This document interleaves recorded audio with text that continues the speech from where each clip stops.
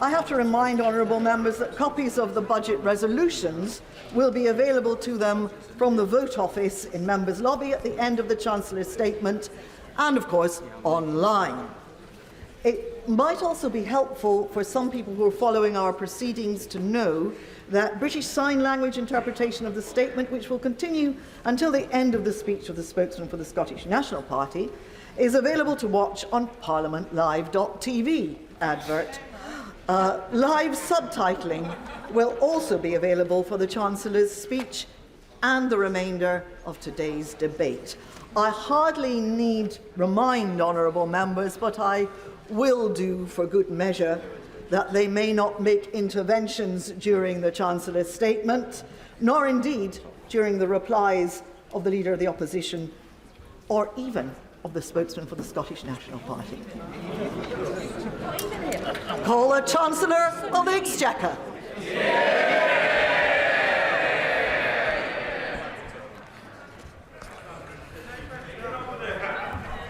Madam Deputy Speaker, in the face of enormous challenges, I report today on a British economy which is proving the doubters wrong.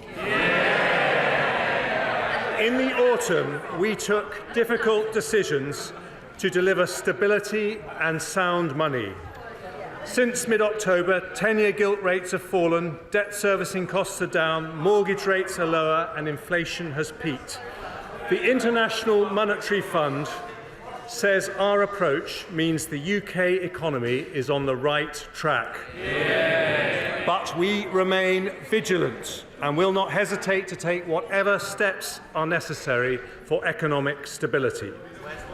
Today, the Office for Budget Responsibility forecasts that because of changing international factors and the measures I take, the UK will not now enter a technical recession this year. Yeah. They forecast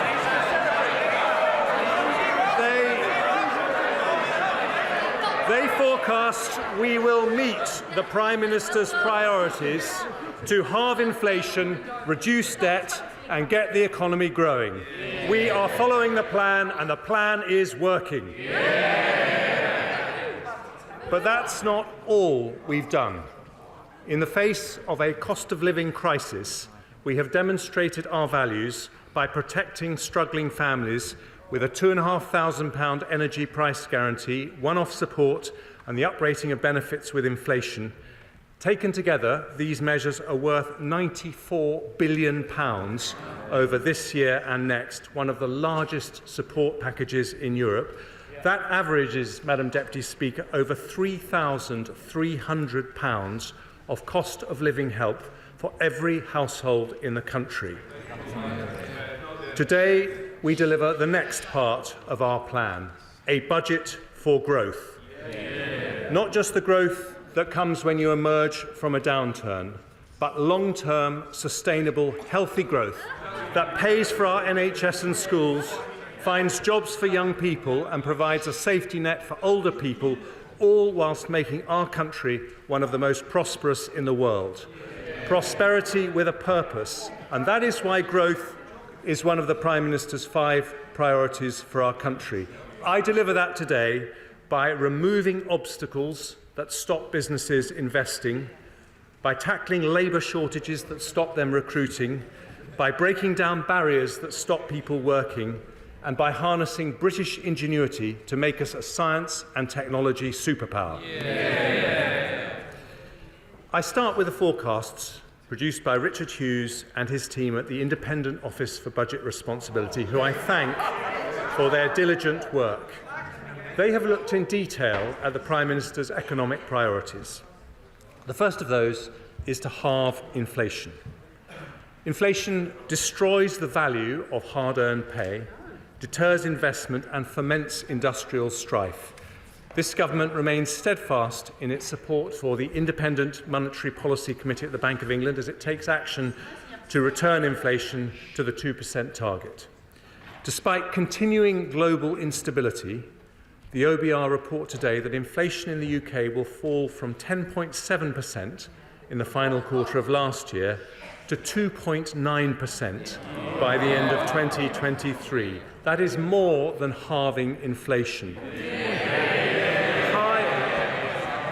High inflation, Madam Deputy Speaker, is the root cause of the strikes we've seen in recent months. We will continue to work hard to settle those disputes, but only in a way that does not fuel inflation.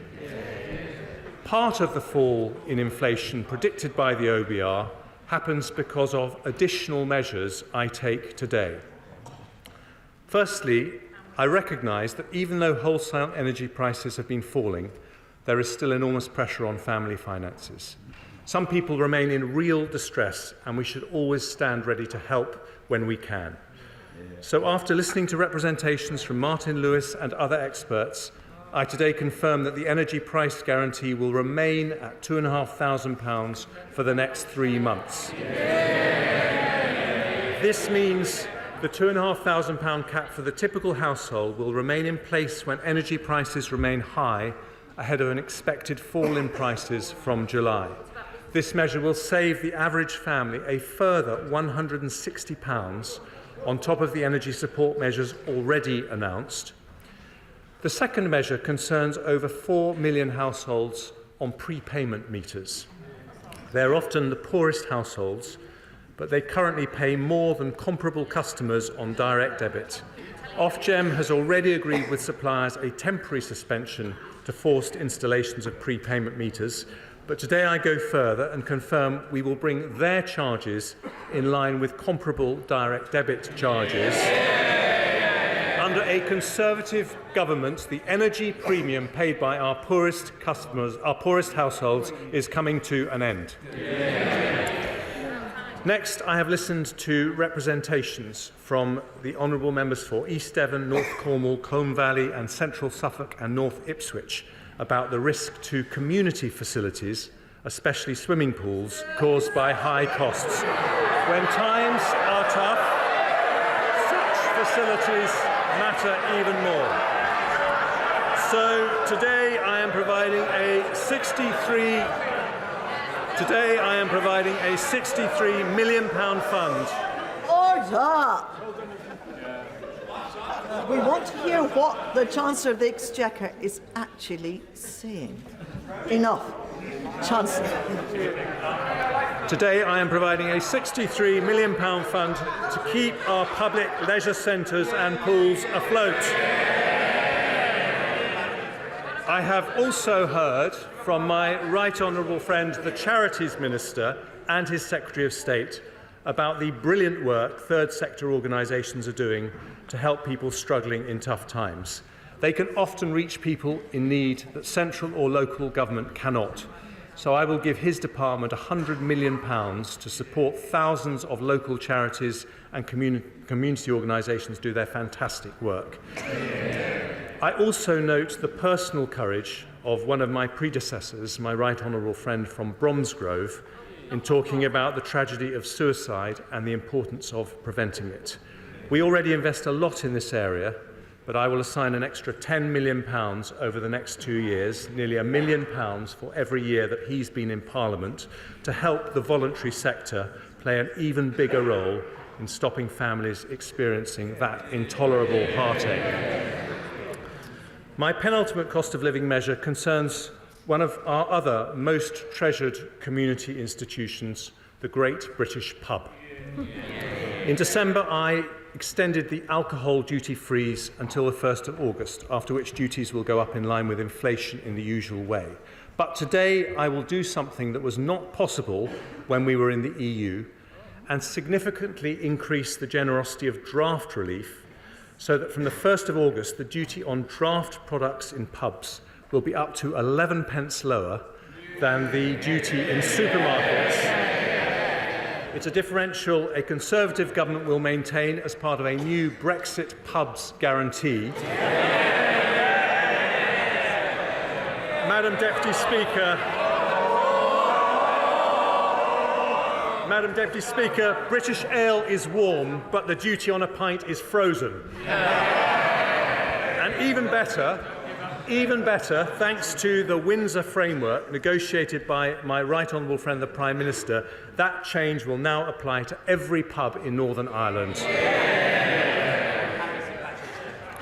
And finally, Madam Deputy Speaker, I've heard the representations from the Honourable Member for Stoke-on-Trent North, my right honourable friend for Witham, and my right honourable friend from South Thanet, and the Sun newspaper about the impact on motorists of the planned 11p rise in fuel duty. I noticed the party opposite call for a freeze on this duty. Somehow they forgot to tell the British people they have voted against every single fuel duty freeze for the last 12 years. Because inflation remains high, I have decided now is not the right time to uprate fuel duty with inflation or increase the duty. So here's what I'm going to do for a further 12 months. I'm going to maintain the 5p cut, and I'm going to freeze fuel duty too. That saves the average driver £100 next year and around £200 since the 5p cut was introduced. Our energy price guarantee, fuel duty and duty on a pint all frozen in today's budget. That doesn't just help families, it helps the economy too, because their combined impact reduces CPI inflation by nearly 0.75% this year, lowering inflation when it is particularly high. I now turn to the Prime Minister's second priority, which is to reduce debt. Here too, our plan is on track. Underlying debt is forecast to be 92.4% of GDP next year, then 97.3%, 94.6%, 94.8%, before falling to 94.6% in 27-28. We are meeting the debt priority. And with a buffer of £6.5 billion, it means we are meeting our fiscal rule to have debt falling as a percentage of GDP by the fifth year of the forecast. As a proportion of GDP, our debt remains lower than the USA, Canada, France, Italy and Japan. And because of the decisions I take today and the improved outlook for public finances, underlying debt in 5 years' time is now forecast to be nearly 3 percentage points of GDP lower than it was in the autumn. That means more money for our public services and a lower burden for future generations, deeply held conservative values which we put into practice today. At the autumn statement, I also announced that public sector net borrowing must be below 3% of GDP over the same period. The OBR confirmed today that we're meeting that rule with a buffer of £39.2 billion. In fact, our deficit falls in every single year of the forecast, with borrowing falling from 5.1% of GDP in 23-24 to 3.2% to 2.8% to 2.2% and 1.7% in 27-28. Even better, in the final 2 years of the forecast, our current budget is in surplus, meaning we only borrow for investment and not for day-to-day spending. Day-to-day departmental spending will grow at 1% a year on average in real terms after 24-25 until the end of the forecast period. Capital plans are maintained at the same level set at the autumn statement. We will uprate tobacco duty and we will freeze the gross gaming duty yield bands. We're also maintaining the starting rate for savings and ISA subscription limits, and we'll bring forward a range of measures to tackle promoters of tax avoidance schemes. Madam Deputy Speaker, taken together, today's measures lead to a slightly lower overall tax burden for the rest of the Parliament compared to the OBR's autumn forecast. Other parties run out of money, but a Conservative government is reducing borrowing and improving our public finances.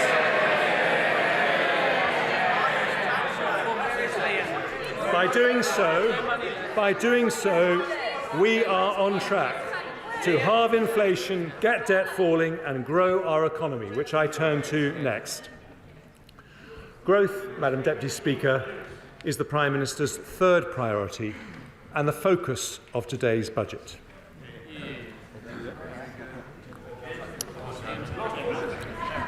"13 years ago, we inherited an economy that had crashed. But since they might listen to this, because since 2010, we've grown more than major countries like France, Italy or Japan, about the same as Europe's largest economy, Germany. We've halved unemployment, we've cut inequality, we've reduced the number of workless households by 1 million. For the first time ever, because of rises in tax thresholds made by successive Conservative chancellors, people in our country can earn £1,000 a month without paying a penny of tax or national insurance. The party opposite opposed those tax reductions, but they have helped lift 2 million people out of absolute poverty after housing costs, including 400,000 pensioners and 500,000 children. That averages 80 pensioners and 100 children lifted out of poverty for every single day we've been in office. And today we face the future with extraordinary potential. The World Bank said that of all big European countries, we are the best place to do business. Global chief executives say that apart from America and China, we are the best country to invest in. We became the second country in the world to have a stock of foreign direct investment worth $2 trillion. And London has just pipped New York and 53 other global cities to be the best place in the world for female entrepreneurs. Declinists are wrong about our country for another reason, which is our strength in new industries that will shape this century. Over the last 13 years, under Conservative leadership, we have become the world's third trillion-dollar tech economy after the US and China. We've built the largest life sciences sector in Europe, producing a COVID vaccine that saved 6 million lives and a treatment that saved 1 million more. Our film and TV industry has become Europe's largest, with our creative industries growing at twice the rate of the economy. Our advanced manufacturing industries produce around half the world's large civil aircraft wings. And thanks to a clean energy miracle, we have become a world leader in offshore wind. Other parties talk about a green energy revolution. So I gently remind them that nearly 90% of our solar power was installed in the last 13 years, showing it's the Conservatives who fix the roof when the sun is shining.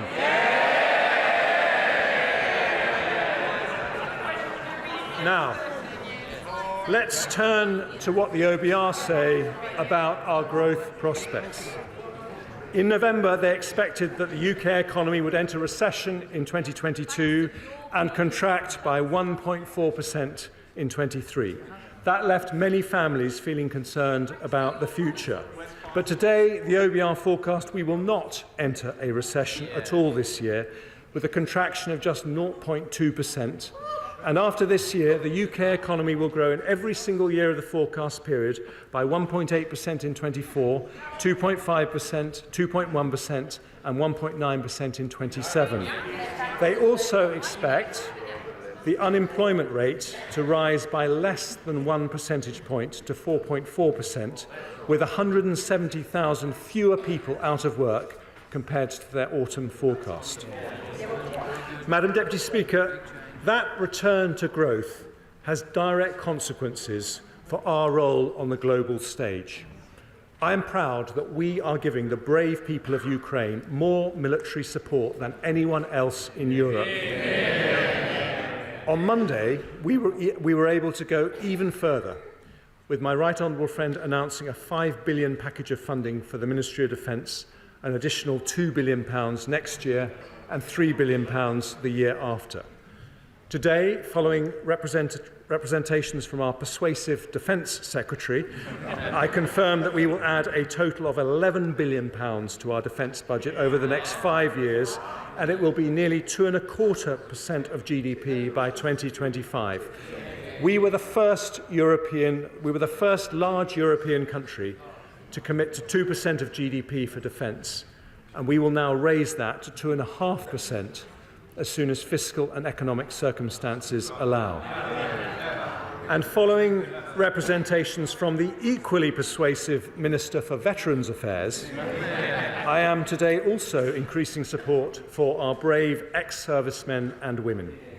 We will provide a package worth over £30 million to increase the capacity of the Office for Veterans Affairs, support veterans with injuries returning from their service, and increase the availability of veteran housing. But to be Europe's biggest defender of democracy, we must build Europe's most dynamic economy. That means tackling our long-standing productivity issues, including two in particular which I address today: lower business investment and higher economic inactivity than other countries. Too often, companies struggle to recruit, and even when they do, output per employee is lower. So today I set out the 4 pillars of our industrial strategy to address these issues.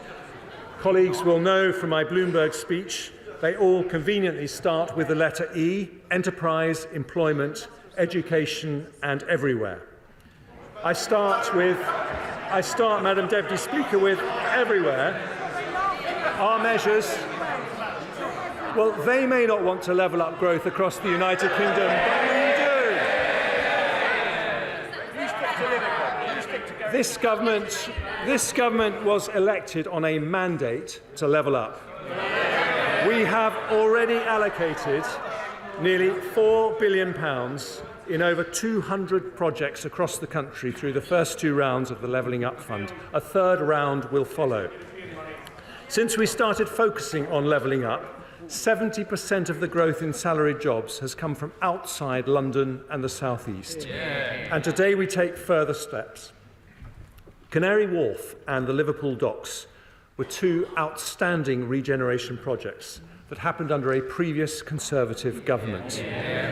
I pay tribute to Lord Heseltine for making them happen because they transformed the lives of thousands of people.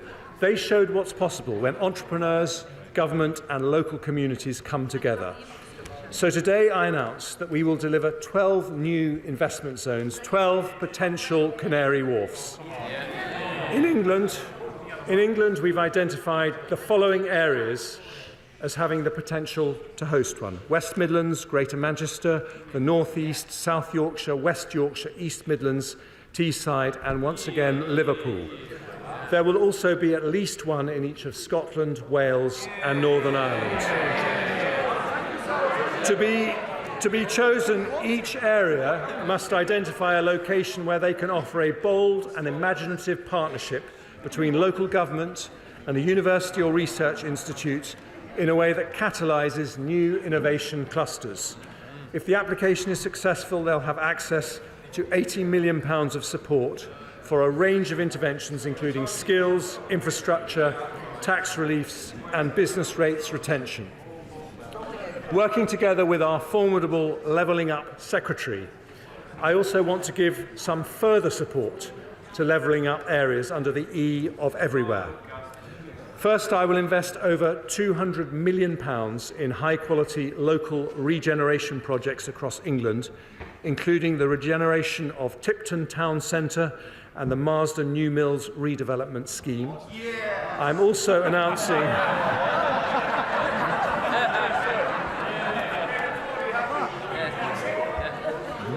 announcing a further £161 million for regeneration projects in mayoral combined authorities and the Greater London Authority, and I will make over £400 million available for new levelling up partnerships in areas that include Redcar and Cleveland, Blackburn, Oldham, Rochdale, Mansfield, South Tyneside and Basset Law. Having listened to the case for better local transport infrastructure from many honourable members, I can announce a second round of the City Region Sustainable Transport Settlements, allocating £8.8 billion over the next 5-year funding period. And following a wet, then cold winter, I have also received particularly strong representations from my honourable friends from North Devon, South West Devon and Newton Abbot, as well as Councillor Peter Martin from my own constituency, about the curse of potholes. The spending review allocated £500 million every year to the Potholes Fund, but today I have decided to increase that fund by a further £200 million next year to help local communities tackle this problem. For Scotland, Wales and Northern Ireland, this budget delivers not only a new investment zone, but an additional £320 million for the Scottish Government, £180 million for the Welsh Government, and £130 million for the Northern Ireland Executive as a result of Barnett's consequentials. On top of which in Scotland I can announce up to £8.6 million of targeted funding for the Edinburgh Festivals, as well as £1.5 million funding to repair the Clodagh Bridge. I will provide £20 million of funding for the Welsh Government to restore the Holyhead breakwater, and in Northern Ireland I'm allocating up to £3 million to extend the Tackling Paramilitarism programme and up to £40 million to extend further and higher education participation. But, Madam Deputy Speaker, for levelling up to truly succeed, we need to unleash the civic entrepreneurship that's only possible when elected local leaders are able to fund and deliver solutions to their own challenges. That means giving them responsibility for local economic growth and the benefit from the upside when it happens. So this government will consult on transferring responsibilities for local economic development from local enterprise partnerships to local authorities from April 24. I will also boost mayors' financial autonomy by agreeing multi-year single settlements for the West Midlands and Greater Combined Manchester Authority in the next spending review, something I intend to roll out for all mayoral areas over time. I've also agreed a new long-term commitment so that they can retain 100% of their business rates, something I also hope to expand to other areas. Investment zones, regeneration projects, levelling up partnerships, local transport infrastructure and business rates retention, more control for local communities over their economic destiny, so we will level up wealth and opportunity everywhere. Yeah. Today's priority is the Prime Minister's promise to grow the economy. We've talked about making that growth happen everywhere, so I now move on to my second E, enterprise. We need to be,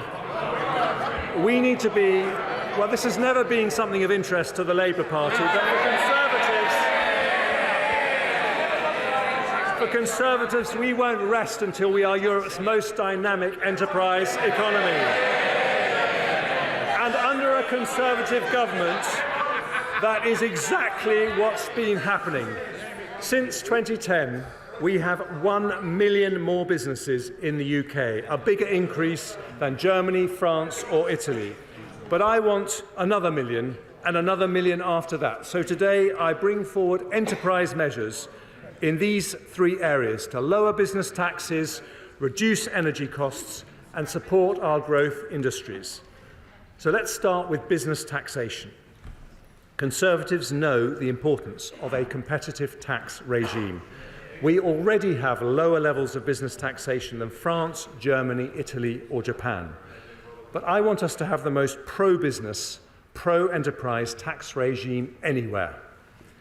Even after the corporation tax rise this April, we will have the lowest headline rate in the G7, lower than any period under the last Labour government. Only 10% of companies will pay the full 25% rate. But even at 19%, our corporation tax did not incentivise investment as effectively as countries with higher headline rates. The result is less capital investment and lower productivity than countries like France and Germany. We've already taken measures to address this. For larger business, we've had the super deduction, introduced by my right honourable friend, the Prime Minister, which ends this month. For smaller businesses, we've increased the annual investment allowance to £1 million, meaning 99% of all businesses can deduct the full value of all their investment from that year's taxable profits. If the super deduction was allowed to end without a replacement, we would have fallen down the international league tables on tax competitiveness and damaged growth. As a Conservative, I could not allow that to happen. So today I can announce we will introduce a new policy of full capital expensing for the next 3 years, with an intention to make it permanent as soon as we can responsibly do so. That means that every single pound a company invests in IT equipment, plant or machinery can be deducted in full and immediately from taxable profits. It is a corporation tax cut worth an average of £9 billion a year for every year that it's in place. And its impact on the economy will be huge. The OBR says it will increase in business investment by 3% for every year it's in place. This decision makes us the only major European country with full expensing and gives us the joint most generous capital allowance regime of any advanced economy. Madam Deputy Speaker, I understand the party opposite is reviewing business taxes. Let me save them the bother. They put them up, we cut them.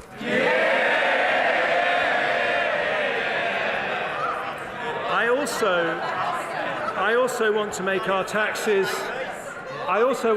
taxes more competitive in our life science and creative industries sectors. In the autumn, I said I'd return with a more robust R&D tax credit scheme for smaller research-intensive companies. So today, I'm introducing an enhanced credit, which means that if a qualifying small or medium-sized business spends 40% or more of their total expenditure on R&D, they'll be able to claim a credit worth £27 for every £100 they spend. That means an eligible cancer drug company spending £2 million on research and development will receive over £500,000 to help them develop breakthrough treatments. It's a £1.8 billion package of support, helping 20,000 cutting-edge companies who day by day are turning Britain into a science superpower. And this government's audio-visual tax reliefs have helped make our film and TV industry the biggest in Europe. Only last month, Pinewood announced an expansion which will bring another 8,000 jobs to the UK.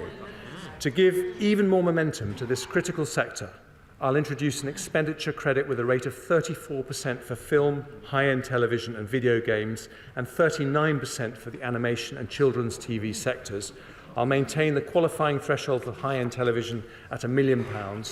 And because our theatres, orchestras and museums do such a brilliant job at attracting tourists to London and the UK, I'll extend for another 2 years their current 45% and 50% reliefs. Madam Deputy Speaker, an enterprise economy needs low taxes, but it also needs cheap and reliable energy. We have already announced billions of support to help businesses reduce their energy bills through the Energy Bills Relief Scheme and the Energy Bills Discount Scheme. We've appointed Dame Alison Rose, Chief Executive of NatWest, to co-chair our National Energy Efficiency Task Force and help deliver our national ambition to reduce energy use by 15%. And to support her efforts, I'll extend the Climate Change Agreement Scheme for 2 years to allow eligible businesses £600 million of tax relief on energy efficiency measures. But the long-term solution is not subsidy, but security. That means investing in domestic sources of energy that fall outside Putin or any autocrat's control. We are world leaders in renewable energy, so today I want to develop another plank of our green economy, carbon capture, usage and storage. I'm allocating up to £20 billion of support for the early development of CCUS, starting with projects from our East Coast to Merseyside to North Wales, paving the way for CCUS everywhere across the UK as we approach 2050. That will support up to 50,000 jobs, attract private sector investment, and help capture 20 to 30 million tonnes of CO2 per year by 2030. We have increased the proportion of electricity generated from renewables from under 10% when we came into office to nearly 40%. But because the wind doesn't always blow and the sun doesn't always shine, even under the Conservatives, Madam Deputy Speaker, we will need another critical source of cheap and reliable energy, and that is nuclear. Now, there have been no more powerful advocates for this than the Honourable Member for Innismon, Copeland, Hartlepool and Workington. They rightly say that increasing nuclear capacity is vital to meet our net zero obligations. So to encourage private sector investment into our nuclear programme, I today confirm that, subject to consultation, nuclear power will be classed as environmentally sustainable in our green taxonomy.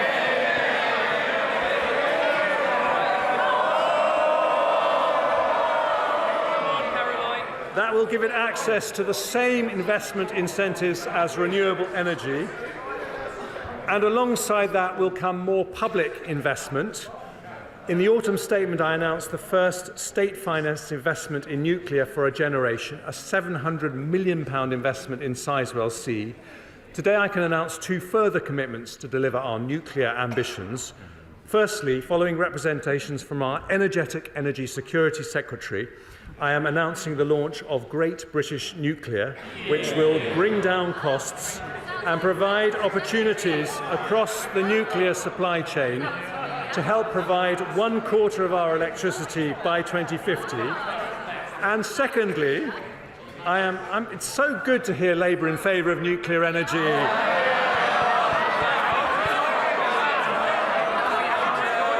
Just a shame they never did any. And secondly, I'm launching the first competition for small modular reactors. It will be completed by the end of this year, and if demonstrated as viable, we will co-fund this exciting new technology. Finally, under the E of enterprise, Madam Deputy Speaker, I come to our innovation economy, a central area of national competitive advantage for the United Kingdom. Over the weekend, I worked night and day with the Prime Minister and the Governor of Bank of England to protect the deposits of thousands of our most cutting-edge companies. We successfully secured the sale of the UK arm of Silicon Valley Bank to HSBC, so the future of those companies is now safe in the hands of Europe's biggest and one of its most creditworthy banks. But those events show that we need to build a larger, more diverse financing system where the benefits of investment in high-growth firms are available to more investors. So I will return in the autumn statement with a plan to deliver that. It will include measures to unlock productive investment from defined contribution pension funds and other sources, make the London Stock Exchange a more attractive place to list, and complete our response to the challenges created by the US Inflation Reduction Act. However, when it comes to our innovation industries, there are two areas I want to make progress on today. Nigel Lawson made the City of London one of the world's top financial centres by competitive deregulation. With our Brexit autonomy, we can do the same for our high-growth sectors. So today I want to reform the regulations around medicines and medical technologies. We are lucky with the MHRA to have one of the most respected drugs regulators in the world, indeed the very first anywhere to license a COVID vaccine. From 2024, they will move to a different model, which will allow rapid, often near automatic sign-off for medicines and technologies already approved by trusted regulators in other parts of the world, such as the United States, Europe and Japan. At the same time, they will set up a swift new approval process for the most cutting-edge medicines and devices to ensure the UK becomes a global centre for their development. And with an extra £10 million of funding over the next 2 years, they will put in place the quickest, simplest regulatory approval in the world for companies seeking rapid market access. We are proud of the life science sector, which received more inward investment than any in Europe last year. Today's change will make the UK an even more exciting place to invest, using our Brexit freedoms and speeding up access for NHS patients to the very newest drugs. Today, with our talented Science, Innovation and Technology Secretary, I also take measures to strengthen our position in artificial intelligence, where the UK hosts 1/3 of all European companies. I'm accepting all 9 of the digital technology recommendations made by Sir Patrick Vallance in the review I asked him to do in the autumn statement. That means I can report to the House that we will launch an AI sandbox to trial new, faster approaches to help innovators get cutting-edge products to market. We'll work at pace with the Intellectual Property Office to provide clarity on IP rules so that generative AI companies can access the material they need. And we'll ask Sir Patrick's successor, Dame Angela McLean, to report before the summer on options around the growth duty for regulators. Because AI needs computing horsepower, I today commit around £900 million of funding to implement the recommendations of the Independent Future of Compute review for an exascale computer. The power needed by AI's complex algorithms can also be provided by quantum computing. So today we'll publish a quantum strategy which will set out our vision to be a world-leading quantum-enabled economy by 2033 with a research and innovation programme totalling £2.5 billion. I also want to encourage the best AI research to happen in the UK, so we'll award a prize of £1 million every year for the next 10 years to the person or team that does the most groundbreaking British AI research. The world's first stored program computer was built at the University of Manchester in 1948 and was known as the Manchester Baby. 75 years on, the baby has grown up, so I will call this new National AI Award the Manchester Prize in its honour. Madam Deputy Speaker, we want the UK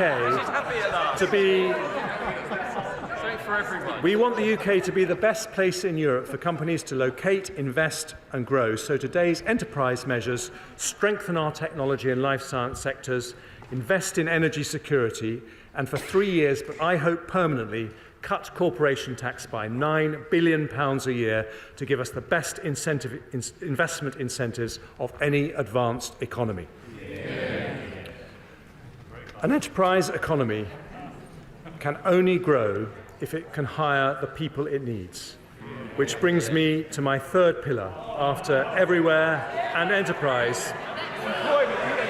I said it was a growth budget, Madam Deputy Speaker, and we are talking about the E of employment. I'm going to talk about a difficult topic for the party opposite now, because Brexit was a decision by the British people to change our economic model.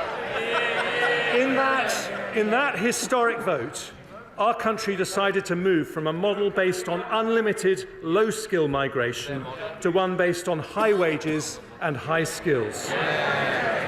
Today, we show how we will deliver that with a major set of reforms. The OBR say it is the biggest positive supply-side intervention they have ever recognised in their forecast. We have around 1 million vacancies in the economy. But excluding students, there are over 7 million adults of working age who are not in work.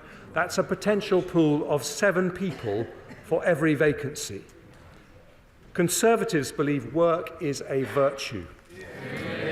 We agree with the road haulage king Eddie Stobart, who said the only place success comes before work is the dictionary. So today I bring forward reforms to remove the barriers that stop people who want to from working. And I start with over 2 million people who are inactive due to a disability or long-term sickness. Thanks to the reforms courageously introduced by the Right Honourable Member for Chingford and Woodford Green, the number of disabled people in work has risen by 2 million since 2013. But even after that, we could fill half the vacancies in the economy with people who say they would like to work despite being inactive due to sickness or disability, with Zoom, Teams and new working models that make it easier to work from home. This is possible now more than ever. So for that reason, the ever-diligent Work and Pensions Secretary today takes the next step in his groundbreaking work on tackling economic inactivity. I thank him for that. And today we publish a white paper on disability benefits reform. It is the biggest change to our welfare system in a decade. His plans will abolish the work capability assessment in Great Britain and separate benefit entitlement from an individual's ability to work. As a result, disabled benefit claimants will always be able to seek work without fear of losing financial support. Today, I'm going further by announcing that in England and Wales, after listening to representations from the Centre for Social Justice and others, we will fund a new programme called Universal Support.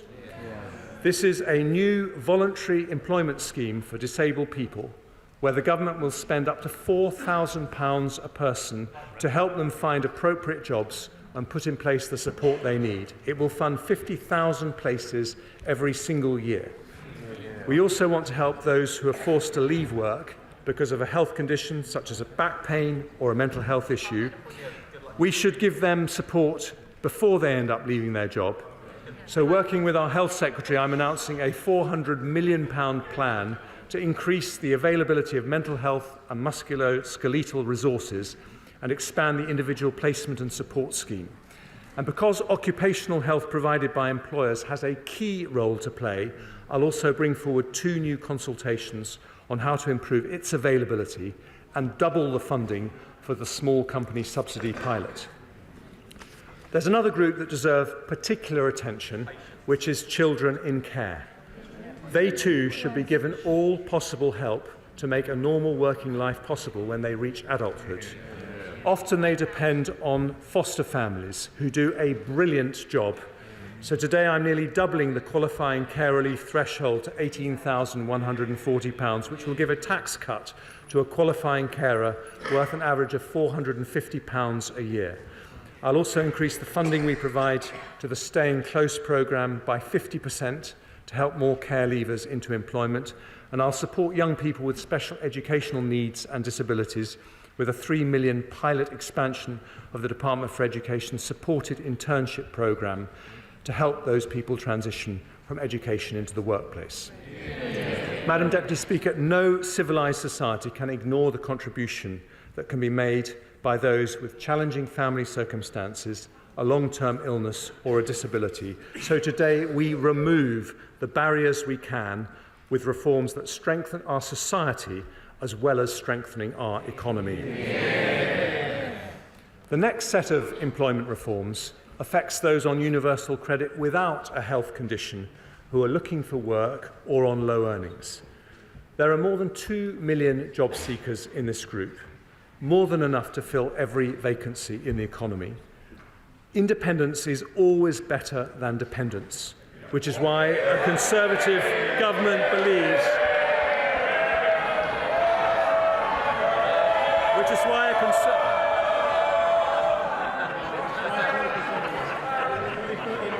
with some exceptions, Madam Deputy Speaker. Independence is always better than dependence, which is why a Conservative government believes those who can work should. So sanctions will be applied more rigorously to those who fail to meet strict work search requirements or choose not to take up a reasonable job offer. And for those working low hours, we will increase the administrative earnings threshold from the equivalent of 15 hours to 18 hours at national living wage for an individual claimant, meaning that anyone working below this level will receive more work coach support alongside a more intensive conditionality regime. The next group of workers I want to support are those aged over 50. My younger officials have termed these people older workers, although as a 56-year-old myself, I prefer the term experienced. Fully 3.5 million people of pre-retirement age over 50 are not part of the labour force, an increase of 320,000 since before the pandemic. We now have the 23rd highest inactivity rate for over 55s in the OECD. If we matched the rate of Sweden, we would add more than 1 million people to our national labour force. Madam Deputy Speaker, I say this not to flatter you, but older people are the most skilled and experienced people we have.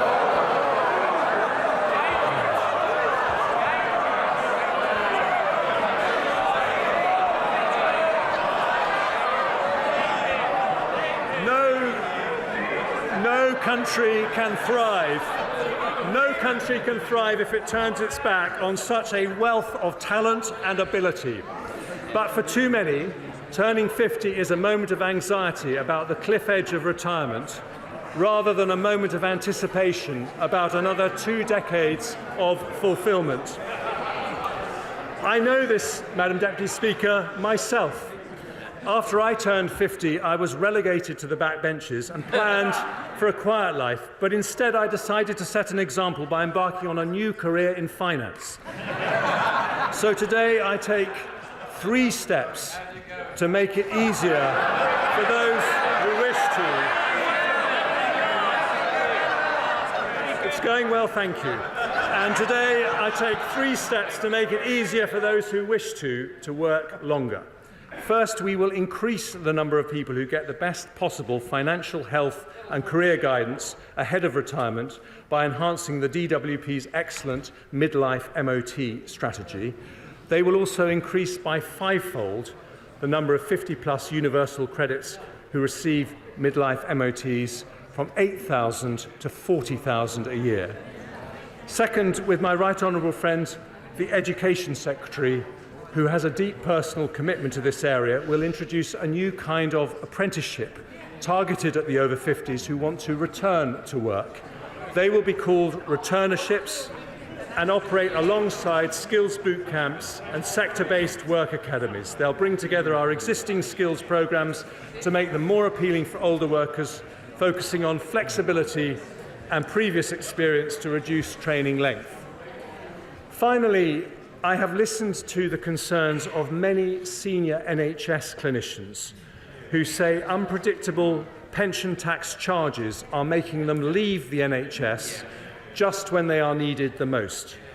The NHS is our biggest employer, and we will shortly publish a long-term workforce plan that I promised in the autumn statement. But ahead of that, I don't want any doctor to retire early because of the way pension taxes work. It's an issue I've discussed not just with the current Health Secretary, but a former Health Secretary who kindly took a break from WhatsApping his colleagues to consider it.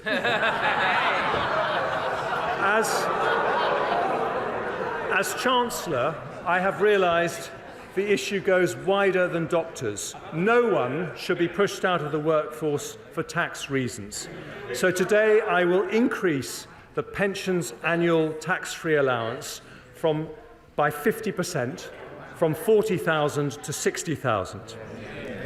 Some have also asked me to increase the lifetime allowance from its £1 million limit. But I've decided not to do that. Instead, I will go further and abolish the lifetime allowance altogether. It is a pension tax reform that will stop over 80% of NHS doctors from receiving a tax charge, incentivise our most experienced and productive workers to stay in work for longer, and simplify our tax system, taking thousands of people out of the complexity. Order. Just because the Chancellor of the Exchequer is either unpopular or popular, we still have to keep the noise down because we still have to hear what he has to say. He has more to say. Chancellor of the Exchequer. Thank you, Madam Deputy Speaker. This is a comprehensive plan to remove the barriers to work facing those on benefits, those with health conditions and older workers. That is the E of the employment pillar of today's growth budget. Which brings me to the final pillar of our growth plan. After employment, enterprise and everywhere, I turn to the E of education. Over more than a decade, this Conservative government has driven improvement in our education system. We've risen by nearly 10 places in the international league tables for English and maths since 2015 alone. In the autumn statement, I built on this programme with an extra £2.3 billion annual investment to our schools. We're reviewing our approach to skills with Sir Michael Barber. We set out our plans to transform lifelong learning with a new lifelong loan entitlement. And my right honourable friend, the Prime Minister, announced plans to make maths compulsory till 18. But today I want to address an issue in our education system that is bad for children and damaging for the economy. It's an issue that starts even before a child enters the gates of a school, Today I want to reform our childcare system. We have one of the most expensive systems in the world. Almost half of non-working mothers say they would prefer to work if they could arrange suitable childcare. For many women, a career break becomes a career end. Our female participation rate is higher than average for OECD economies, but we trail top performers like Denmark and the Netherlands. If we match Dutch levels of participation, there would be more than 1 million additional women working. And we can do that. So today I announce a series of reforms that start that journey. I begin with the supply of childcare. We've seen a significant decline in childminders over recent years, down 9% in England in just 1 year. But childminders are a vital way to deliver affordable and flexible care, and we need more of them. So I've listened to representations from my honourable friend from Stroud and decided to address this by piloting incentive payments of £600 for childminders who sign up to the profession, rising to £1,200 for those who join through an agency. I've also heard many concerns about cost pressures facing the sector. We know this is making it hard to hire staff and raising prices for parents, with around 2/3 of childcare providers increasing fees last year alone. So we'll increase the funding paid to nurseries providing free childcare under the Hours offer by £204 million from this September, rising to £288 million next year. That's an average of a 30% increase in the 2-year-old rate this year, just as the sector has requested. I will also offer providers more flexibility in how they operate in line with other parts of the UK. So alongside that additional funding, we will change minimum staff to child ratios from 1:4 to 1:5 for 2-year-olds in England, as happens in Scotland, although the new ratios will remain optional with no obligation on either childminders or parents to adopt them. I want to help the 700,000 parents on universal credit who, until the reforms I announced today, had limited requirements to look for work. Many remain out of work because they cannot afford the upfront payment necessary to access subsidised childcare. So for any parents who are moving into work or want to increase their hours, we will pay the childcare costs up front. And we will increase the maximum they can claim to £951 for one child and £1,630 for 2 children, an increase of almost 50%.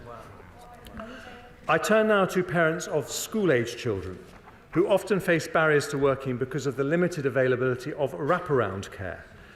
1/3 of primary schools do not offer childcare at both ends of the school day, even though for many people a job requires it to be available before and after school. To address this, we'll fund schools and local authorities to increase the supply of wraparound care so all school-age parents can drop their children off between 8 a.m. and 6 p.m.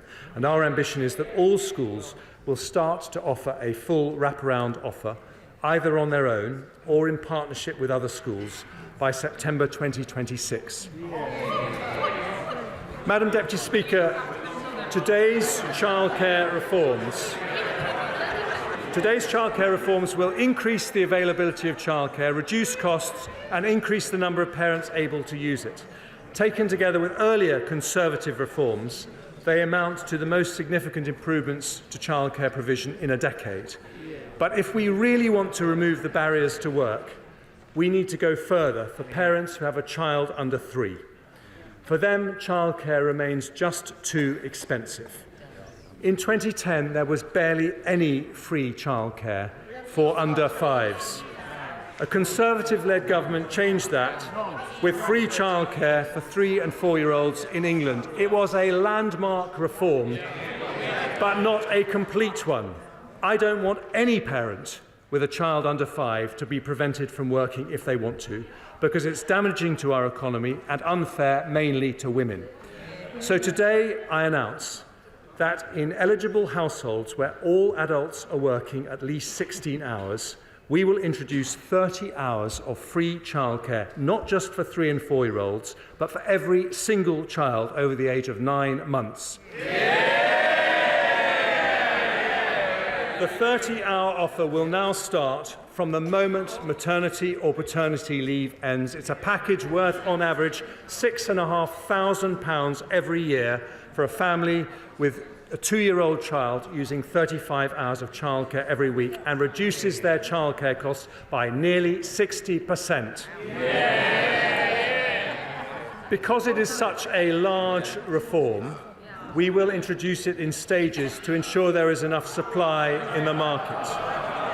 Working parents of 2-year-olds will be able to access 15 hours of free care from April 2024, helping around 500,000 parents. From September 24, that 15 hours will be extended to all children from 9 months up, meaning a total of nearly 1 million parents will be eligible. And from September 25, every single working parent of under 5s will have access to 30 hours free childcare per week. Madam Deputy Speaker. Order. Mr. Perkins, stop it.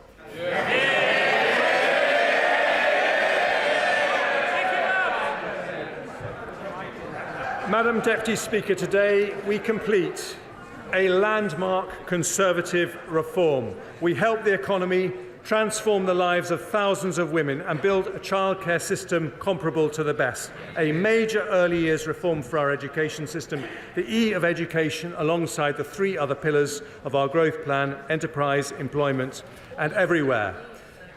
So, Madam Deputy Speaker, in November we delivered stability. Today it's growth. We tackle the 2 biggest barriers that stop businesses growing: investment incentives and labour supply. The best investment incentives in Europe, the biggest ever employment package, for disabled people more help, for older people barriers removed, for families feeling the pinch, fuel duty frozen, beer duty cut, energy bills capped, and for parents 30 hours of free childcare for all under 5s. Today we build for the future, with inflation down, debt falling and growth up. The declinists are wrong and the optimists are right. We stick to the plan because the plan is working, and I commend this statement to the House.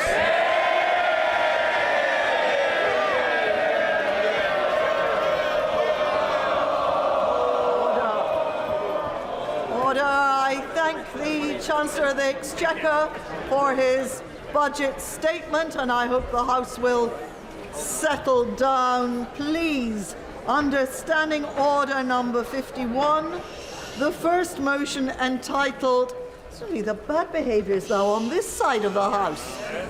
I think a little bit of decorum, please, while we go through the necessary parts of the procedure. Under Standing Order number 51, the first motion entitled Provisional Collection of Taxes must be decided without debate. Will the Chancellor of the Exchequer please move formally? Chancellor, well, somebody, just say formally. Thank you, Chancellor. I'm just putting your motions. The question is that, pursuant to Section 5 of the Provisional Collection of Taxes Act 1968, provisional statutory effect shall be given to the following motions. A. Stamp duty land tax transaction funded with the assistance of a subsidy, motion number 39. B. Fuel duties accepted machines, motion number 44. C. Rates of tobacco products duty, motion number 46. D. Late payment interest value added tax, motion number 57. E. Charities value added tax, etc.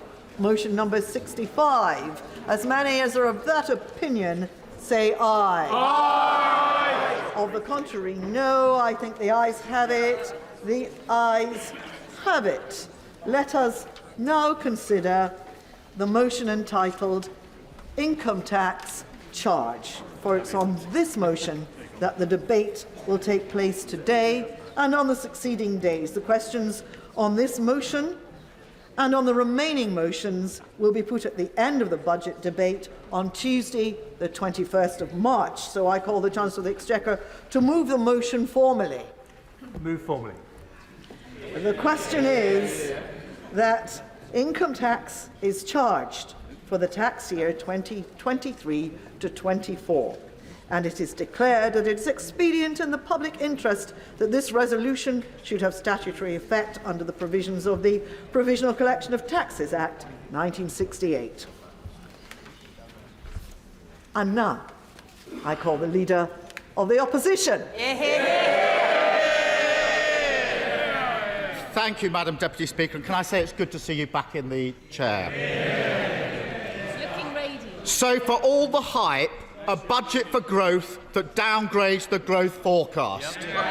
His opening boast was that things aren't quite as bad now as they were in October last year after the kamikaze budget.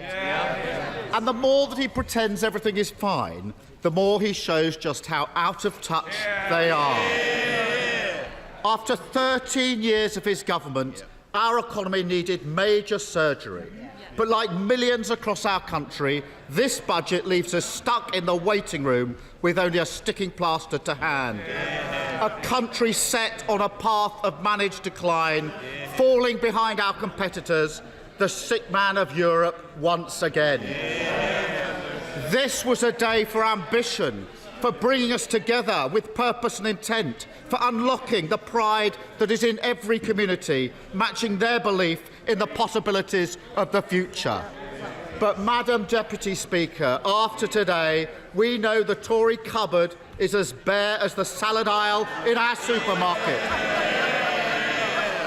The lettuces may be out, but the turnips are in. A hopelessly divided party caught between a rock of decline and a hard place of their own economic recklessness, dressing up stagnation as stability as their expiry date looms ever closer.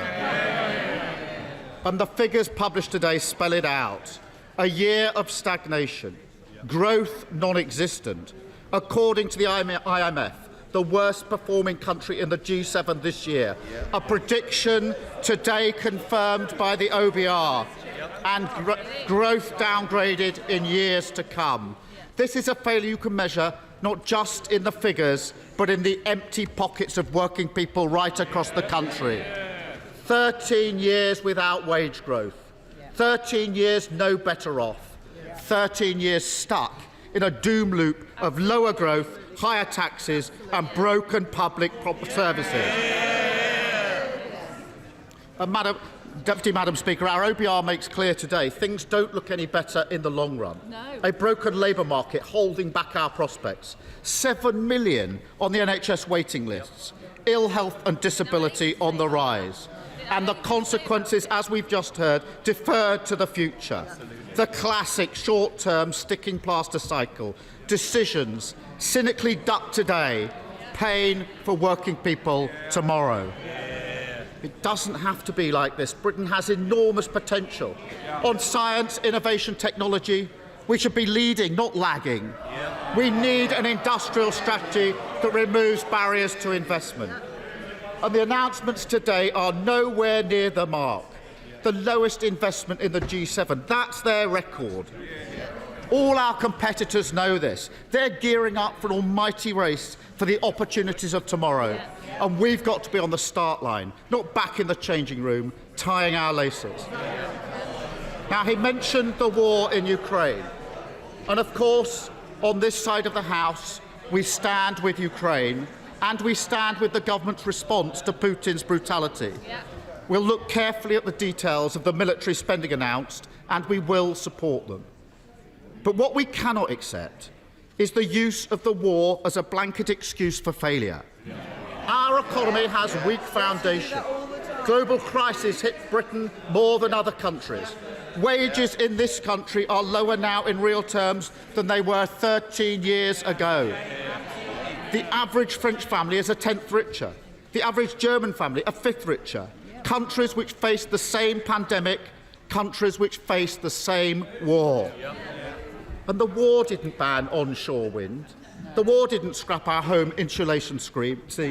The war didn't run down our gas storage facilities. They did.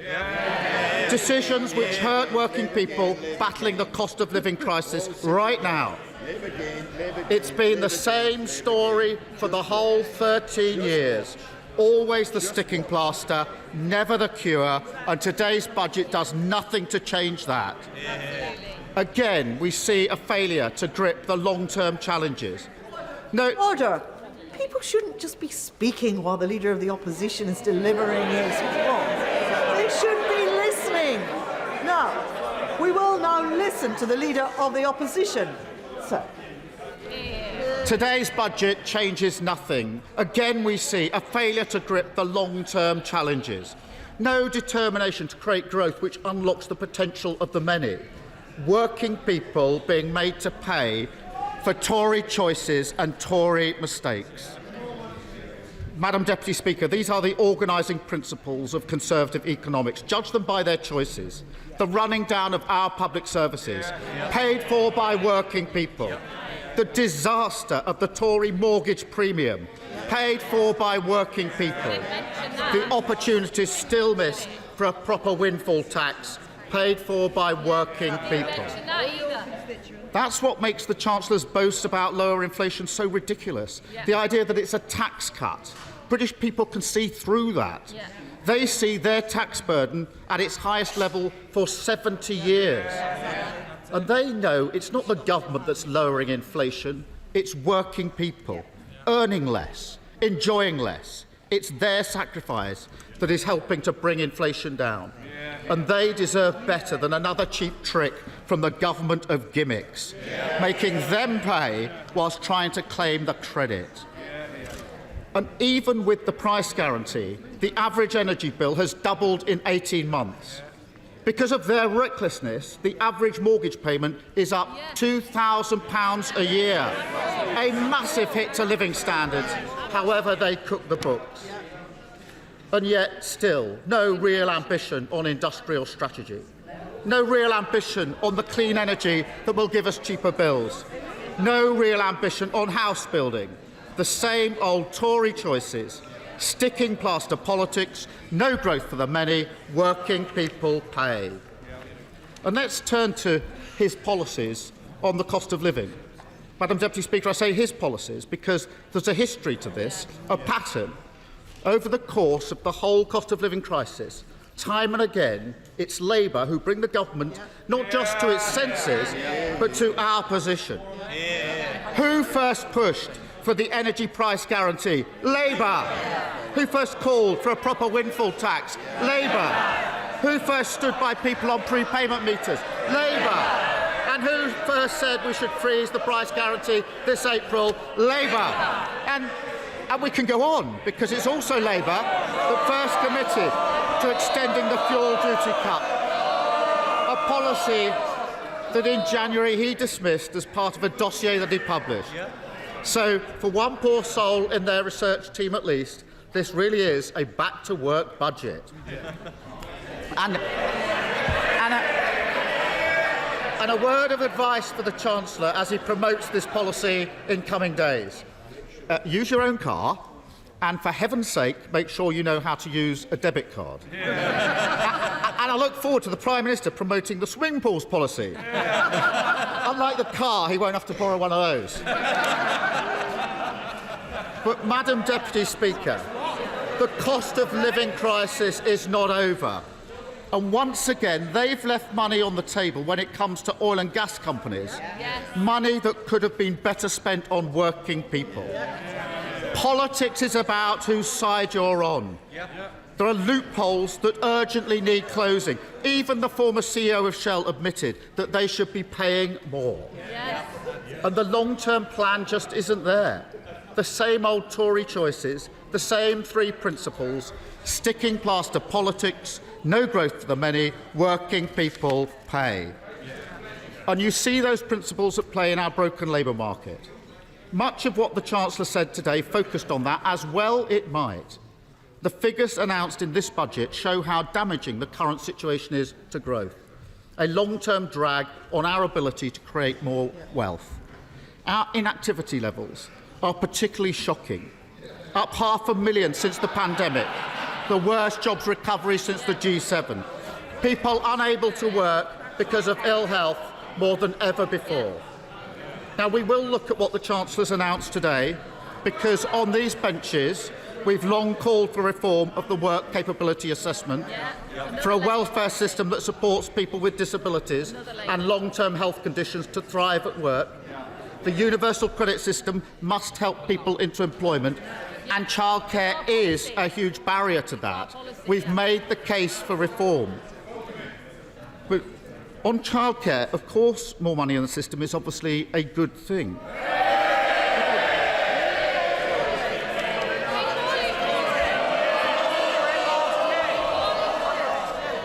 They obviously didn't listen to when he said he's actually going to do it. They won't be here. And we've seen the Tories expand so-called free hours before.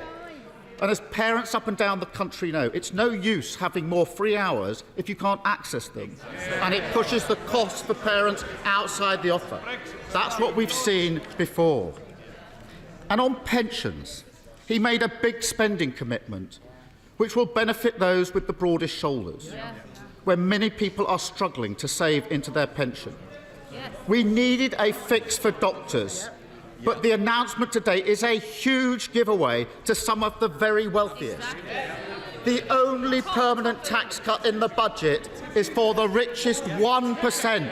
How can that possibly be a priority for this government? The truth is, our labour market is the cast-iron example of an economy with weak foundations.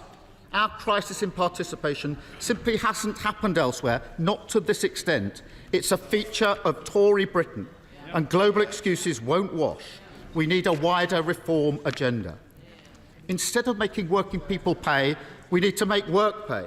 Move on from growth that's based on insecure, low-paid jobs to growth which comes from good work, from strong employment rights that can deliver higher productivity, growth from the many, for the many, that makes people better off in all parts of our country. I welcome his announcement on devolution deals. The principle that we should push power out of Westminster is fully supported on this side of the House. In fact, we want him to go further. Communities beyond Birmingham and Manchester deserve the right powers and the same powers to drive growth as well. But, Madam Deputy Speaker, the Chancellor is a former Health Secretary, a published author on health, no less. He gave me a signed copy of his book. He knows that growth needs an NHS fit for the future. And no country can be fit for work when there are 7 million people on hospital waiting lists. Nothing to say about that. So I was waiting for him to match Labour's ambition, waiting for him to match our plan to train more doctors and nurses, to tackle the capacity crisis, a policy he publicly praised just 15 days before he became Chancellor. And yet it never came. And, Madam Deputy Speaker, if there was ever a symbol of the poverty of ambition, that is it.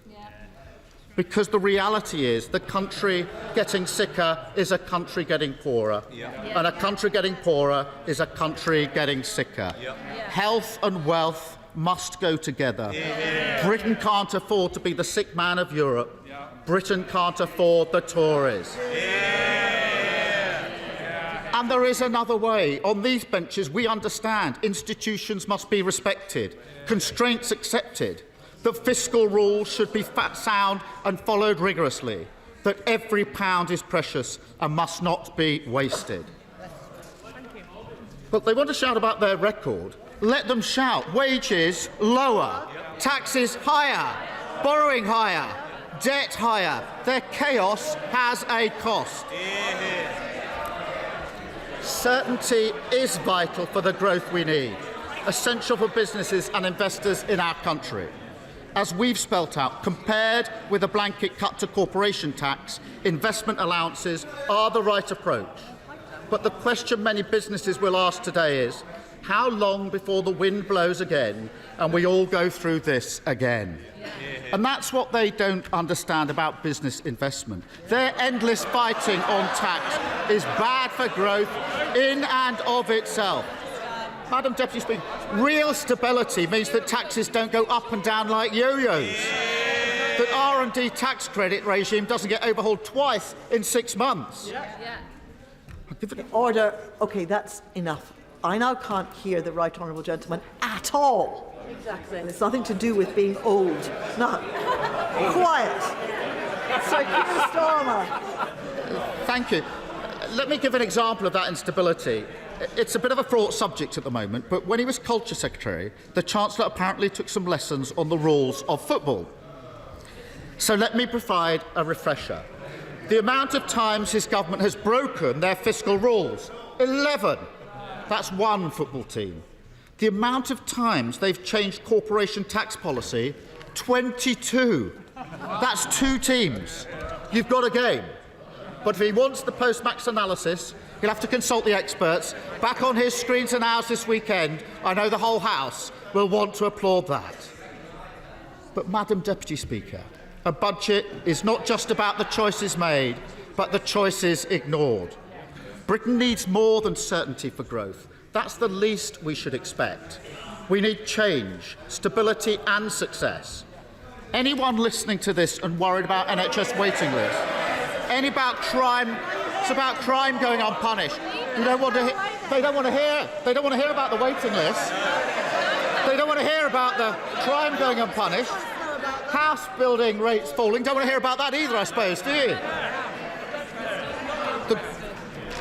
They will have heard very little that makes them feel hopeful about our future. They could have used sensible taxation policies on non-DOMs or oil and gas companies and made the money work for working people, tackled the vested interests that gum up our planning system and shown real ambition on the investment we need to turn us into a green growth superpower. And that was the test today. Can we move beyond the usual sticking plaster solutions, set a new direction for growth that serves the interests of working people? But I'm afraid the verdict on this budget is clear. They won't offer change because they can't. And so our course is set. Managed decline, Britain going backwards, the sick man of Europe once again. That's the Britain they've created, and they should look it in the eye. Because today's figures on growth put their failures up in lights. After 13 years of Tory sticking plaster politics, 13 years of no growth for the many, 13 years of being asked to pay, working people are entitled to ask, am I any better off than I was before? And after 13 years, with no excuses left, nobody left to blame, no ambition or answers, the resounding answer is no, and they know it.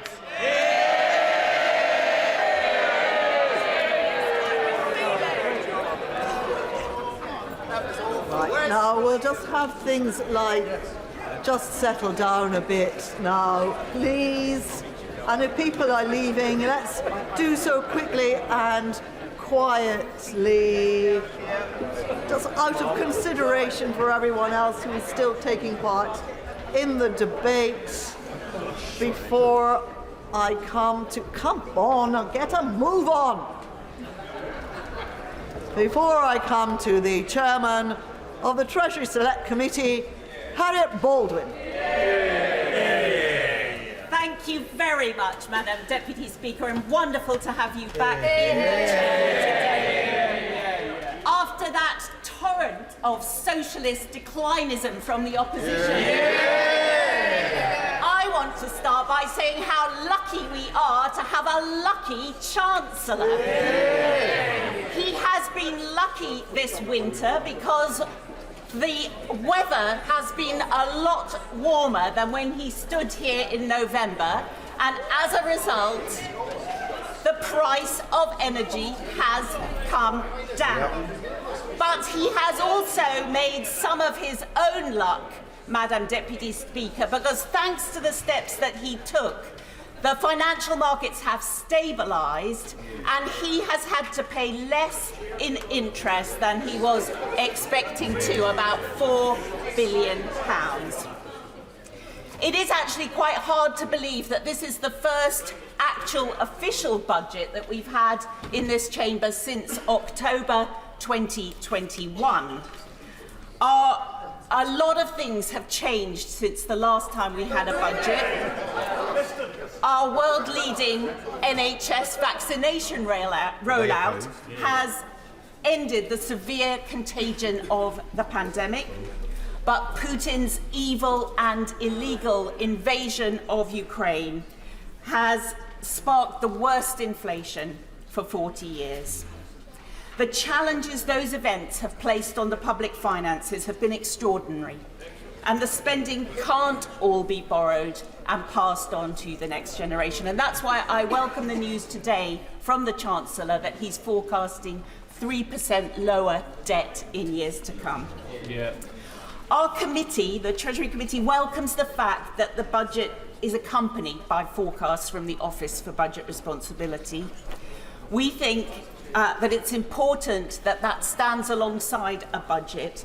It's a key part of the independent framework for Chancellors, and we will be taking evidence from them next week on the underlying assumptions behind their forecasts. Because what has changed most perniciously since the last budget in October 2021 is inflation. It was only just beginning to rear its ugly head in October 2021. And as a member of the Treasury Committee throughout this entire period, I've been like Cassandra in highlighting some of the inflationary risks that we faced. Far from being transitory, as the Independent Bank of England hoped, inflation has become quite deeply embedded in the UK economy, in wage inflation and in expectations. And that's why I welcome the news today that the Office for Budget Responsibility is expecting that by the end of this year, inflation will be back down to 2.9% again. Because inflation is the worst tax that we have on our economy. Yep. Yeah. It is a tax paid particularly by the very poorest, who spend the highest proportion of their incomes on food and energy. And so the Chancellor must not hear the siren voices urging him to increase or to abandon the inflation target that he gives to the Independent Bank of England. The top priority for our economy this year must be to at least halve inflation. It's to be welcomed that in his budget today, the Chancellor has tried to focus on measures that help to achieve that inflation target. The extension of the fuel duty freeze and the cap on household energy costs will all help to keep inflation lower by almost 1%, but lower than it would have been. And these may not feel like giveaways, but they do cost money against the do-nothing counterfactual option. So it's good to see that they're being implemented because of better public finances, and that these tax cuts can be seen as consistent with the government's second priority of reducing debt. In our recent Treasury Committee report, we called on the Chancellor to think again about the fiction that lies behind fuel duty forecasts. Every year they get embedded in the fiscal outlook, and every year Chancellors realise that it's not an ideal time to raise fuel duty. I welcome the fact that the fuel duty cut has been extended for another year, and that once again the fiction has not been followed through into reality. But I do think we need to think long and hard about why a tax that is inflationary, that harms growth, and is heading the way of the dodo as we all move to electric cars, is still in the forecast numbers. The third economic policy of growing the economy in a non-inflationary way will involve all of us working more productively. And the Stride Review, named after my illustrious predecessor, has rightly focused on this key question. And I think there were many measures that we can all see will be very helpful that were announced in today's budget. Because with over 1 million job vacancies in our economy, we are still, as a country, working fewer hours than we were before the pandemic. And unlocking that human and economic potential is key to strong, productive, non-inflationary growth. So the steps that have been announced today on childcare and on pensions will help to ease the labour shortages that are pushing up wage demands, and they will help counter those inflationary pressures. And so the Treasury Committee looks forward to exploring all of these issues in detail with both our expert witnesses and with the Chancellor himself in our next evidence sessions, because the details really matter. The Treasury Committee has highlighted the new benefit cliff edges that my right honourable friend introduced last November when he announced that next winter only low-paid households will receive the £900 help with their cost of living. We asked for it to be spread into 6 instalments to reduce the risk of cliff edges. And we're sorry to hear that a somewhat clunky computer system means that there will be 3 instalments instead, because we worry that if you lose your job one day just after the qualifying date, you will miss out on a lot of help.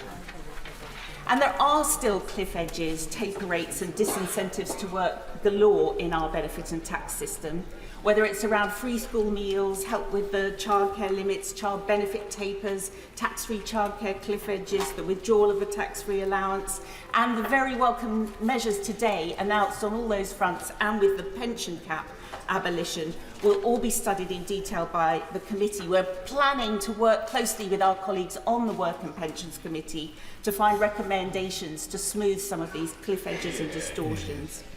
And the Chancellor can see how these work as disincentives to adding more hours, and every hour of work should pay. I think that we've made huge progress towards that today. I think at any stage in life and at any age, you should be rewarded more the more you work. Speaking briefly as a constituency MP, Madam Deputy Speaker, I just want to welcome the help for swimming pools, for our pubs, for levelling up with Malvern theatres, and for our childcare providers and our nurseries. I think there's a lot of very good news for them today. The Chancellor's had some luck since November, Madam Deputy Speaker. He's shared that luck with UK households today. He has a clear intention to bring down inflation, to grow the economy and to reduce debt. May good luck continue to follow him, and may the extra billions of pounds of expense that he's scoring for the defence budget help our Ukrainian friends have good luck and to beat back the Russian invader. Slava Ukraini. Spokesman for the Scottish National Party, Stuart Hosey. Thank you very much, Madam Deputy Speaker. I thought the chair of the Select Committee was about to launch a ship with that peroration at the end. If I may make a couple of small observations before I start. The Chancellor mentioned Nigel Lawson and his deregulation budgets in the past, and he spoke about the resolution of Silicon Valley Bank. I hope this government learned the right lessons from those episodes, and indeed from the 2008-9 crash. Do not weaken regulation. Do not weaken Tier 1 capital. Do not return the banking system into risk. Can I also say I was intrigued by many of the things he said about reducing economic inactivity. I'm sure some of the measures may well work. I think to add more and brutal sanctions to universal credit claimants was probably rather unconscionable given everything else which is going on. He did seem to give the impression of broad, sunlit uplands, and there were lots of cheering and waving of order papers at the end. What the Chancellor actually described, though, it was a UK economy which has gone from the most robust in the G7 to one of the weakest. A UK economy where Brexit slammed the brake on UK investment. A UK whose performance deteriorated after the Brexit referendum, both in absolute and relative terms. A country which unilaterally imposed trade barriers with its nearest neighbours. And a country, the only one in the G7, where the economy has not returned to its pre-pandemic level. Now, one could make a case to say that was not all the fault of the government, but many of the difficulties were, and many were caused by the disastrous fiscal loosening by his predecessor, the Right Honourable Member for Spelthorne. And we can see the problem the economy faces through the prism of debt interest. He's right in terms of what he said compared to last November, 4 months ago. But year on year, the debt interest payments are 30, 40, 50, £60 billion higher than they were a year ago. And for ordinary people, working people. The OBR confirmed in November real household disposable income remains below the 2019-20 level and will do for the next 4 or 5 years. And I'm seeing nothing in the Red Book and the OBR forecast in the last few minutes that would change my mind about that assessment in November. So I think we had every right today to expect this budget would begin to address more of the long-term issues the economy faces and action to tackle some of the cost burdens on ordinary people. And these long-term issues were addressed by both the CBI and the TUC in their submissions to this budget. On growth, the CBI said the UK economy continues to face global and domestic headwinds with the prospect of several more years of low growth. The TUC said the government is arguing once more that the state of the public finances is a reason to restrict economic growth, flying in the face of evidence to the contrary. On productivity, the CBI noted Britain has experienced 15 years of low growth and flatlining productivity. The TUC called to get productivity rising by rebooting the skills system. On exports and trade, both said broadly the same things, the CBI saying the government should work with businesses across the UK's nations and regions to kick-start an exporting boom. On the supply of labour, the CBI said acute labour and skills shortages are an albatross hampering UK growth. And the TUC said there's a recruitment and retention crisis in public services. And on green energy, on the green economy, the CBI said going green is essential both for our international competitiveness and our energy resilience, and the TUC demanded that the government institute the Green Jobs Task Force with a long-term remit and regulatory capacity to plan to decarbonise the economy. I'll come to many of these things, and there will be some measures in the budget, there always are, to be welcomed. The changes he announced on prepayment meters, it will help. More support for local charities, it will help. The replacement for the corporation tax super deduction, absolutely essential. That could not be allowed to simply fall off the table. The problem is that when one even has a cursory glance at the Red Book and the OBR forecast, there's little to indicate they've really understood or are taking seriously tackling the issues raised. On growth, the OBR forecast makes clear the impact of government investment. It's negative in 2025, 26 and 27, a drag on growth for most of the forecast period. On productivity, even on the government's favoured productivity per hour metric, it does not reach 1.5 in any year in the forecast period, below the 2% historic rate. And the much vaunted £20 billion of R&D spend by 24-25, announced 3 or 4 times before today, not mentioned today, but I'm assuming it's still on the table, as is the £1 million a year permanent annual investment allowance. I welcome those things.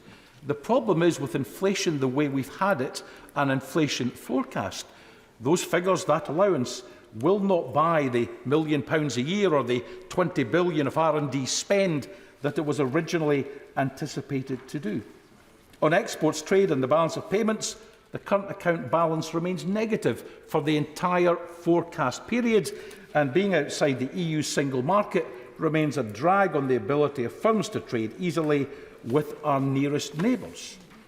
On the supply of labour, and the Chancellor, to be fair, did speak a lot about this, employment is forecast to rise, but that will barely dent the labour and skills shortages throughout the economy. My view, and my party's view, is only reversing Brexit and ensuring free movement of people will do that. But even within the framework which we have, it's instructive, isn't it, that with 16+ unemployment rate at 3.1%, unemployment rate at 3.1%, an employment rate of 76.5%, and an economic inactivity rate down to 21%, Scotland has the best employment, best unemployment, and best economic inactivity rate of any of the nations of the UK. It demonstrates rather clearly that a competent and compassionate SNP government can deliver on employment where the UK government is failing. And on going green, again, the Chancellor made great merit of this. There were some interesting things said. The £1 billion a year investment or so in carbon capture and storage, to be welcomed, but we will look very carefully to see where it's spent. There was no mention, for example, of the Acorn project in Peterhead, a project, of course, that had £1 billion of funding pooled almost a decade ago. But he did mention small modular reactors, nuclear power, which, of course, is at the heart of the government's energy policy. I think it's useful, given this is now back on the agenda, that we look at the economics of this. The primary, and on SMR, before I moved on, remember, this is pipe dream stuff. There's not a single small modular reactor design which has even been licensed for use. But the primary mechanism to drive investment in nuclear is either the regulated asset-based model or a guaranteed price for electricity with a strike price, almost double that of real renewable energy, linked to CPI for 35 years. There are loan guarantees to transfer project risk, including that of cost overruns, to the government and then the taxpayer.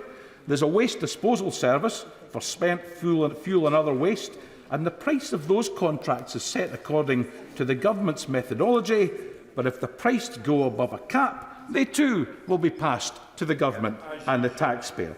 And then, of course, there's a commitment by government to manage decommissioning cost overruns, even though it is impossible to know what they'll be because they do not become apparent until the decommissioning takes place. Massive costs to the consumer and a near unlimited contingent risk placed on the taxpayer. But here's the rub when they call it green or renewable. Allowing 1 or 2 generations to buy expensive, overpriced nuclear energy, nuclear electricity, and then forcing the next 50 generations to decommission, store and guard toxic nuclear waste is not green. Now, you will recall, I'm sure, Madam Deputy Speaker, that the government introduced their new fiscal charter last year. Net debt to fall as a share of GDP in the 5th year of a rolling programme, and public sector net borrowing not to exceed 3% of GDP in the same year. Now, when the OBR reported in the autumn, those targets were due to be met in 27-28. 0.3%, 0.6%, 9.5 billion and 18.6 billion, if my memory serves. Now, they're forecast today still to be met. Interestingly, though, the net debt measure is now showing a margin of only 0.2%. What this does tell us, though, because the debt figure is different, is that there's probably a little more headroom than anticipated only 4 months ago. So the expectation should have been that the Treasury did more to tackle domestic and business energy costs, particularly for SMEs, that it continued to act to squeeze inflation down where it had the power to do so, and that it ensures things within its control, public sector pay, the minimum wage, the state pension, social security rises, as they did in November, do not leave people any worse off. Because if they do not do that into the future, then energy price hikes, inflation, weak pay rises will continue to erode people's standard of living. And we certainly know from the November OBR forecast, inflation was set to peak at a 40-year high, and that wages and living standards were still set to be squeezed by around 7%, wiping out all of the growth from the past 8 years.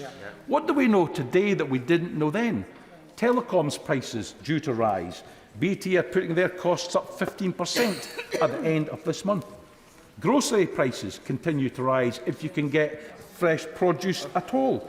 Grocery inflation rose in February to a record high of 17.1%. That will add the best part of £1,000 to the average family's shopping basket throughout a year, and we know that families are really beginning to feel the pain of increased mortgage costs. So it's obvious the government today had 3 urgent tasks, all of which ought to have been designed to deal with things which matter to the public. Firstly, to continue to support businesses struggling with high energy costs, not simply to freeze the cap, although it is not a cap at all, but to reduce it. To recognise this cap as an average and pay attention to the fact that a UK average energy bill of £2,500 in Scotland will mean £3,000 or £3,500. They should have supported the reduction to £2,000 and maintained the £400 energy bill support scheme. Secondly, the government ought to have continued to bear down on inflation, and forcing down energy prices would have helped with that, as it did last year. 3.5% last year was the impact, another 2% at the current rates this year. And they could have gone further by mandating the regulators to stop the blatant price gouging and profiteering by energy and telecoms companies. And thirdly, as I've said, they needed to ensure today, or even signal their intention, when it comes to the things under their control, the next round of public sector pay, benefits, minimum wage, pension settlements, that nobody falls behind. And they could have gone further to introduce real fairness and raise more cash to really support the economy and really boost trade. Ending non-dom status, not mentioned today. Taxing share buybacks, not mentioned today. Not doing, but scrapping costly vanity nuclear power projects and investing in real green renewables. And fundamentally, Madam Deputy Speaker, rejoining the EU single market to give our exporters and our economy a fighting chance to recover. Before I call the next honourable member, it will be obvious that a great many people wish to speak this afternoon. I would prefer not to have to put a time limit on, and we'll manage without a time limit if everybody sticks to around 7 minutes. You can say a lot in 7 minutes, but if we can't manage to have a self-imposed rule, then we will put on a time limit. Priti Patel. Thank you, Madam Deputy Speaker. May I open my remarks, Madam Deputy Speaker, by welcoming you back to the chair and say how wonderful it is to hear you as well as see you today in robust form. Now, Madam Deputy Speaker, as a former Treasury Minister, I understand the challenges that my right honourable friend, the Chancellor, and his Treasury colleagues and all the officials have been confronted with and faced with, and the lobbying, the relentless lobbying from the backbenches as well, that they have faced in putting this important budget together. And I do actually want to pay tribute to them all, and to my right honourable friend, the Chancellor in particular. That work and the work that takes place in balancing the different and contrasting interests and representations received is difficult and it is challenging.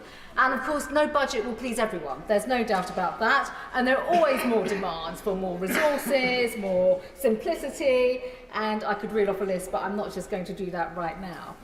But importantly, the key tests for any budget are whether it ensures that there's a robust framework in place for sound money.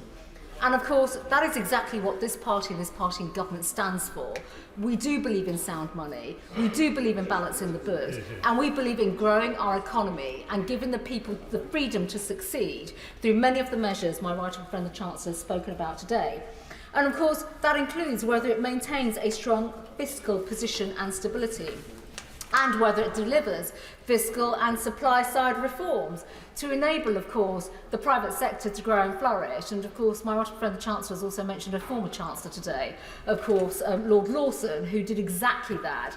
And those pillars are absolutely fundamental to the health and well-being and the integrity of any sound policy, whether it's fiscal or monetary, behind growing the economy, which then leads to supporting new jobs, creating wealth in our country to sustain public services. And I think on that point, I think we should all just dwell upon, that comment in relation to what the parties opposite are advocating, which would lead to greater instability and, I'm afraid, more debt. Without getting too party political at this early stage of my remarks. And I do believe that this budget has combined many of those elements. Bear in mind, we still face the challenges of the pandemic, global inflationary pressures which have disrupted our economy, and sometimes I do feel that in this House in particular, perhaps parties opposite fail to realise the extent of that disruption and the displacement that has led to in terms of the fiscal position of our government. And that is very significant. And what I have to say I like to see, and I have seen today, is that the government is not fearful when it comes to pursuing an ambitious pro-growth agenda that does seek to reduce tax burden. I'm going to come on to that shortly. But this budget also makes progress towards a good direction. And there are a few areas that I will come on to when it comes to economic growth. This being a budget for growth, and that is also about investment in people, our economy, and the long-term future of our country. First of all, Madam Deputy Speaker, I would like to ask the Chancellor, and he's heard me on this, and I'm very grateful, I'm personally grateful to him on this, to continue to keep the wider approach to corporation tax under review. I've absolutely heard what the Chancellor has said today in terms of the tax incentives that are going to be put in place at £9 billion, which I understand will be tapered, depending on businesses and their level of investments. And I think there is an important message here that we all know. It's a message that maybe we have not spoken about enough. Many businesses, not all businesses, because it depends on their sizes, have been sitting on vast levels of investment that they've not had the confidence to actually release for investment purposes, and I have no doubt that today's measures will absolutely lead to that. But as an Essex MP, where we represent, the bulk of small and medium-sized businesses, they are the ones that we have to think of, and we must be putting out the hand of support to them in particular. Our country, thanks to previous policies under Conservative governments, has led to the flowering of many, many thousands, millions of SMEs. I come from that background myself. There are so many others that do. We need them to be the lifeblood to our economy and also to grow jobs and employment in this country. But of course, taxing on profits of businesses, the increase in corporation tax, the changes that have been brought in, will seem attractive, but obviously the devil will be in the detail, and of course we must continue to work through that. And there is nothing that we want to do in terms of frustrating business investment. We believe in growth, and that is absolutely why, and I was delighted to hear the Chancellor go back to 2010, actually, to remind this House and the country of what we faced back then, the struggles, the difficulties, but that became the start to the cuts in corporation tax to help businesses grow.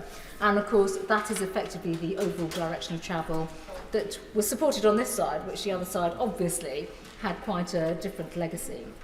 I do believe that there is more that we can do in unleashing a wave of pro-growth business reforms and transform our economy even more, particularly post-Brexit. Britain post-Brexit is about, yes, international partnerships, bilateral agreements, but also showing that we are the place to come and invest, leveraging our markets, our capital markets in particular, demonstrating that we have the financial capabilities to continue to grow, but also get that investment back into our country. And I do believe, just on the issue of corporation tax, when it comes to the wider prospectus of the minimum rates of corporation tax, which my right honourable friend the Chancellor has heard me out on many times, and other colleagues, we know that the introduction of the minimum effective tax rate will be delayed in Washington and other countries, and I would just ask him again to think carefully about the timing of this. Why now? Let us absolutely focus on the budgetary measures he's announced today and ensure that that does everything possible to unleash the business potential and the economic growth that we desperately want to see and rightly want to see. So I will continue to work with him on that issue. But I do just want to, of course, mention everything that has been announced today when it comes to enterprise zones, unlocking potentials of our countries, different regions in our economy, particularly, again, through levelling up, but also when it comes to the tax deductions will be absolutely vital. And I absolutely believe that that will help in terms of future capital investment and further supply side reforms that help to basically build our infrastructure, invest in people, see jobs being dispersed around the country in a way we've never seen before, well, certainly not, in my lifetime in this Parliament, but actually generationally as well is absolutely crucial. It really is. And so I'm delighted with the work and the announcements today when it comes to pensions, lifetime tax allowances, childcare in particular. And I say that as actually I was the Treasury Minister that worked back in the day to bring in tax-free childcare. And again, I think it is important that we focus on, in particular, those low-income households, those that struggle actually to get their foot on the ladder when it comes to childcare, but also even getting sustainable employment. And having been the former employment minister, and I did work obviously with the Right Honourable gentleman, our Right Honourable friend for Chingford and Woodford Green at the time, and DWP, we saw so many challenges with the introduction of universal credit. We wanted to make reforms to work capability assessments. These are going to be vital labour market reforms that will help to get more people back into work. And I absolutely endorse the Chancellor's work on that and colleagues across government as well. He will not be surprised. I do want to welcome his announcement today on freezing fuel duty and keeping the reduction that was brought in last year. And of course, my right honourable friend will understand the difficulties and actually the pressures, household budgets. He has spoken about that very strongly today. Being on the side of hard-pressed motorists, hard-pressed taxpayers, we have to stand up for them, and times have been tough on that. We know, of course, about the implications around, the forecast actually in November's OBR report alone did bring concerns to families, and the headroom that has now transpired is welcome, and this is an important welcome and a great buffer, I think, for motorists, but actually for the country. And keeping fuel duty down, of course, is going to help the government meet its ambitious targets in terms of reducing inflation. Everybody wants to see inflation come down for the right reasons. That is, again, how we grow the economy. And this will save the hard-pressed families hundreds of pounds a year, but including businesses. And again, when we look at logistics firms, I represent Whittam. We are full of logistic firms. We have ports surrounding us now. We're very proud of our ports. We're proud of the work that they do. They will absolutely benefit from this. And we have a proud record in supporting the nation's motorists. For 13 years, it's a record we should always remind everyone across the country, and supporting, of course, those hard-pressed motorists as well. And that, of course, compares to what we've seen in previous governments. I do think, though, families and businesses in London and Essex and the surrounding areas will look at what we've done on fuel duty against what the Mayor of London is proposing on ULEZ. And I think that is absolutely somewhere else. That is a charge that will hit low-income families. And of course, while Conservatives are constantly tackling those issues around high taxes, this is absolutely the right challenge we should be pushing out as well. Madam Deputy Speaker, I would just like to make a few other observations. One is on infrastructure, and to comment on the needs of infrastructure, and of course that is down to supply-side reforms in particular. Essex is a county of entrepreneurs, and of course our road network is absolutely vital. My right honourable friend has heard me speak about the A120, the A12, all those fantastic roads that I'm afraid are gridlocked. We need the wider investment because that's the only way we keep our haulages moving, our motorists travelling, but in particular making sure that our transport is fit for the future. And that does come from Treasury investment as well. I'm going to conclude my remarks, Madam Deputy Speaker, in the interest of time, but I do commend my right honourable friend, the Chancellor, for the way in which he has approached this budget. He said to me last year, we will have a budget for growth. He is true to his word. There'll be areas where I would like to follow up with him and ministers, but I do want to thank him for the way in which he's engaged very constructively. Listen to commuters, listen to motorists, listen to the voice of Essex as well, but others around the country. Dame Meg Hillier. Thank you, Madam Deputy Speaker. Madam Deputy Speaker, you'd think from the noises on the other side of the House that this was a triumph, but let's not forget who is responsible for this state of the economy that we have today. Wages are lower in real terms now than they were in 2010, and we are growing slower than most members of the G7. And obviously, COVID, the war in Ukraine, have knocked the economy.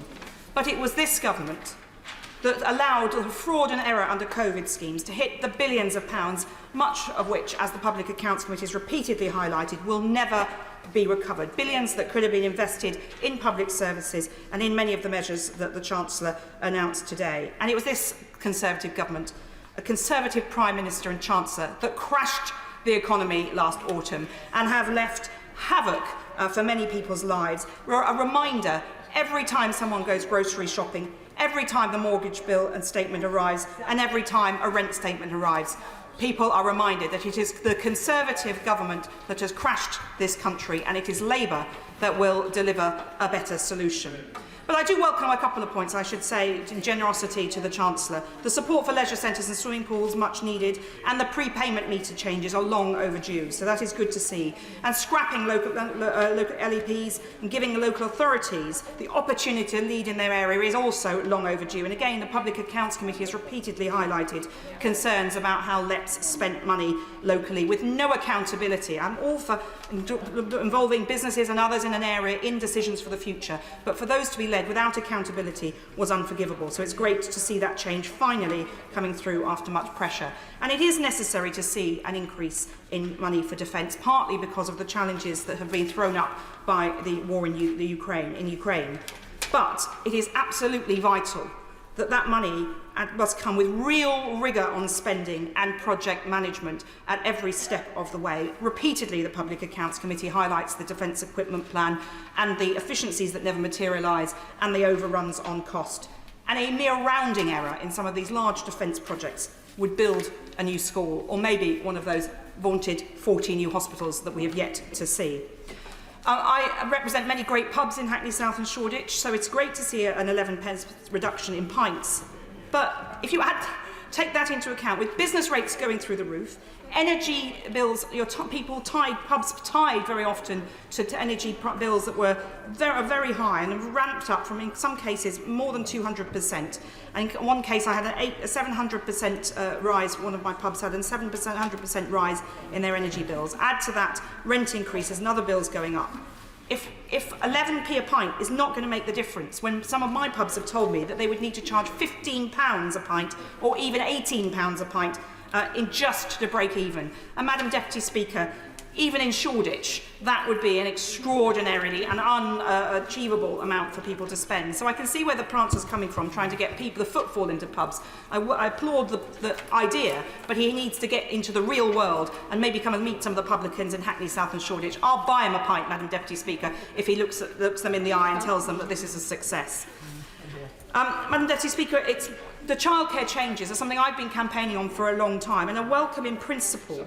And it's heartening to see, I have to say, the Chancellor taking a leaf out of Hackney Labour's playbook, where Hackney Council led a successful programme to give grants to childminders to encourage them to take up the work. Actual grants so that those places could be provided for working parents.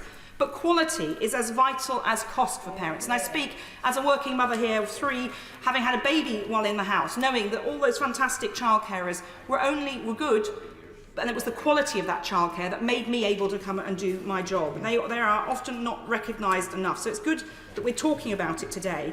But the Chancellor is borrowing from the Right Honourable Member for Norfolk, the former Prime Minister's playbook. She was the minister who proposed that we would this pile them high and teach them cheap approach to childcare, and I worry about the change in ratios. Heartened that it's only voluntary, but these voluntary changes creep in, and the money proposed will take a long time to deliver the people and the places and the certainty for childcare businesses and individuals to invest.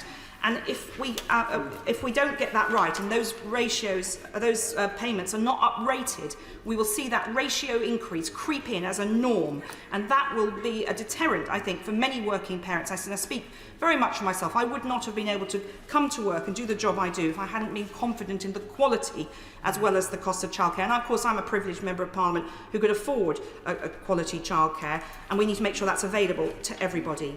But this budget does nothing to solve the fundamental problem in my constituency, which is the housing situation. We have 8,500 people on the wait list for council housing, and that's not just there are many more who want it, but they're the ones who qualify under the rules, which are now quite stringent. On average, it's a 9-year wait for a 3-bedroom property, a 3-year wait for a 1-bedroom property, but these are notional waits. Every week I visit people on their doorstep, go into their homes and see the overcrowding.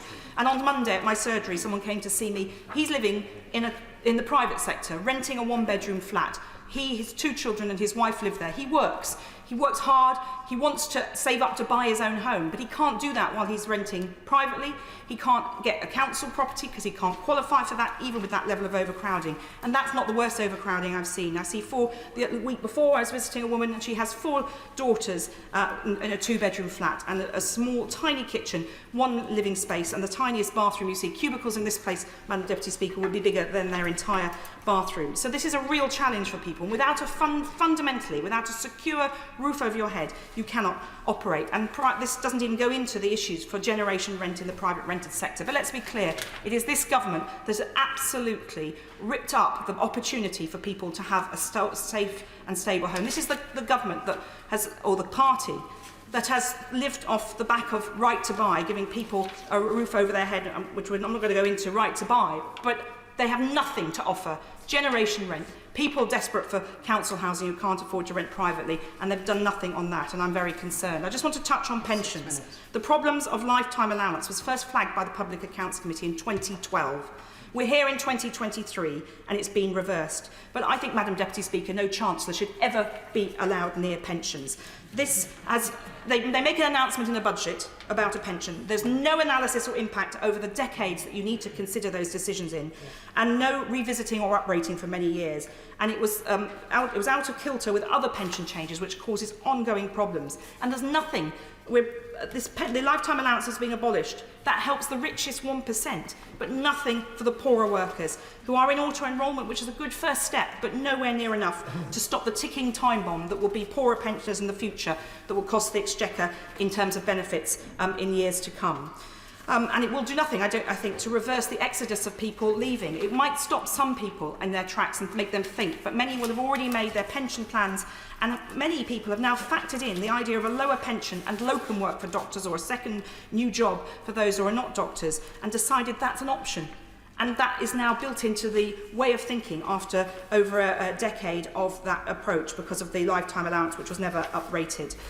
But look, in Hackney, Madam Deputy Speaker, nearly 1 in 2 children live in poverty, and of those, 61% are in working households. There are small measures in the budget here that might help them a little, but it's not enough to tackle the real issue of the working poor in my constituency. And there's really no hope on housing, as I've said, for generation rent and families who need that. Without that housing base, there is nothing that they can do to improve their lot. They can work as hard as they want, but they'll never be able to pay the rent. And this is thin pickings, Madam Deputy Speaker, for people who face systemic lifestyle challenges every day, and I don't think the Chancellor has delivered for them. Dame Andrea Leadsom.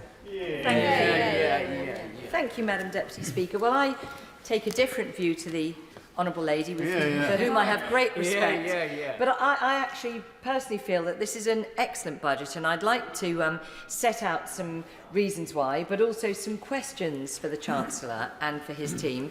So to start with, cost of living, that is obviously the single biggest issue for all of our constituents and has been for some time. I think that the fuel duty freeze is an excellent and absolutely essential decision. But again, like my honourable friend, the Treasury Select Committee Chair, I do wonder why we continue to have that automatic fuel duty rise, which was introduced by the last Labour government and which is always costed in to every OBR forecast and gives people concern. I think it needs to be something that is perhaps scrapped altogether. Secondly, with energy bills, fantastic to be giving people that extra bit of support until the spring when it gets warmer, people are not using fuel so much, and it is widely anticipated that bills will come down anyway.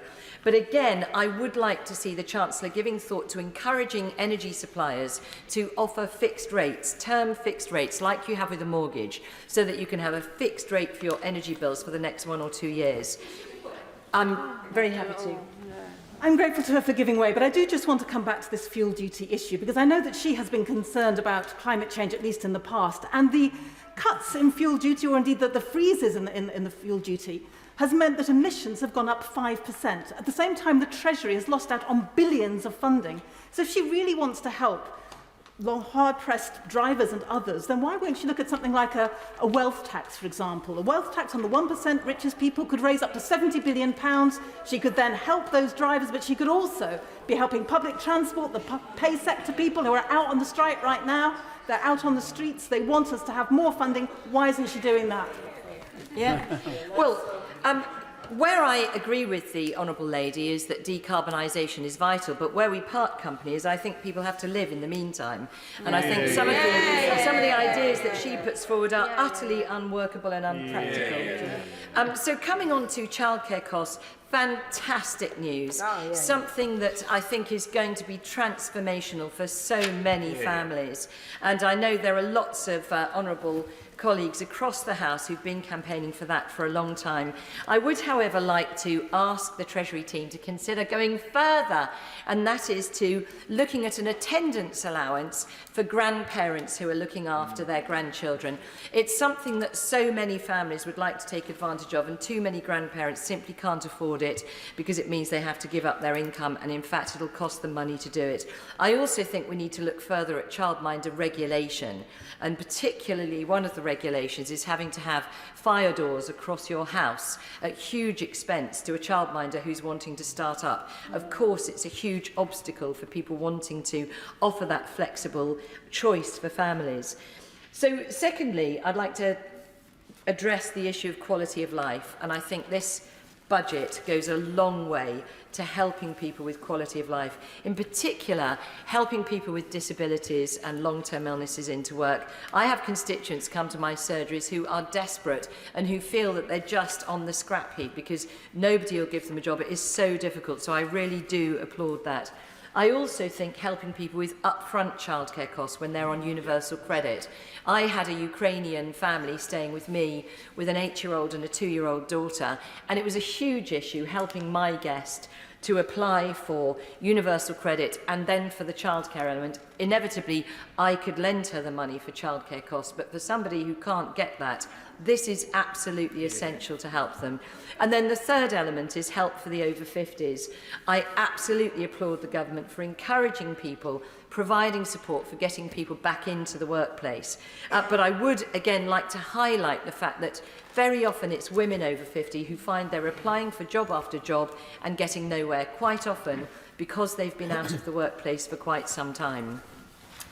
In terms of pension cap and the annual allowance, that's fantastic news, and that is actually something where I do agree with the Honourable Lady, the member for Hackney, is that this should have been done a long time ago. There is no question it has encouraged people to think, well, there's no point carrying on working because I can't improve my quality of life in retirement. And although these sums sound a lot, they don't actually deliver a decent pension for people. So I think this is essential. And, you know, sad to say for many colleagues in this House, but it might even keep me working, Madam Deputy Speaker. You know, that's right. Cheer, yes, yes. Booze from over there. Cheers, thank you. From over here, thank you. But again, it is very important that we continue to look at the issues for those who already fixed their maximum pension cap back over recent years, because some people fixed it at 1.2 million or 1.4 million. What are we going to do about them? I think that will be an issue for some people. Beer draft duty, that's fantastic. That's really going to help pubs. A great quality of life move. But in my constituency of South Northamptonshire with 92 villages, we really need buses so that we can get to those pubs. And there wasn't anything for buses, so that's another pitch. The pothole news, fantastic. But let's see some innovative ways of fixing them.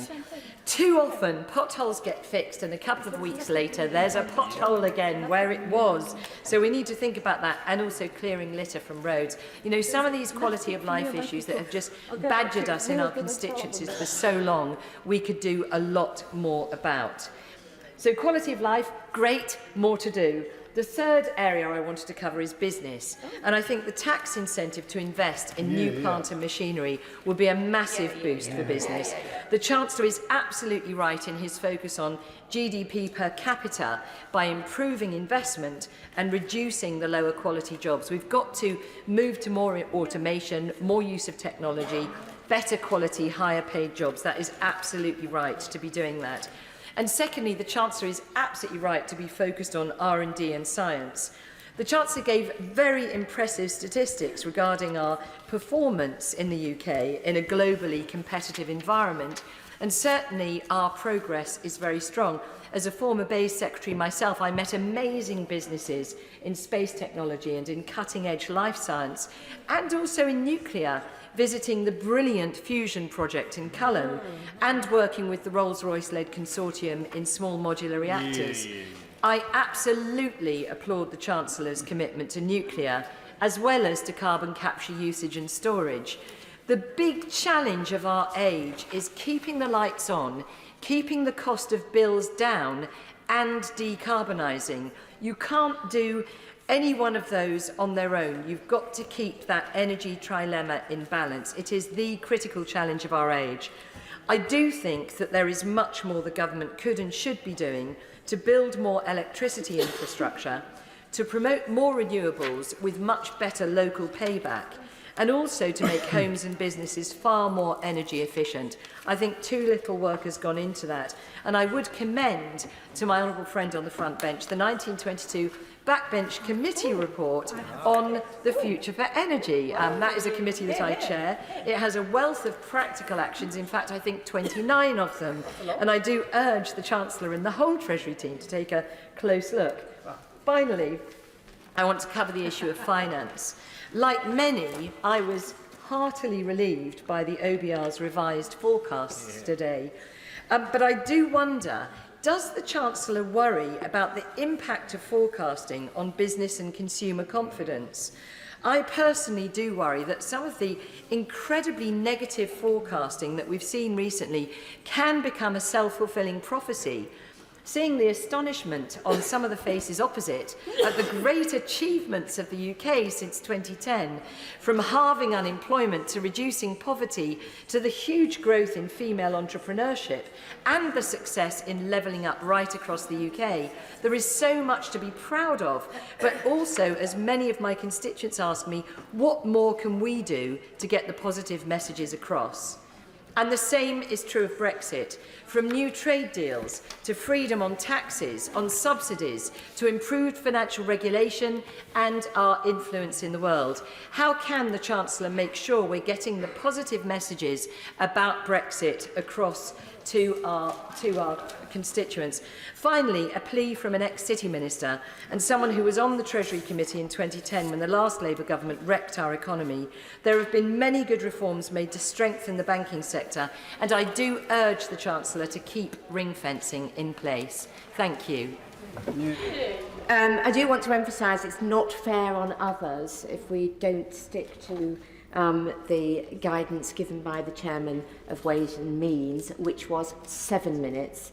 That may well have to go down, but I do urge colleagues to be mindful of that advice. Sir George Howarth. Thank you, Madam Deputy Speaker, and it was a pleasure to see the the Chair of Ways and Means in the chair, who's still here. Madam Deputy Speaker, as with most budgets, the next few days will show the extent to which the Chancellor's rhetoric and the measures he's announced stand up to scrutiny. But the early indications are that, as my right honourable friend, the Leader of the Opposition, pointed out in his response, it doesn't undo the damage of the last 13 years, and nor does it resolve the doubts about the strategic economic direction of the future. Two problems have already been highlighted.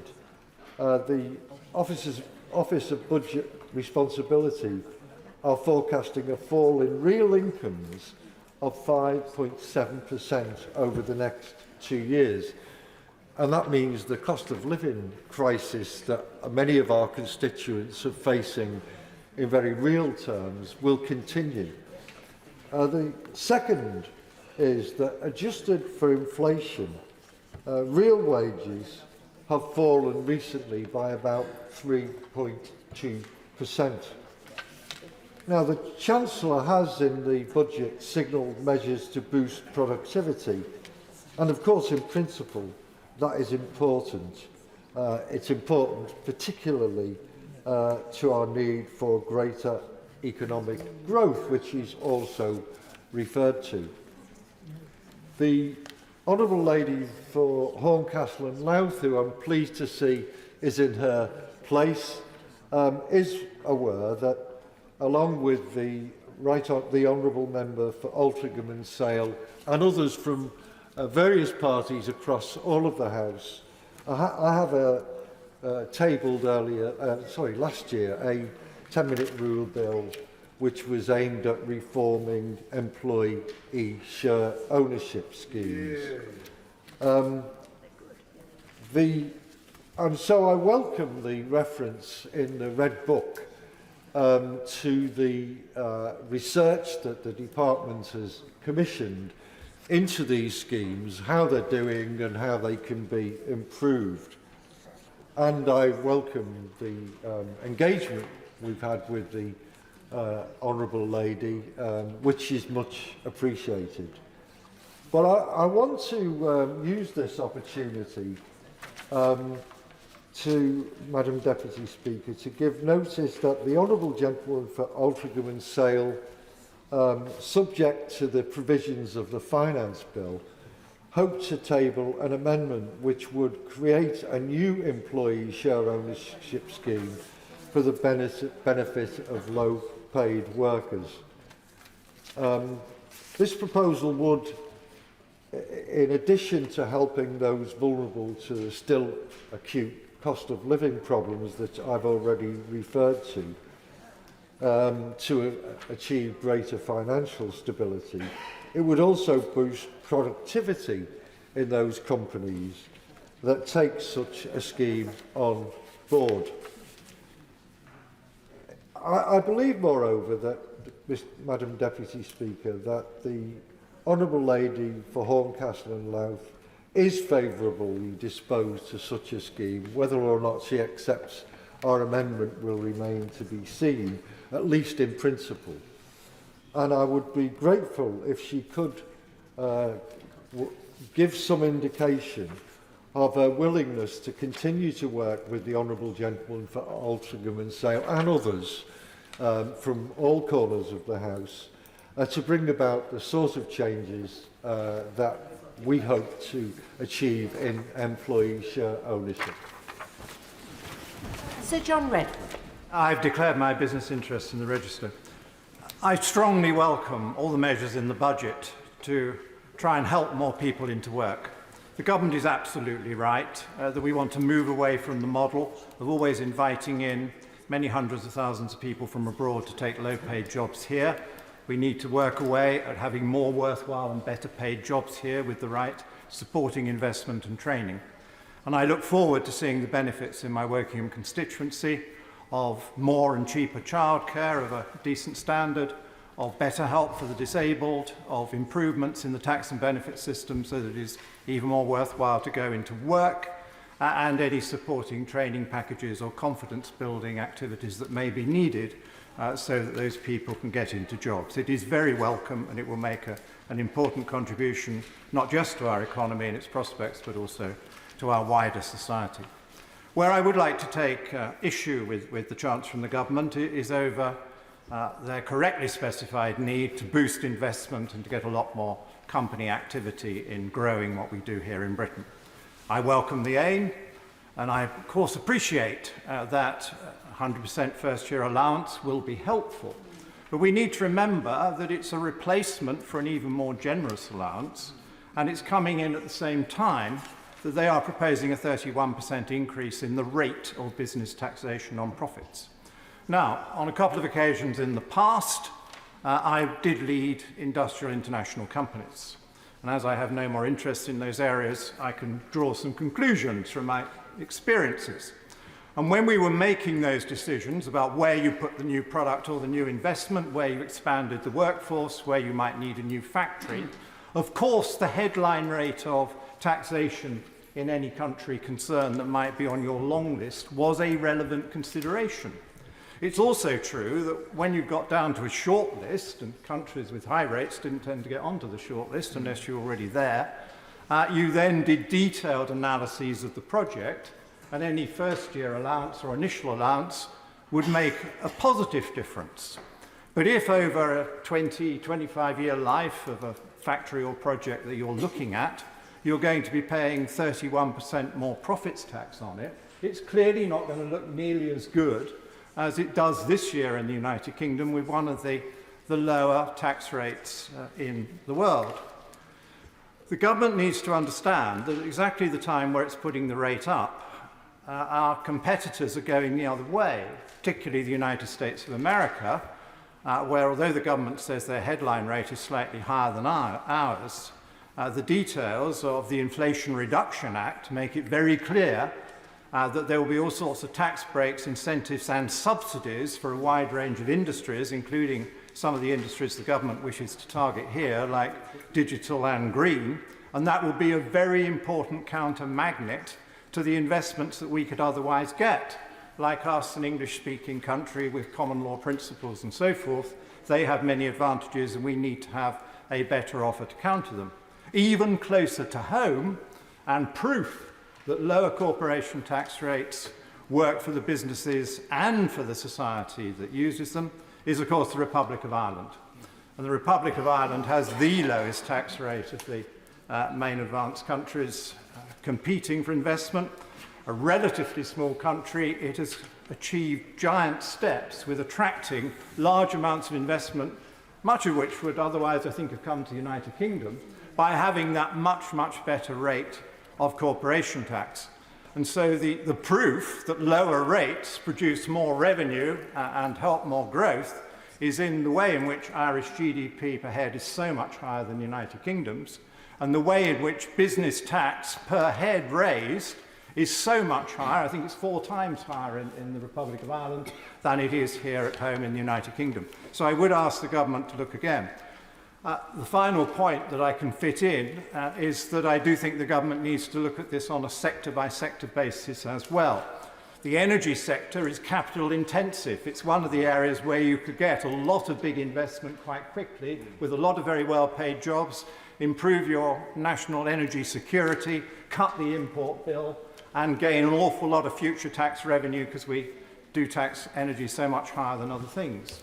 But because now we have this incredibly complicated system with price controls on domestic energy, with windfall taxes, with carbon taxes, and then with subsidies to the industry itself, as we realise the difficulties that the high tax rates are causing, we are causing complication. But more importantly, we are putting off many big potential investors who would otherwise get out more oil and gas from our own reserves and would produce more deliverable renewable power and help expand the grid, which will need to happen if you're going to carry on with those developments. If you take heavy industry, ceramics and steel and so forth, big energy users, I think we have the highest carbon taxes of any of the major countries.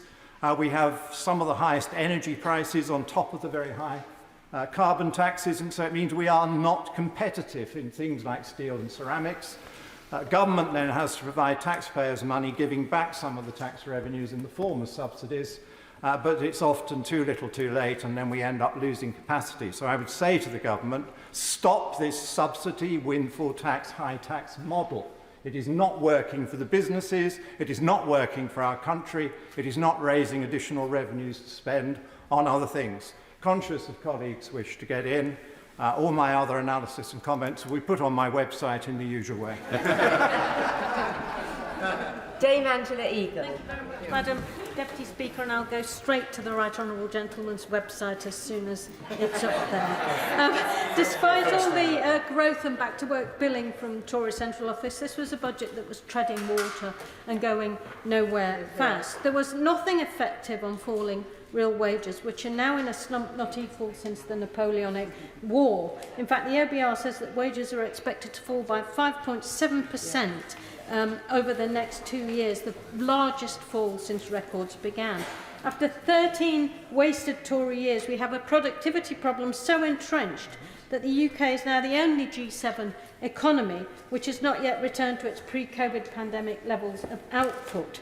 And the Bank of England does not expect this milestone to be reached until 2026 at the earliest.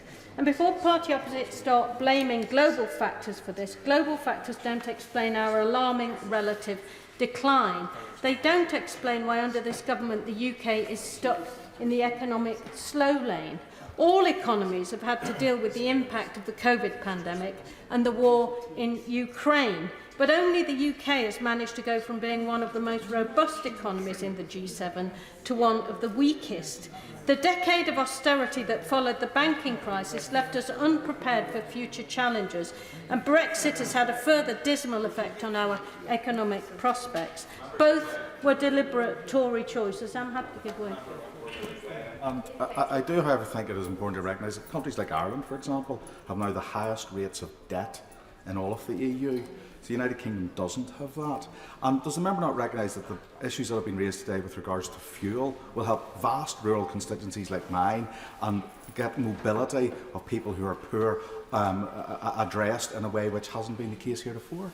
I'm coming to some individual issues later, but obviously the fuel issue is very important to those in constituencies like the honourable gentleman's. The self-harm of unilaterally deciding to impose trade barriers on our closest trading partnerships was unique to the UK. This generated huge regulatory uncertainty for business and hindered the recruitment of workers and has done immeasurable and senseless damage to our economic prospects. The OBR forecast said that Brexit would cost up to 4% of GDP, twice the losses inflicted by the COVID-19 pandemic, and it has. And in fact, today's OBR document shows that trade is down an alarming 15%. That is the record that this Chancellor and the Tory party opposite must take responsibility for.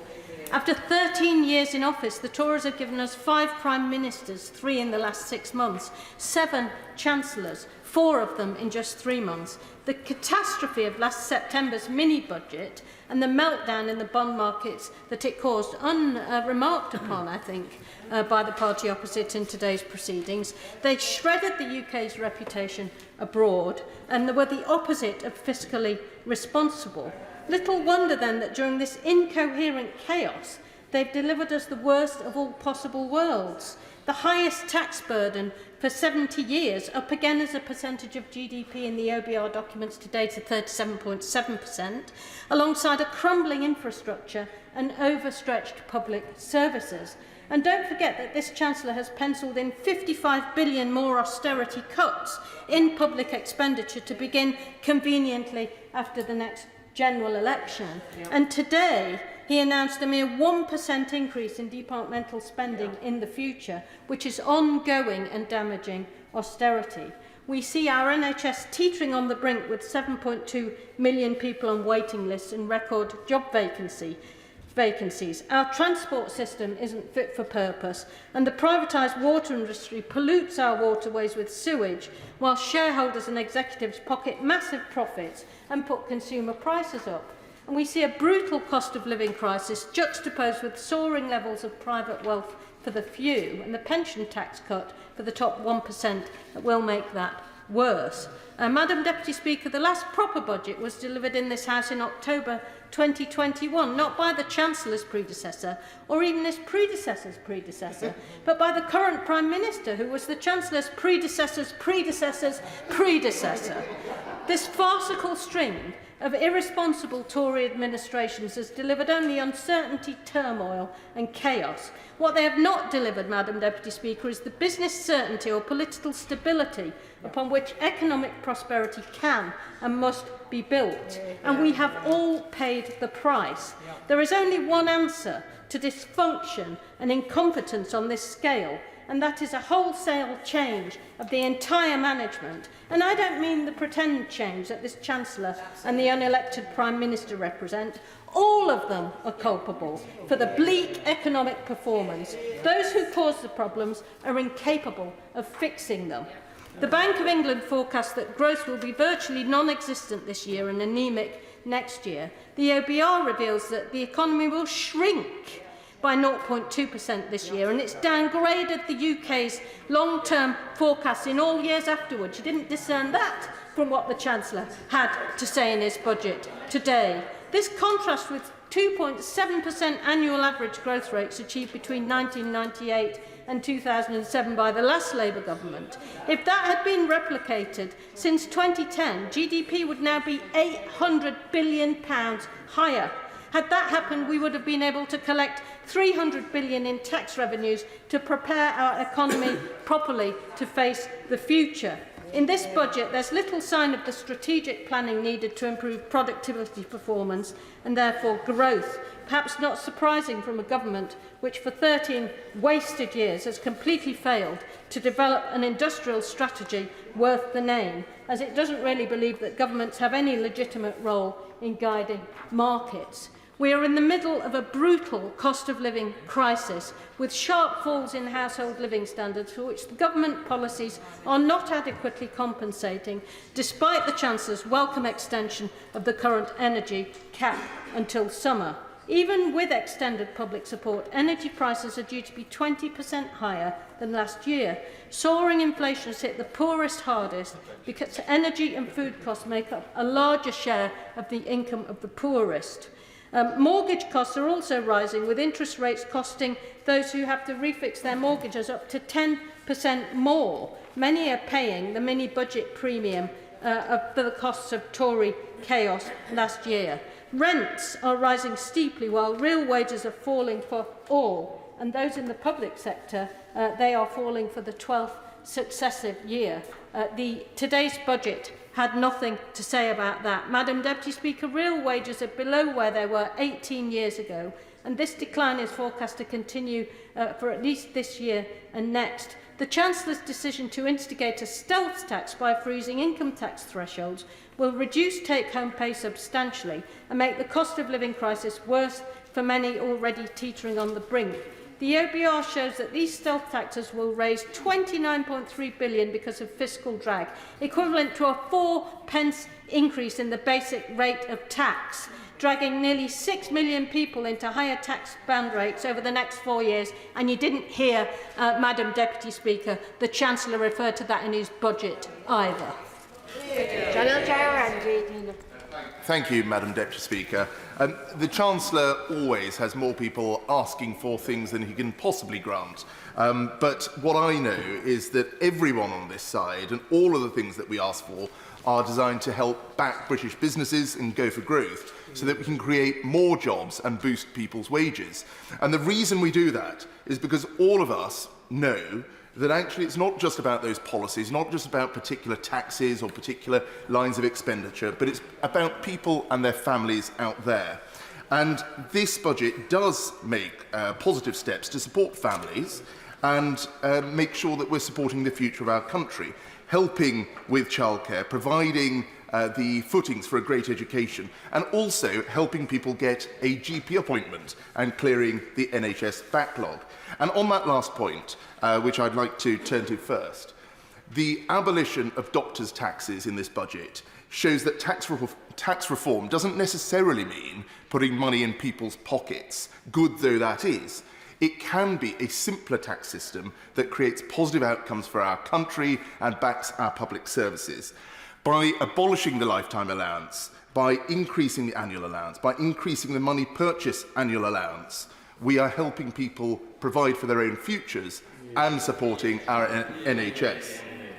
But I would, of course, ask my honourable friend on the front bench and the Chancellor to bear in mind that there is always more to do. And there are still tax traps there for some of our doctors. For example, the 62.5% tax trap between £100,000 and £125,000, which affects some of our most qualified medics who we want to retain in our NHS to help provide the care we need. Of course, it goes down to 45p after £125,000, which shows that it is a trap, and I hope that the government will look at that in the weeks, months and years ahead. There is also a 71% tax trap for families between £50,000 and £60,000, which affects some of our younger doctors, and we should be finding ways to deal with that. But I do welcome the Chancellor's commitment to helping families with the cost of childcare specifically. It is a great starter for 10. Finding ways to keep the cost of childcare down for parents is important, but we mustn't lose sight of keeping the cost of childcare down for the taxpayer too. It is extraordinary to see some people, opposite and elsewhere, attack the alignment of the system in England with now the system in Scotland, increasing from 1 to 4 to 1 to 5. But what is missing is choice. Now, for 25 years, the consensus has been that everyone should go to work and the state will provide ever more free childcare, except that it isn't free. Taxes are at a 70-year high, and I'd contend that choice is missing from the equation. Instead of a one-size-fits-all system from Whitehall, families should be able to decide what works for them. Instead of government dictating how many hours of free childcare and who from in the years ahead, what about moving to a system of tax reliefs so that parents can pay for the childcare they want from who they want? Or indeed, even a radical thought, one parent could choose to stay at home, allowing the other to work extra hours if that's what they want to do. And so I would urge the Treasury and my honourable friend to consider reigniting the review into family taxation. Things may have changed since 2019, but I recall that single people in 2019 without a family paid 8% lower tax than the OECD average, but single earners who in a couple have 2 children pay 26% more. There is an injustice in this that I hope the government will address in the not too distant future by commissioning a family tax review. And that tax review should actually reflect the fact that familial support, not only for childcare, but also for elderly relatives, provides something like £1 trillion of unpaid care in this country, which people could decide to pass to the state. I do not believe that's desirable, and I believe that the state should, in turn, provide the environment that allows people to take responsibility for themselves.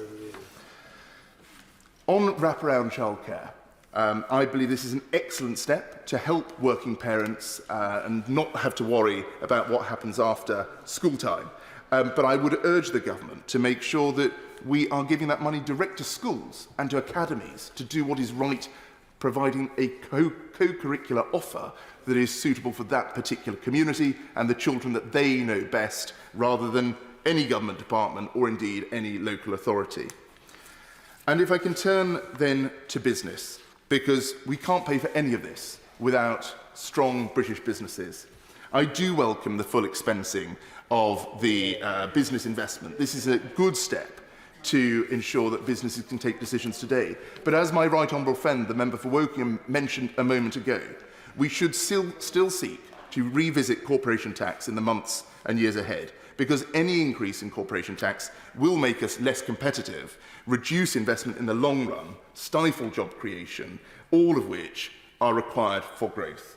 And we've seen that with AstraZeneca decide to move what would have been a £300 million investment in the northwest of England to Ireland, which not only means a lack of business taxes being paid in this country, but also the personal taxes that would have been paid by the hard-working people who would have worked at that plant.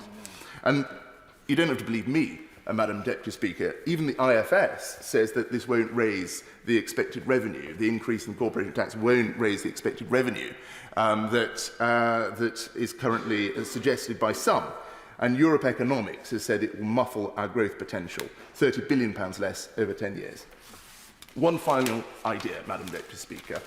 I'd urge the Chancellor and my honourable friend to look at the VAT threshold for small businesses into the future. Today it is at £85,000. It's been like that since 2017. It's planned to remain like that till at least 2026.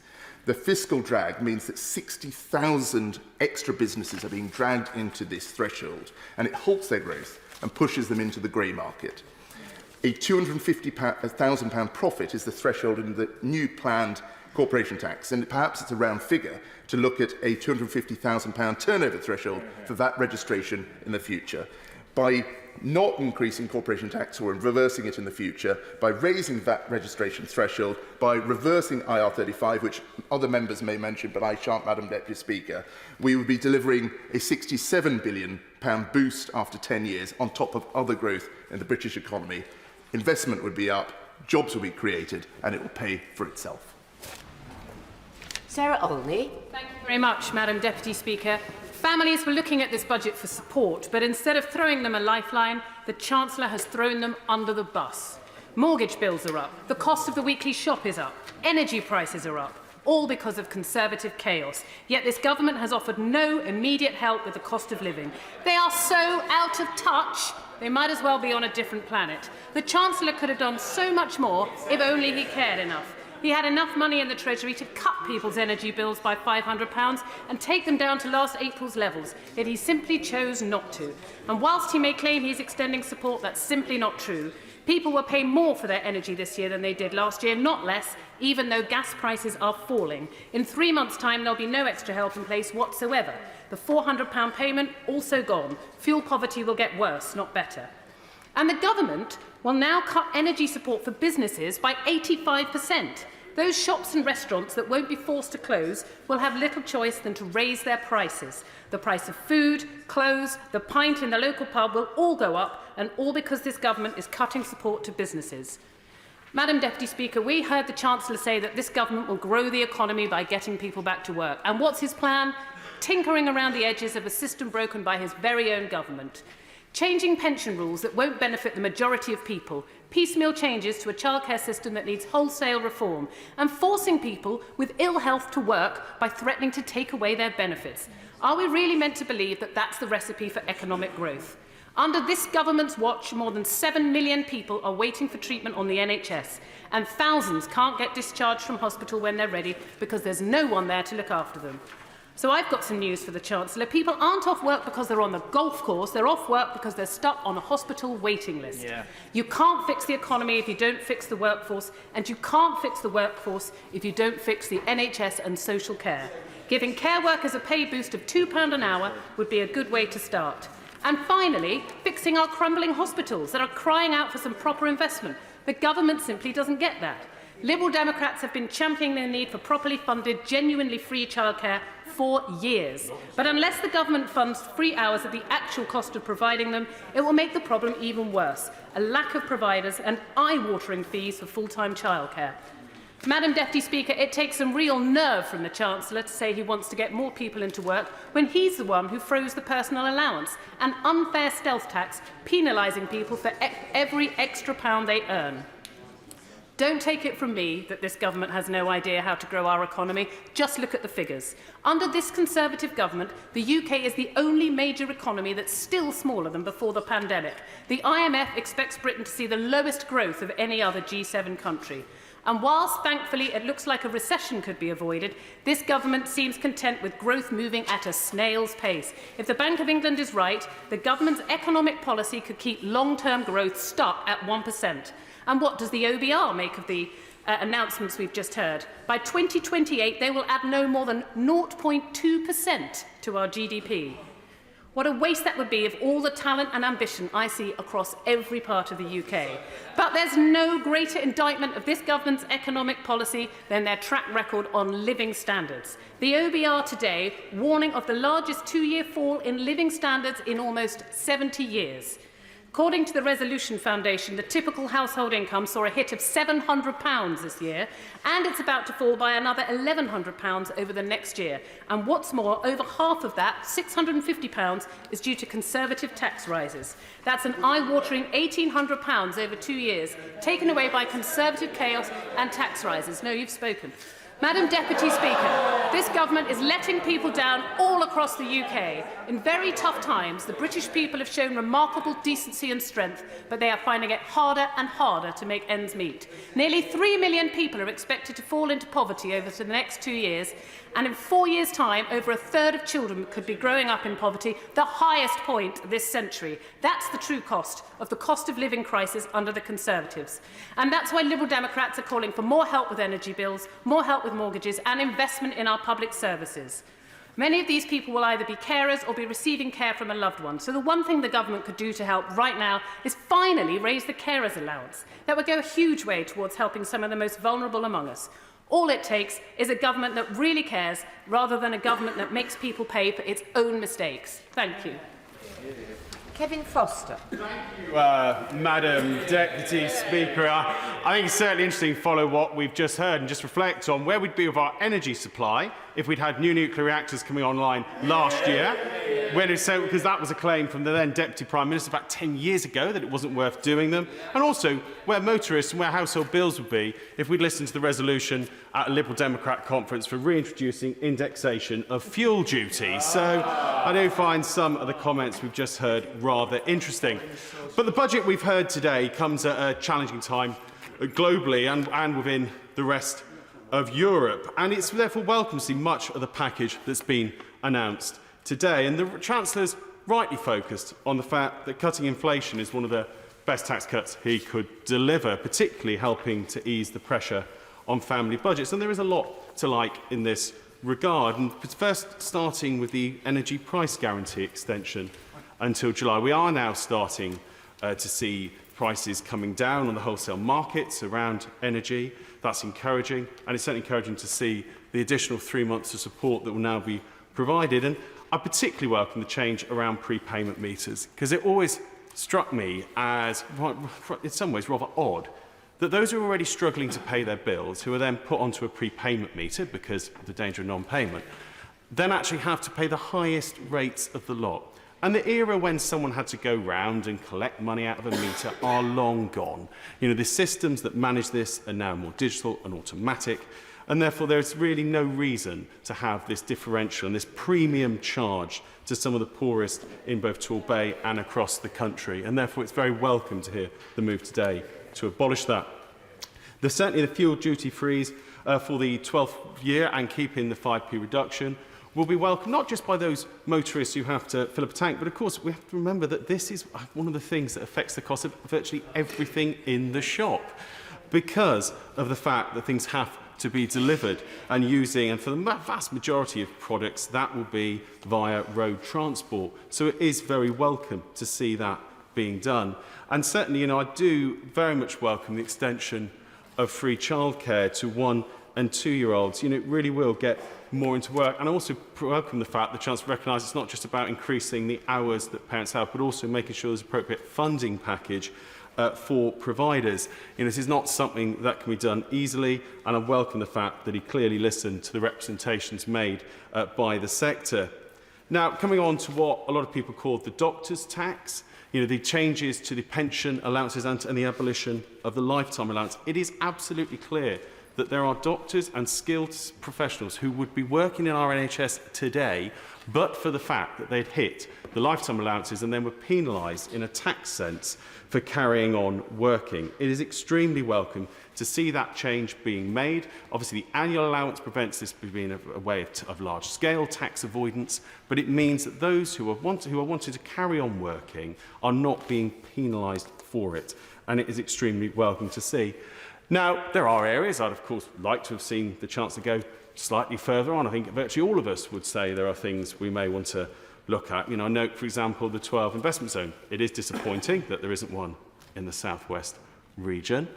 But I would also like to see us perhaps build on the particular arguments around planning reform in areas where local authorities are signed up to doing so.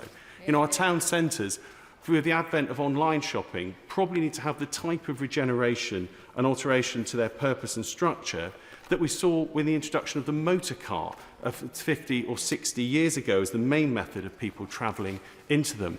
You know, the idea that we can go on as we are is different. And it's actually, for me, it made eminent sense to allow some flexibilities in places like Torquay and Paignton town centres, where the local authority had supported that move.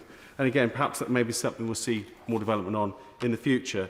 And similarly, particularly like the Honourable Member for Woking isn't in his place at the moment, I am sceptical about just how much raising the corporation tax rate will actually produce in terms of actual income into the government. But I do note some of the changes that have been made today, which will be interesting to see and the impact they have around investment. Now, in terms of the last 8 years, we've seen a welcome change from the time when Torbay rarely featured in lists of government funding announcement. So we've seen the town deal, we've seen the Future High Streets Fund, we've seen the New Stations Fund, and of course the Building a Brighter Future project for Torbay Hospital, which could be the largest single investment in Torbay's health services since the creation of the NHS back in 1948. And, you know, we could cover at length the lack of delivery of some of these funded schemes by the Lib Dem Independent Coalition at Torbay Council. But I hope today's news is the start of getting on with the job of delivering in our bay, particularly the news around being one of the levelling up partnership areas that's in the main budget documents. You know, I've seen how some of that working together in government, focusing particularly in areas like Blackpool, can start driving projects forward, and I really hope that that is something that we can look forward to in our bay.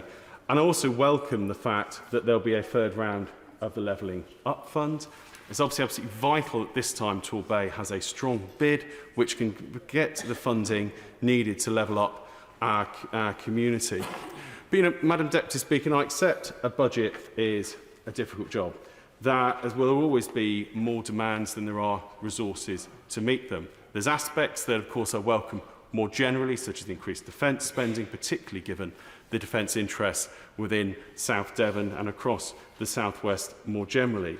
But overall, this is a good package. This is a package that will deliver for people, and it's a package that I genuinely believe shows the Chancellor has taken on a difficult job and is doing it well. And so whilst I'll continue to speak up on some of the areas that I believe we could do a little bit more, and I hope we could go further on, particularly in relation to Tor Bay, overall, this is a package that I think will be broadly welcomed. And what we've seen so far in this debate is there's no serious alternative being presented from the benches opposite.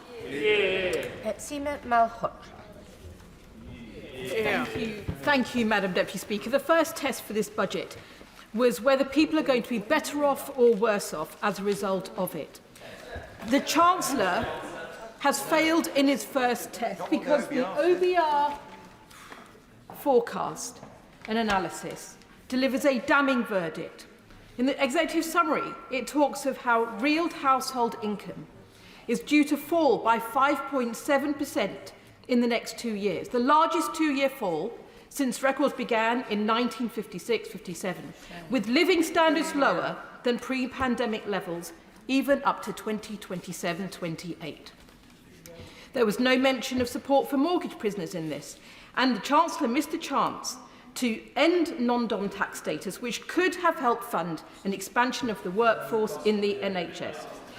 His pledge for potholes, Madam Deputy Speaker, all very well, except that the issue is that the highways maintenance budget that was cut in 2021 by 400 million would have been enough to fill 8 million potholes.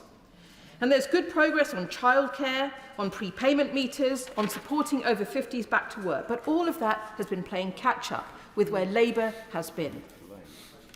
Now, my starting point is optimism and ambition for what Britain can become, and how we can rebuild our economy and restore our reputation for trust around the world after the devastating damage, particularly done by the mini-budget last September. But this needs a serious plan for stability and growth that commands confidence and makes Britain the best place to invest and to start or grow a business. We know that government working in partnership with industry is what will help British businesses to be thriving, growing and investing if we are to ever achieve any of our goals. Whether that's making all parts of the country better off or getting on track for net zero, the investment that businesses undertake to develop products and services, increase productivity, create jobs, that investment is the most crucial ingredient. But the challenge we have here in the UK is that business investment has been lagging for years, caused by 13 years of Tory failure. This was a problem before the pandemic, before the war in Ukraine, and it's making it much harder for us to recover from those shocks today. A consequence of the low growth, low productivity and high tax economy that this government has created. And the continual chopping and changing of government policies and priorities have made our economy less stable and contributed to falling living standards, falling business confidence and falling consumer confidence. In this context, let me speak to the budget, Madam Speaker, that's in front of us today, and what a missed opportunity. We needed to see a strong, serious industrial policy framework for the long term that businesses can trust and that can bring clarity, consistency, stability and certainty, even more so in the uncertain world that we face. But today's budget did not even come close, which is not surprising, as the government has spent the last few years watering down its industrial strategy and hoping nobody will notice. Well, the only E here today, Madam Deputy Speaker, was everything but a serious plan. And what a contrast with Labour's clear strategic missions and priorities for the British economy and our goal of securing the highest sustained growth in the G7. Now, what we have seen today is little more than tinkering around the edges, more sticking plaster politics and more attempts at short-term fixes with a handout for the richest 1% slipped in. This budget falls way short of the wider plan for green growth that our businesses and communities have also been calling for. The Chancellor announced a £20 billion investment over 2 decades to create carbon capture technologies, but as ever, this is yet another poor imitation of Labour policy. But there wasn't nearly enough. Last September, over 200 leading businesses and financial institutions wrote to the Prime Minister then, saying they were committed to protecting and restoring nature and delivering a net zero economy in support of the UK's targets, with delivery mechanisms strengthened across the whole of government. The steps announced today are yet again a poor imitation of where Labour has been, and it has taken the SSMT to also say that there is little that enables the UK to compete with the massive packages of support to power a green transition that are available elsewhere. Now, small businesses should also be part of this transition to a green economy. Roundtables I'm doing with small businesses across the country have shown how much they need to be central to our plans for growth. But all we seem to see from the government is a record of failure and a lack of ambition. And the FSB said today that the distinct lack of new support in core areas proves that small business and small firms are overlooked and undervalued. The latest ONS data available on business desks shows that business desks have outweighed business bursts for 7 consecutive quarters running. And even schemes set up by the government to help small businesses grow are falling short. The government's Help to Grow Digital was billed as the government's flagship small business productivity policy, but a year after it running, the government pulled the plug in February because of low take-up. And when I recently asked the Minister what programmes were available to SMEs looking to transition to net zero, he cited the boiler upgrade programme. But the scheme's own impact assessment says that the impact of this scheme for small businesses is negligible. The latest data released from the scheme shows that 0.4% of all installations in the scheme have been for SMEs. So the evidence is clear. The government is simply not serious about helping SMEs transition to net zero or supporting them at all. So in conclusion, Madam Deputy Speaker, if the government was serious about supporting small businesses as well, they would back Labour's plan to help Britain become a clean energy superpower by 2030 and provide 0.7 billion in help to green grants for SMEs. The lack of long-term shift in the Chancellor's statement today has left us with the usual sticking plaster politics. This is the natural end result of what happens when you spend 13 years hollowing out public services and not investing in workers and businesses, and having a tired government that's run out of ideas. Bias Elwood. Thank you very much, Madam Deputy Speaker. So much to digest from this Red Book in such a short space of time. Let me begin by welcoming the budget statement today that not just reflects a return to economic stability, but also a viable plan to energise UK growth. It has been a busy year since the last spring event. The Russian invasion continues afoot in Ukraine, causing geopolitical and economic ramifications, impacting on energy and fuel prices. There's the aftermath, of course, of COVID, which cost the government intervention £400 billion from the Treasury's coffers. And let's also put our hand up that the political turmoil moving through 3 Prime Ministers was a testing for the markets and was not our finest hour. Certainly, stagnation summarises 2022. Slow economic growth, inhibiting economic development or expansion, and inflation with rising prices but falling GDP. So it's good to see a return to fiscal responsibility, as efforts are made to bring inflation under control and restore confidence with the markets and secure new, reliable sources of energy imports and become more energy self-sufficient, including, I'm pleased to say, investment in modular nuclear reactors. Now, as the Chancellor stated, the forecast looks more optimistic as our economy begins to strengthen. Growth is forecast to return. The government's key objectives of halving inflation, of growing the economy and reducing debt are all on track. But significant challenges remain, as we've heard today. Many are still impacted by the cost of living crisis. There's still not enough investment in business to make our economy grow faster. And our labour market needs invigorating to entice many of the economically inactive back into work.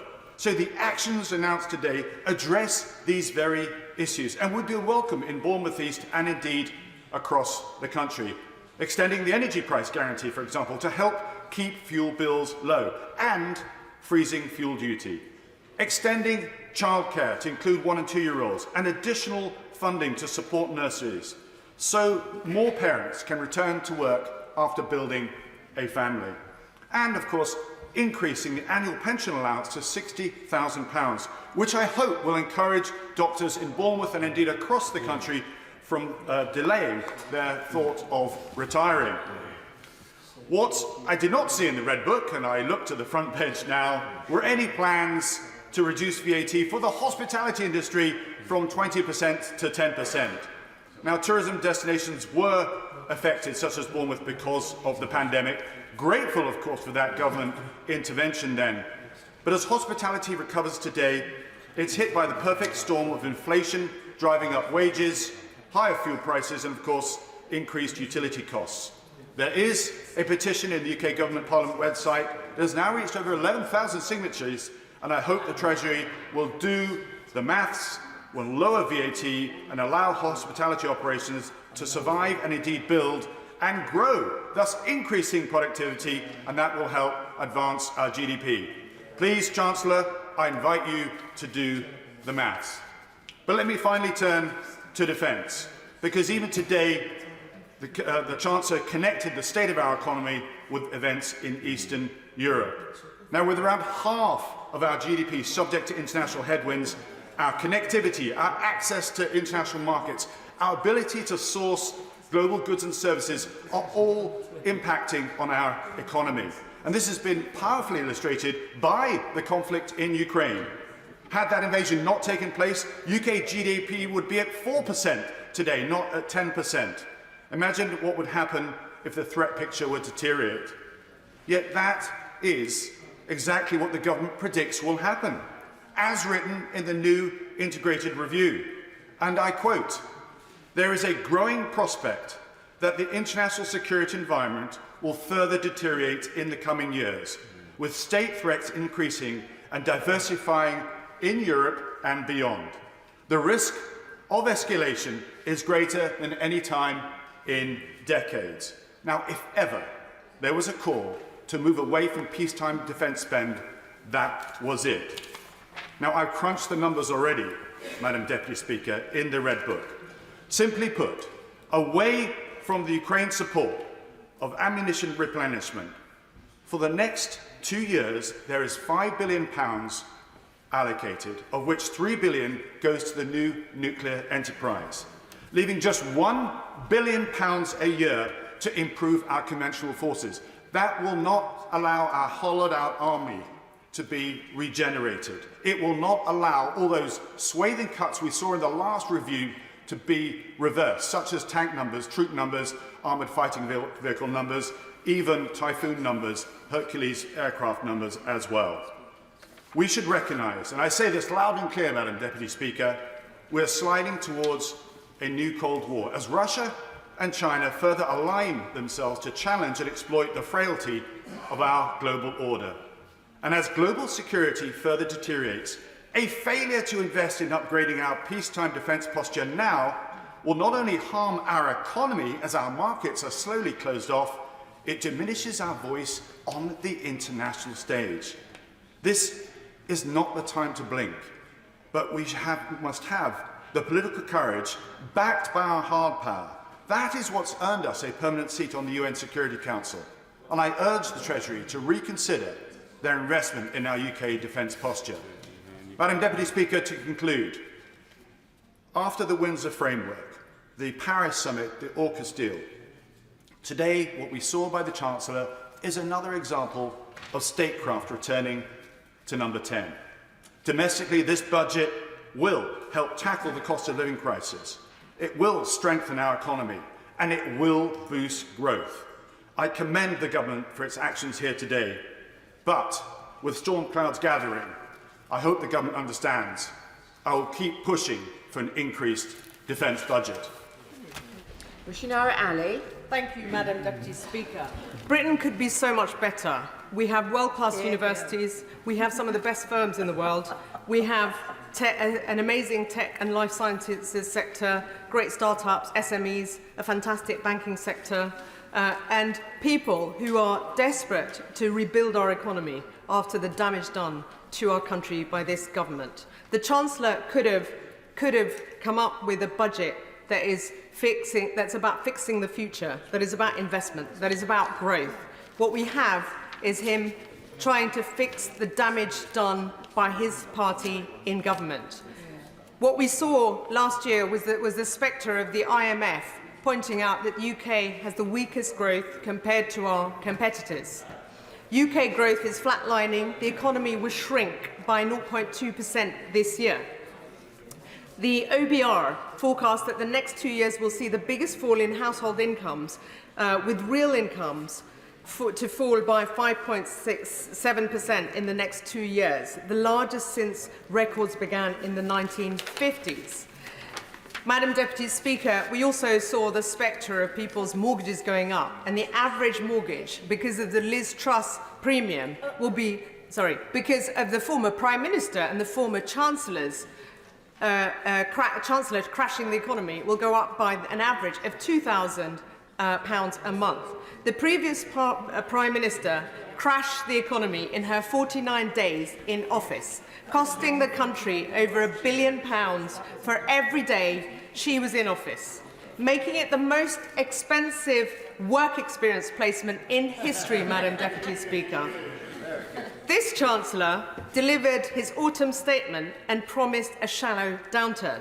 What he did was serve up £55 billion of spending cuts and tax rises to patch up the Conservative chaos caused by multiple Prime Ministers and about 4 Chancellors. But, Madam Speaker, I've lost count. What he should have done today was begun with an apology to the British people, because apology is what's needed for the fact that what they've seen and what they've experienced is economic misery and hardship in the hands of the former Prime Minister and the former Chancellor. Madam Deputy Speaker, what we need is rapid investment, a genuine plan for growth. We've seen in the US, President Biden introducing the Inflation Reduction Act, where $370 billion will be invested in business, will be focused on greening the economy. We need to make sure that our economy is fit for the future, that there is a genuine plan for growth. We haven't seen that. What we are seeing is investment down. What we are seeing is lowest business investment in the G7 for this country, mortgages going up. What we've seen is wages at the lowest in real terms over the last 13 years. The tax burden among the highest since records began, since the Second World War. And the Chancellor has done nothing to improve the plight of the British people. What we've seen is him trying to pretend that the mess that's been made is not the mess made by his party in government. Labour will deliver a green growth, supporting 400,000 jobs in green businesses. We will retain workers with the skills in the green economy in every corner of the UK. There will be genuine levelling up. We will rebuild our business, with a national investment bank that supports the drive for a net zero economy. And I could say much more, but I'm limited in time. We have a plan for growth. We have a plan for a high-skilled, high-wage economy. The Conservatives had 13 years in government. What we've seen is 13 years of austerity, the destruction of vital public services, and the destruction of our economy. And added to that, what we saw is the previous Prime Minister but one negotiate a deal that has led to our economic a reduction in our GDP because of the poor deal that was negotiated, a Brexit deal that was negotiated. That is costing £100 billion in lost output and 40 billion less in revenue to the Treasury every year. Madam Deputy Speaker, the last Prime Minister has cost £55 billion when she tanked the economy with her then Chancellor. Britain could do much better, but we won't get much better. We won't get better until we have a change in government. It's time for a Labour government. Craig McKinley. Thank you, Madam Deputy Speaker. Can I congratulate the Treasury team for what I thought was a very imaginative budget, particularly getting people back into work, the pension changes to get some key employees back to their employment, particularly in the NHS. I had concerns about the corporation tax rise, but they've been broadly tempered by the full expensing. But I will make reference to my members' register of interest. I'm a chartered accountant, chartered tax advisor, so this may come over as a little dull, but it may be instructive to the Treasury bench. Now, I want to take a very quick gallop through corporation tax and dividend tax law over the last 50 years. Dividends were imputed with advanced corporation tax, a system that was introduced in 1973. It was a withholding tax at source, so that the recipients of those dividends, if they were basic rate taxpayers, were deemed to have the tax paid at source. Of course, because of that tax that had already been deducted, both charities, but most notably pension funds, could reclaim that tax that had been deducted. Now, strangely, one of the first acts of the 1997 incoming Labour government was to scrap that advanced corporation tax regime. And for pension funds, this was a wholesale, it was a catastrophe for pension funds, where ours were at one time the world-leading, well-funded. They're now in the state that they are today, with the estimates of damage to pension funds at now £250 billion, and the virtual extinction of the defined benefit scheme. So ACT was scrapped, and that started a very long period of tax-free dividends up to the basic rate band for basic rate taxpayers. And that was on a very simplistic basis, that because dividends are not a deduction against taxable profits, they were sort of internally imputed to have had that rate of corporation tax attached to them, and so in the hands of the basic rate taxpayer, they were free. We had a short period of this very strange 10% band, but all toddled along quite nicely up until 2016. The 10% tax credit was abolished and replaced with a tax-free dividend allowance of £5,000. And I feel the Treasurer's assessment at the time were that owner-managed businesses particularly were using dividends rather too extensively, and there was an avoidance of both ER and EE national insurance. Well, so be it. But even at that level, it didn't last for very long. I think it was deemed even at the 5,000 level to have been a little overexploited. So that dividend allowance was reduced to £2,000 from April 18. And then with dividends above that rate, then taxed at 7.5%, and in this past year we've raised that to 8.75%. Again, I would say so be it. But we have introduced a double taxation of company profits, both in company profits then in the hands of the recipient. But what concerns me more than anything, and the reason for my speech this afternoon, is the proposal that was raised at the second autumn statement last year, confirmed today, obviously not overturned, was for the dividend tax-free amount to be reduced to £1,000 for 23-24, and to reduce still further to just £500 in 24-25. Now, my plea is for reconsideration of this. I'll give you an example. A retired taxpayer, blissfully had been PAYE all of their working lives, receipt of a state pension, perhaps an occupational pension as well, and the coding is working perfectly adequately. They've been in a share save scheme. It was the right thing to do. They're encouraged to do it all their working lives. And there are now 1 million people in the country in a share save scheme. And they've been blissfully outside of doing a tax return. The system has worked easily for them. Now, the likelihood of ever receiving £2,000 of dividends was pretty low, Possibly the prospect of even £1,000 of dividends is fairly low. But I'm afraid the likelihood of getting £500 plus of dividends through a share save scheme in 24-25 is likely to be very high. Do we realistically want to catch people with fines through the door when they just hadn't realised what has happened and what has changed? And do we really want to drag hundreds of thousands, potentially, of taxpayers retired who'd never had to worry about a tax return into the tax return system? I just believe that £500 threshold is unduly parsimonious, shall we say. Now let's contrast that with what we have in other aspects of the tax system where we do allow a small amount of income to be earned tax-free. There are two that I know of. That's the property allowance, where you can have £1,000 of rent, perhaps by renting out a bit of car parking space to a commuter, or you've got a holiday property that you might rent out for a week or two. And of course the trading allowance, where you can earn £1,000 and that effectively falls out of tax as well. So we're allowing £2,000 of tax-free income, even available to the 60% taxpayer. So we're allowing potentially £1,200 of tax not to be paid because it makes it administratively easy, not worth the hassle, and the very small tax loss is worthwhile. So my plea to the front bench, it may be too late to stop the £1,000 threshold from coming into play for 23-24, but it's certainly not too late to give some consideration to the £500 threshold. As I say, we've allowed 2,000 of other earnings for other things to fall out of tax. I think the £500 limit is far too low, will drag innocent taxpayers into the tax system who perhaps have never been in the tax system before. So that is my recommendation to the Treasury bench and my contribution this afternoon. Thank you. Yeah.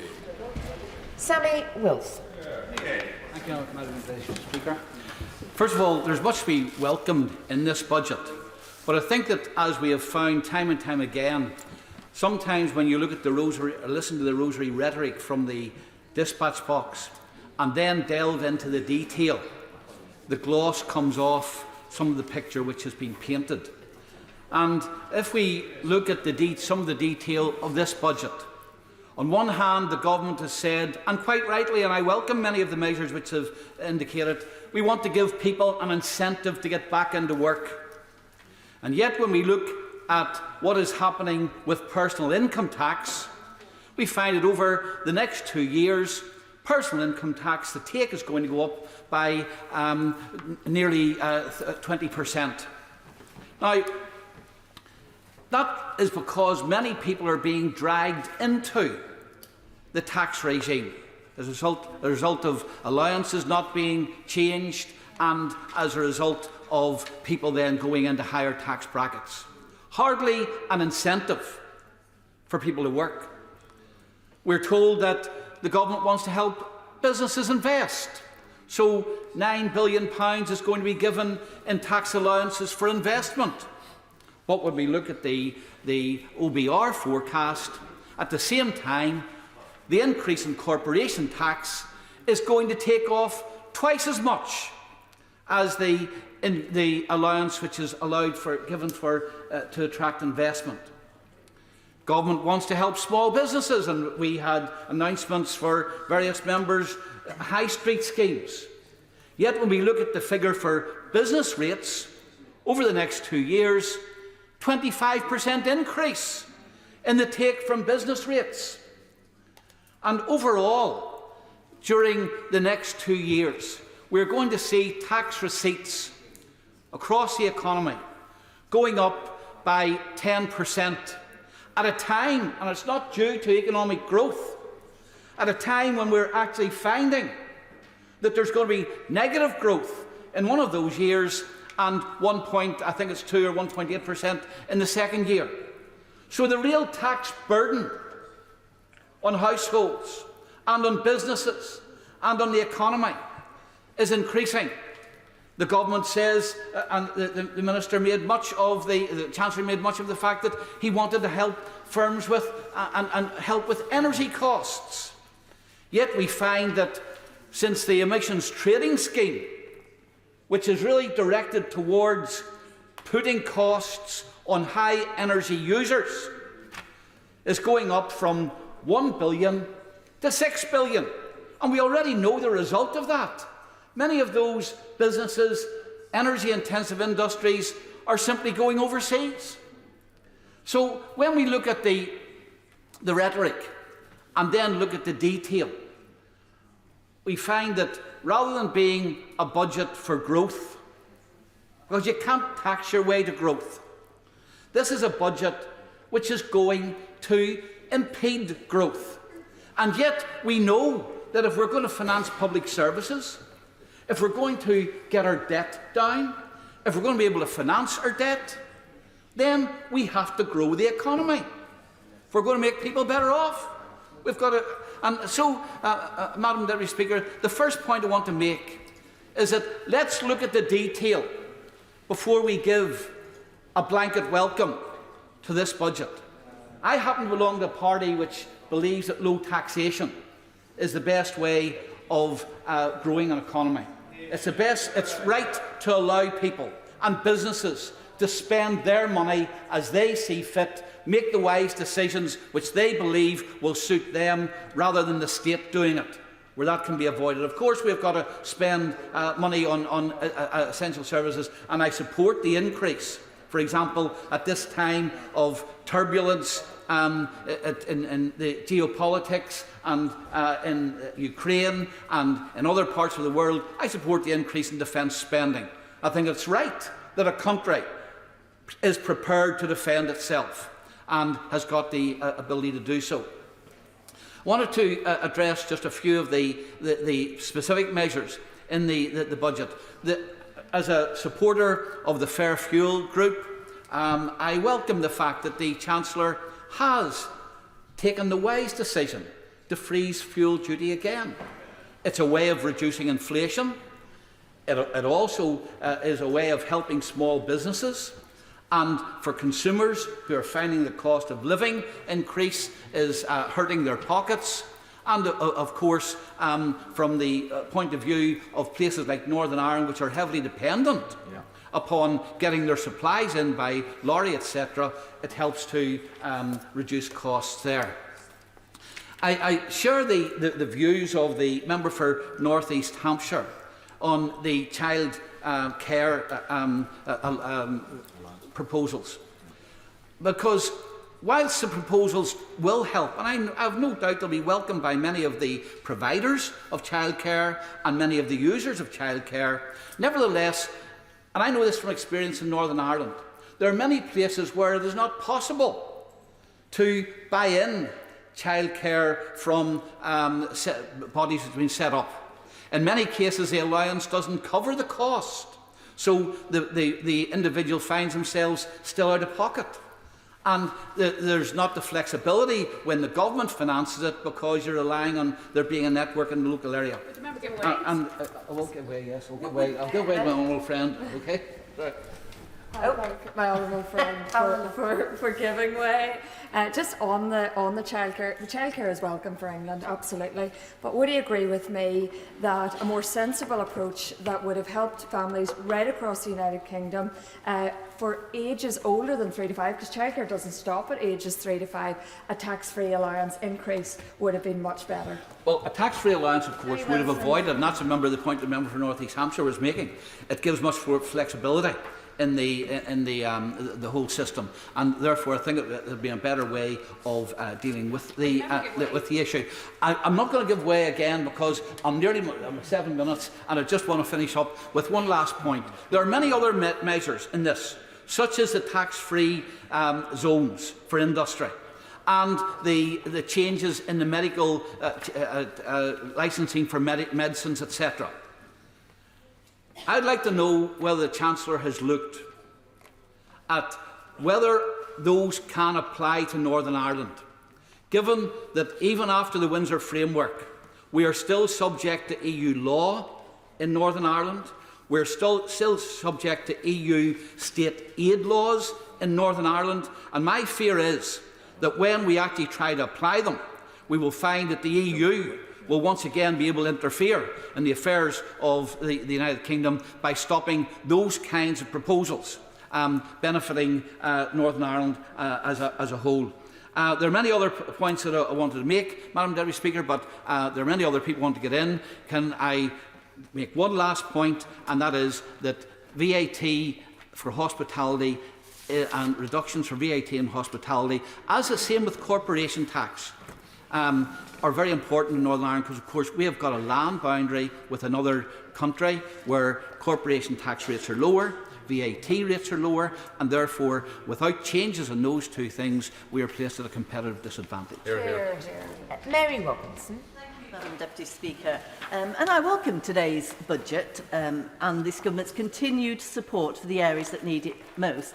And I was listening intently to the remarks of the Right Honourable Member for East Antrim, but I would say I do believe that this is a budget for growth, for the UK, for the country, and it's a budget for growth for the North. It sets out, in my view, the commitment to ensuring opportunity and investment and improving connectivity, and I welcome it. And I'm seeing this in action already in Cheadle, with the £8.26 million for the new Cheadle rail station and the commitment to greener jobs, which I'm also already seeing the building progressing for a new £4.4 million Cheadle Eco Business Park. So I know that the Government is giving local areas and regions the tools and infrastructure they need to prosper. And I'm proud that Cheadle is already home to a number of national and international firms, from the AA, on the beach, to Thales and Dow, to name but a few. And the creation of the 12 new investment zones, one of which will be hosted in Greater Manchester, will attract more businesses and jobs to our region and to Cheadle. And in addition, I really welcome the new innovation cluster in Greater Manchester, which will accelerate research and development and reinforce our place as a centre of innovation. And we'll see the benefits of this spread out into Cheadle in jobs and investment, and also reinforcing the Cheshire Life Science Corridor right on Cheadle's border. Meanwhile, can I also welcome the announcements around childcare, joining many others. Supporting parents and families is vital to ensuring that our communities prosper. By providing more childcare support for those on universal credit and extending the 30 hours free childcare provision to 1- and 2-year-olds, more parents will have the flexibility to take up employment and pursue their careers. I hear the Chancellor's intention to revise the staff-to-child ratios to mirror those in Scotland. But could I also suggest that funding is also found to ensure that safety is never compromised and nursery staff can feel confident that when they are working with these new ratios, that they have got the skills that they need to do so. I believe that helping people getting into well-paid skills employments is the best way to combat regional inequalities and is key to levelling up. So measures to not only create jobs but make it easier for people to take them up is hugely important. Further to these job-creating, job-supporting moves, I welcome the announcement of investment in carbon capture usage and storage off our coast to the northwest and the northeast. Not only does this signal our commitment to net zero, but also lays the foundation for high-quality, long-term jobs and investment in the north. And in order for these jobs to get the maximum boost to the northern economy, the skills and training also needs to be based locally in the north and running side by side these new opportunities. And I welcome the initiatives to improve training and skills and bring people back into the workforce. We know that for investment across the north to boost growth and fulfil its potential, it's vital that our infrastructure matches these new opportunities. And so what I urge government to fully deliver and fast-track Northern Powerhouse Rail, join up these northern towns and cities and unite and link the investment opportunities. Turning to local transport announcements, the announcement of integrated ticketing systems is great news for people in Cheadle, but I would also call on the Mayor of Greater Manchester to hear my constituents who are calling for an extension of Metrolink so that we can fully benefit from these newly devolved powers. It's clear that Greater Manchester will play a key part in the Government's levelling up agenda, with a rollout of more powers to the devolved area. The Trailblazer deals, due to be signed off with Greater Manchester and Birmingham, show the confidence of the Government in local decision-making. However, greater powers and devolved authority must be accompanied by improved scrutiny and accountability. The suite of departmental powers which will be held by the Greater Manchester Mayor will be extensive, covering and already including health and social care, transport functions and skills, to name but a few. And I see these are to be expanded with a deepened devolution to include, as you said, a simplified and integrated ticketing system in local transport systems, devolution of the majority of 19-plus adult skills funding to mayors, a long-term commitment to local authorities, retaining 100% of their business rates, and for the first time outside London, local leaders will now be able to set the strategic direction over the affordable housing programme in their areas. If the Mayor of Greater Manchester is to set up a Whitehall on Oxford Street, then the scrutiny of these powers must be at least as robust as the scrutiny which gets given to ministers in this place. Trailblazer powers need trailblazer scrutiny, trailblazer accountability, and trailblazer governance. Madam Deputy Speaker, I welcome this budget for growth and the measures to invest in and innovate in the North. This budget will grow the UK economy, and I will continue to make the case that only by continuing to level up the North and close the regional productivity gap will our country truly reach its full potential. Yeah. Dame Margaret Hodge. Thank you very much, Madam Deputy Speaker, and it's a pleasure to follow the Right Honourable Member for Cheadle. I have to say I do disagree with her. I don't think that the budget of 2023 will go down in history as a moment when the UK government finally got to grips with 13 years of pitiful growth rates. I don't think the budget will go down as the year when the government honestly confronted the dire state of our public services, much valued by my constituents, much neglected by this government. And I don't think this will be the moment when the government admitted that child poverty has reached the highest levels for a generation, and that they have recognised that we need urgent action to tackle the inequality that brings. For me, Madam Deputy Speaker, the budget is a tragically missed opportunity. I'm afraid it's a failure of political leadership and a woeful lack of responsible stewardship over the nation's finances and taxpayers' money. Indeed, during the budget, we heard that, and during a cost of living crisis, we heard that the people who are probably going to benefit most from proposals in the budget are those who will benefit from the lifting of the lifetime allowance. And I wonder if ministers at the end will tell us who is it who's going to benefit from that. It's not just going to be the doctors, it's going to be the bankers, it's going to be the millionaires. And is it really right to prioritise them as we are in the middle of the cost of living crisis? My constituents are desperate to feel real hope for their future, and for the future of families. But what are the realities facing the families in Barking and in Britain? Public sector pay has been cut by 4.3% since the financial crash. Police officers are now taking home 13% less in real terms than they were in 2009. And in the OBR, we see that they say that living standards are expected to go down by 6%, not just this year, but also next year. There are 800,000... I will give away.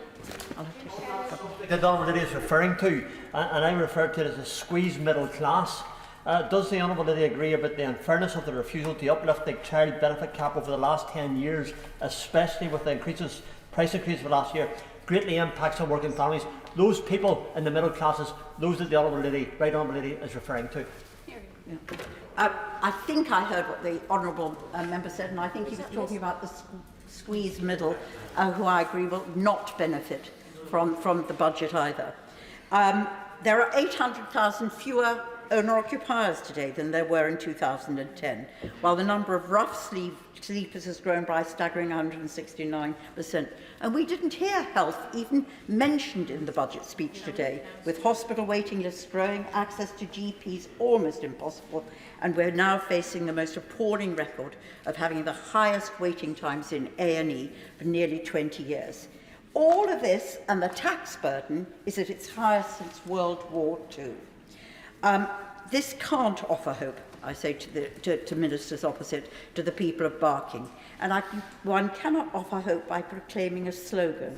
And I fear that much of the budget is full of slogan. Let's take childcare. Of course, everybody can agree that we must support women back to the workplace, but ensuring that our children get high-quality education and care in their early years is just as important, because that's how you give our children the very best chance in life, and that's how you tackle inequality at its roots. I'm always reluctant to hark back to the past, but there are lessons to be learned from what the Labour government achieved on this, and I was privileged to play a key role in delivering our early years services. Children were at the heart of our concerns, and we knew that if we gave them the best start in life, parents would feel confident that their little ones were in good hands, and it would help to develop the next generation of educated, skilled and productive workers. Ask Labour's deputy leader. Her life was transformed by her experience of a Sure Start Children's Centre. But, Madam Deputy Speaker, good quality childcare costs money. And it's a scandal that we're still paying childcare workers the minimum wage, whilst those who teach in universities, for example, are probably in the top 10% of earners. And the government has agreed today to change the ratio of adults to children to cut costs. If the early years matter the most, then the state should invest properly to make sure we get well-trained, skilled people working with little ones, and ensure that each child has the level of attention they need to develop properly. I wonder how many times either the Prime Minister or the Chancellor has looked after 5 toddlers and babies under 2 for 12 hours, 7 days a week. So let's look at the funding. Generously, I assume £4 billion would all go to 1- and 2-year-olds. That would allow £2,670 to be spent on each child. Labour, with our Sure Start Children, childcare and early years investment, spent at today's prices, Madam Deputy Speaker, £4,100 on each child, every child, 1/3 more, £1,230 more on each little one.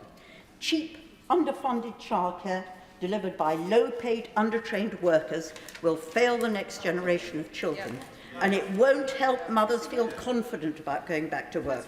It's a political and electoral con, not a serious policy to support children and tackle inequality, and it will be largely ineffective in encouraging women back to work. I now very quickly want to focus on 3 other areas that received scant attention in the statement. Getting the revenue in. It's a scandal, Mr. Speaker, that the gap between, Madam Deputy Speaker, that the gap between what we collect and what we should collect is still £32 billion, getting on for half of the total amount we spend on defence. It's a scandal that HMRC only prosecuted 8 cases where there is evidence of enabling tax evasion by a string of professionals such as accountants, lawyers and bankers. At the same time, HMRC pursued almost 400,000 people earning less than £13,000 each for not filling in a tax return on time. Remember, the personal allowance is almost £30,000. It's a scandal that HMRC investigated 30% fewer compliance cases last year, and that prosecutions fell from 700 to a mere 163. That failure cost us an estimated £9 billion, the equivalent of the total budget for the Foreign Office. We know that every pound spent on compliance activity yields £18 in additional revenue. It's also a scandal that we spend hundreds of billions of pounds on a vast array of tax reliefs because they are that are not viewed in the public accounts as expenditure. So we've no idea how much they cost, whether they fulfil the purpose for which they were intended, and whether they provide value for money. I've seen estimates that suggest that the total cost of these non-structural reliefs can come to 8%. The Chancellor's only response to this particular scandal is to abolish the Office for Tax Simplification, which examined tax reliefs. R&D tax relief is one, agricultural property relief, business property reliefs, all used to avoid inheritance tax. Finally, let me talk about government waste. Can I do 1 minute on? I was 1 minute on government waste. 15 billion lost to fraud and error on COVID schemes. 8 sites for nuclear power station, approved in 2010, not one built, and the costs for Hinkley Point increased so far from 18 billion to nearly 30 billion, not to mention the white elephant that is HS2. Madam Deputy Speaker, why can't the government act to make our tax system fairer? Why can't they adopt the principle established in the 1980s by Nigel Lawson that income secured from wealth should be taxed at the same rate as income secured from work? Taxing capital gains at the same rate would raise 16 billion. Ensuring landlords paid national insurance would gain another 8 billion. Insisting that pensioners like me, who are still in full-time employment, pay the full national insurance on their wages, another 3.6 billion. Abolishing the out-of-date 50,000 upper earnings limit on NI, another 21 billion. Madam Speaker, I've spoken for too long, but this is an opportunity missed. It's ill thought out through gimmick on childcare. It's more for the better off in their pensions and nothing for ordinary families struggling to make ends meet. That's how history will judge this budget. Deputy Speaker, it's a privilege to follow the Right Honourable Lady for barking, but I was disappointed with much of what she said, and particularly the tone that she took, because my constituents face much of the challenges that are faced here in England and across the rest of the UK. But the Right Honourable Lady talks about the Labour solutions, which are very different to my constituent, and she talked about healthcare, she talked about childcare. Those are devolved functions, and the performances and the opportunities in Wales are much less in spite of the Labour Party running it. So I would suggest that the Right Honourable Lady spend a little bit of time and looking at the experiences my constituents face before she then starts casting aspersions and doubts on the policies and strategy that have been outlined a little bit earlier today. I do want to pay tribute, Madam Deputy Speaker, to the Chancellor and to the Treasury team for the stability and the confidence that they have brought to the economy.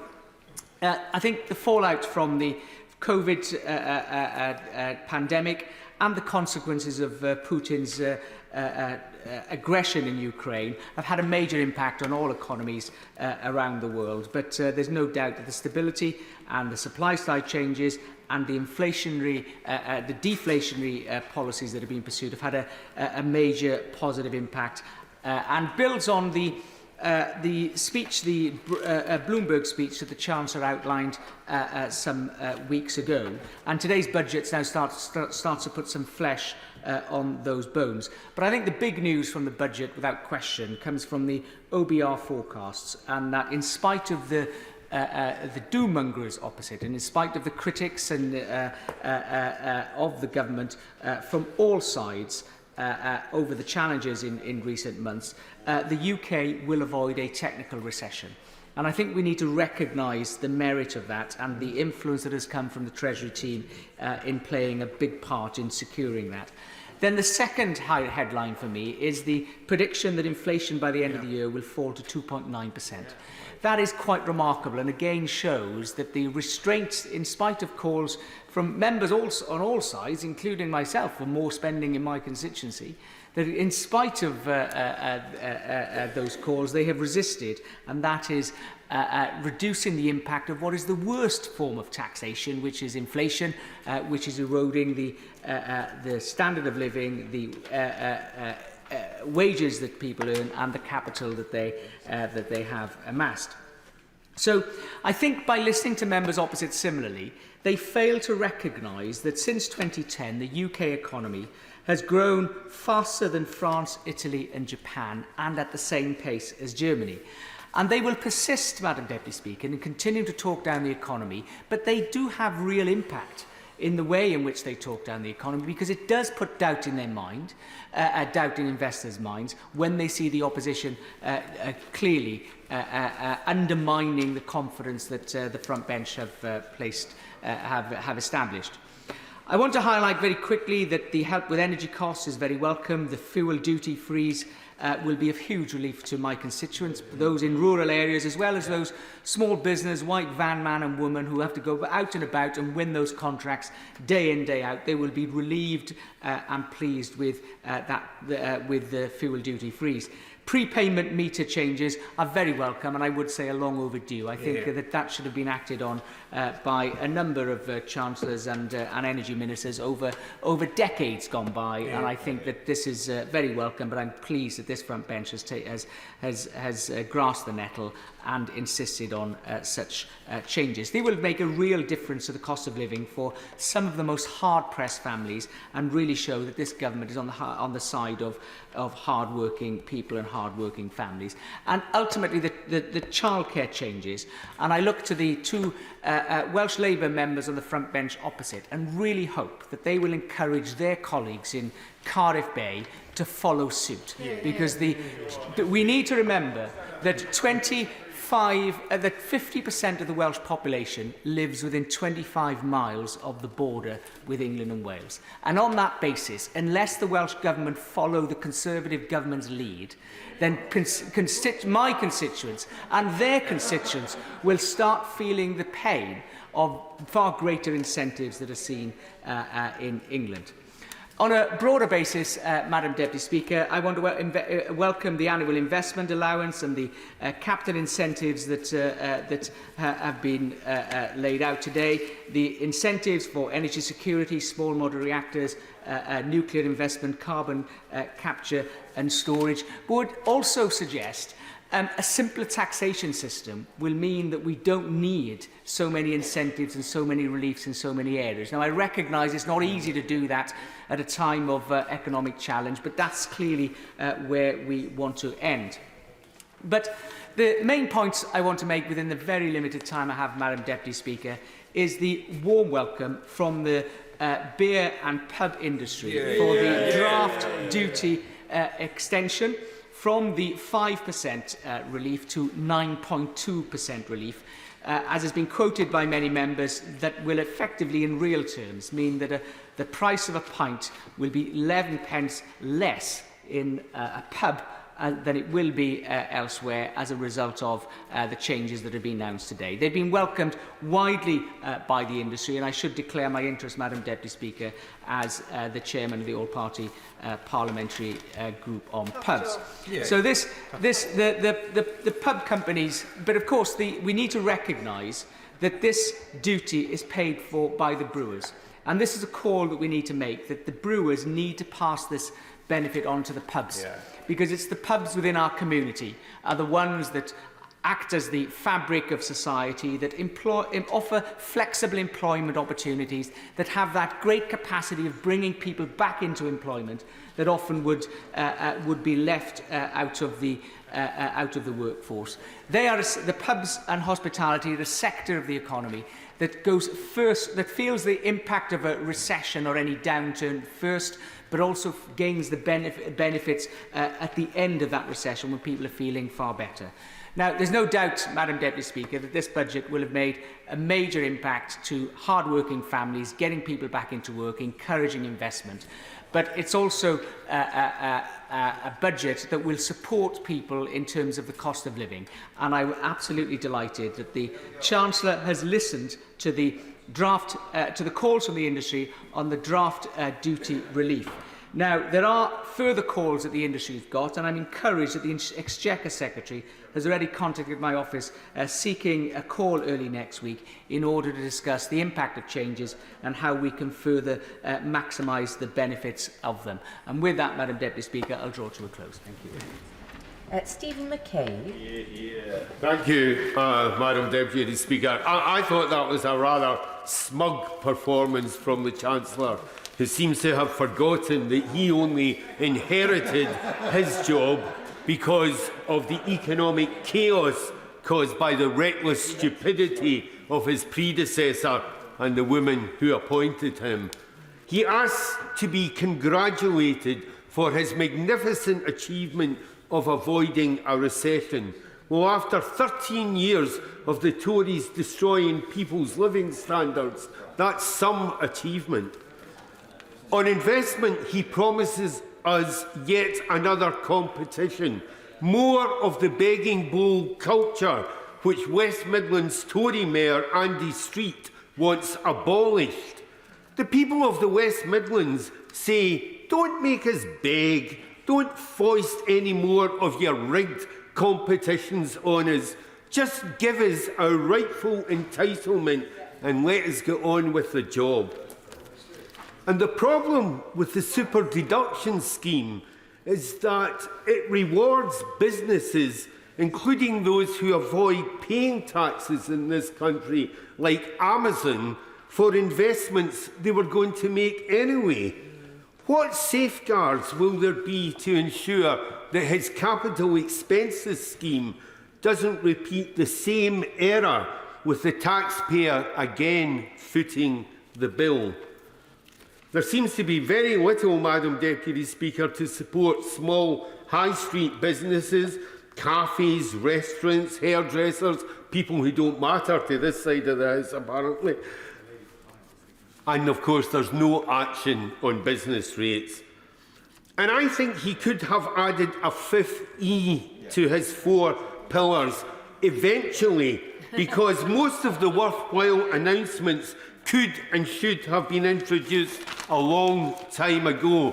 They've been told about them from this side of the House often enough. Universal support is a good idea, although it's not quite what the Right Honourable Gentleman for Chingford and Woodford had in mind when he introduced universal credit. And I want to know, how will the Chancellor pay for universal support? I hope it won't mean siphoning money from the existing access to work budget. And relaxing staff-child ratios for childcare will increase capacity, but not necessarily reduce costs.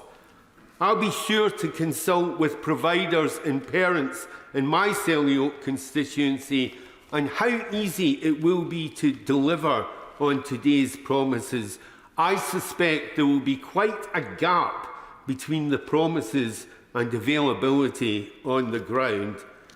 And a freeze on fuel duty and energy costs are welcome. In fact, they're the least he can do.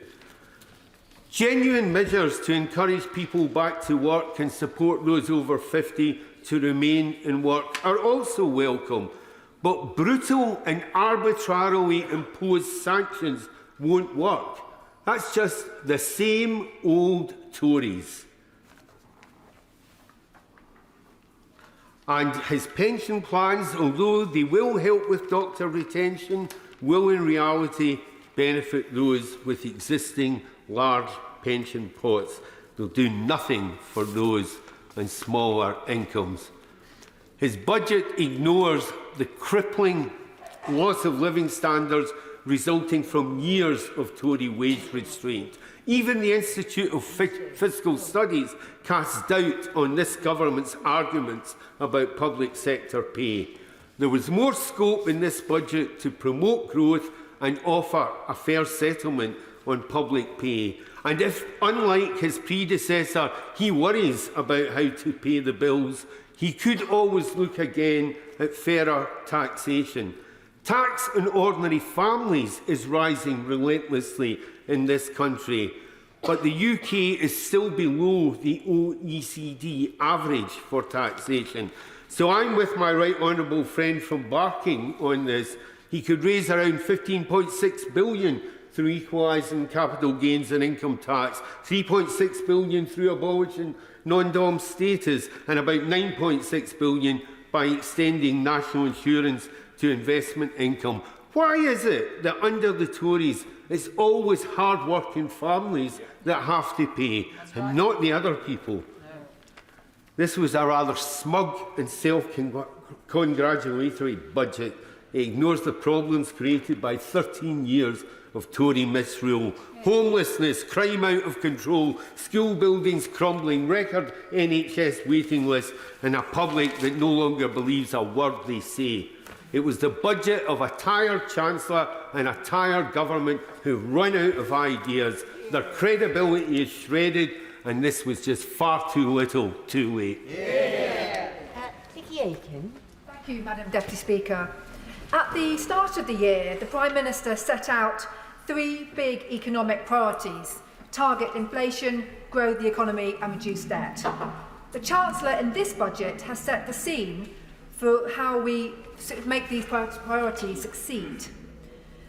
I believe this budget has shown vision and pragmatism which will help people and businesses in the 2 cities. Madam Deputy Speaker, households, as always, are at the forefront of the government's priorities. So I'm delighted to hear the energy price guarantee is to be extended to keep the average cost of energy bills at £2,500 for a further 3 months. Maintaining this support will save households hundreds of pounds over the coming months, preventing millions of families from falling into fuel poverty. In the 2 cities, we have many residents being supplied energy by communal heat networks. And I recognise that the energy bill is progressing, and this will go some way to supporting those who rely on communal heating networks. However, I do hope that financial support can be extended to these households, as they are all too often overlooked through no fault of their own. And I would also suggest that the hospitality sector, I know, welcomes the Brexit pub guarantee, but they do still remain concerned about their energy costs for their businesses like restaurants and pubs, which are such a huge sector for the West End and across my constituency. This budget does so much and goes a long way to boost employment. Rebooting the benefits system to support people back into work is something I particularly welcome. This budget includes the biggest reform to the welfare system in a decade, which will now mean that disabled and long-term sick people can work without the worry of losing out. This is important for several reasons, but principally among them is that in the real world, people's ability to work isn't as binary as the current system implies. I've seen this firsthand in the Fair Shot Cafe in Covent Garden, run by Bianca Tavella, who's supporting young people with learning disabilities getting back into the workplace, and it makes a huge difference to the individual and their families. I also welcome the measures to support for children in care and as they enter working age, as well as helping job seekers into decent jobs with decent wages. Here, I believe the Chancellor is right, that we are removing the barriers that we can, with reform which strengthens our society as well as strengthens our economy. And building on this point, changes to childcare is something which will have a real impact on people's lives in the 2 cities. And I'd like to take this opportunity to congratulate my honourable friend, the member for Stroud, and also my honourable friend, the member for East Surrey, who have really driven this through and got it over the line. And particularly, I welcome this major changes to childcare, because it will give working women the real opportunity to choose what is best for them and their family, whether they stay at home with their children or if they want to continue with their careers. And not least because now parents will be afforded 30 hours of free childcare from as early as 9 months until their child's 4th birthday. And also the help for wraparound childcare through schools is most welcome. For me, this is so important because this means that parents can have the flexibility to decide what's best for them and their children. Madam Deputy Speaker, I also believe that the Chancellor has also produced a sensible and pragmatic approach to business taxation. For the 2 cities, this is incredibly important. And as a Conservative, I recognise the value of competitive tax regimes, and I understand the value of pro-business, pro-enterprise governments. So announcements on simplifying the tax system for small and medium-sized businesses are something I'm glad to hear. However, I must take this opportunity to once again make a plea for the return of VAT-free shopping for overseas visitors. Returning this will be a massive boost, not just to London and particularly to my constituency, but it will have a massive knock-on effect for jobs and businesses across the United Kingdom. And I know I've spoken to the Chancellor about this specifically, and I know that he is looking at it, but I really do hope that we will have an announcement sooner rather than later, because the benefit it has for the whole country is so important. Madam Deputy Speaker, having said that, I do look forward to the review of taxes paid by smaller businesses and the consultation to expand the cash basis, as well as measures to simplify customs imports and export processes for small businesses. And while I welcome all of this, I would also urge the government to keep tax simplification as an ongoing priority for the government. But in conclusion, Madam Deputy Speaker, despite enormous global challenges, the UK economy is proving the doubters wrong. Far from entering a technical recession this year, this government is stimulating growth, supporting hard-working families and looking forward with a powerful vision for this country. Dawn Butler. Thank you, Madam Deputy Speaker. And it's a pleasure to follow the Honourable Member from Cities of London and Westminster. And I actually agree with something that she said in regards to VAT. And whilst I'm in a positive mood, Madam Deputy Speaker, I'd like to thank the Chancellor for his announcement on prepayment meters, because it's a campaign that I've been championing for the last 7 years. But Madam Deputy Speaker, I feel like there's a lot missed in this budget. Like, at the moment, we are facing a profit crisis while other people are struggling. And the Office of Budget Responsibility has stated that real household income is due to fall by 5.7% in the next 2 years, which is the largest 2-year fall since records began. So it will be lower than pre-pandemic levels. So I think the Chancellor has missed a huge trick here. And the pension announcements, and I know the devil will be in the detail, but the pension announcements, as far as I can make out, is for the wealthy, for those that can afford to put away £60,000 a year. And also, it seems like the only permanent tax cut in the budget is for those who were very, very wealthy. And the Chancellor could have stopped all the strikes if he had only made an announcement on public sector workers' pay today, but he chose not to do that. And there was nothing, as we've heard from other members on this side of the House, on capital gains tax or income tax. And that's very strange, Madam Deputy Speaker. And the thing is this, improving the UK economy cannot happen without London's contribution. And London's councils have some key 5 priorities. And if I can just list them, they are housing and homelessness, health and care, supporting businesses, helping London deliver net zero, and greater devolution to local government. London businesses are struggling in the face of increasing labour and energy costs and sustained high inflation. And I just wonder if the Chancellor will commit to keep the energy bill relief scheme under review and materially improve the discount for businesses. Also reform the apprenticeship levy to make it easier and cheaper for employers to recruit and retain talent. At the moment, there's a lot of, we've heard about employers buying equipment rather than investing in people. Yep. And as the honourable member from Cities of London had said, reintroduce the VAT retail export scheme to make London and other UK destinations more competitive to overseas shoppers. It will actually add a net gain to the public purse. There has been, in local authorities, especially mine in Brent during the pandemic and the current cost of living crisis, it means that local authorities will have to make savings of at least £100 million next year to balance budgets. That is just not sustainable for local authorities such as mine in Brent. And we have a problem with homelessness. Shelter recently reported that 1 in 58 Londoners are homeless. So will the Chancellor increase the local housing allowance rates, which have been frozen since 2020, to help homelessness?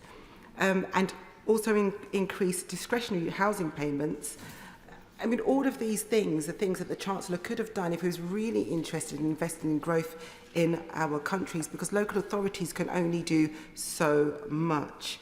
And I wonder if there is money to provide additional investment for the refurbishment of existing housing stock to treat damp, mould and address fire and building safety. We know that when Labour came in last time, they had to put a lot of money into making social housing right. And And something that's very important, especially as I say in London, is to remove all restrictions on how councils can use right-to-buy receipts to sustain affordable housing delivery without placing additional demands on the public purse. These are all things that can be done if we had a bit of imagination from the government.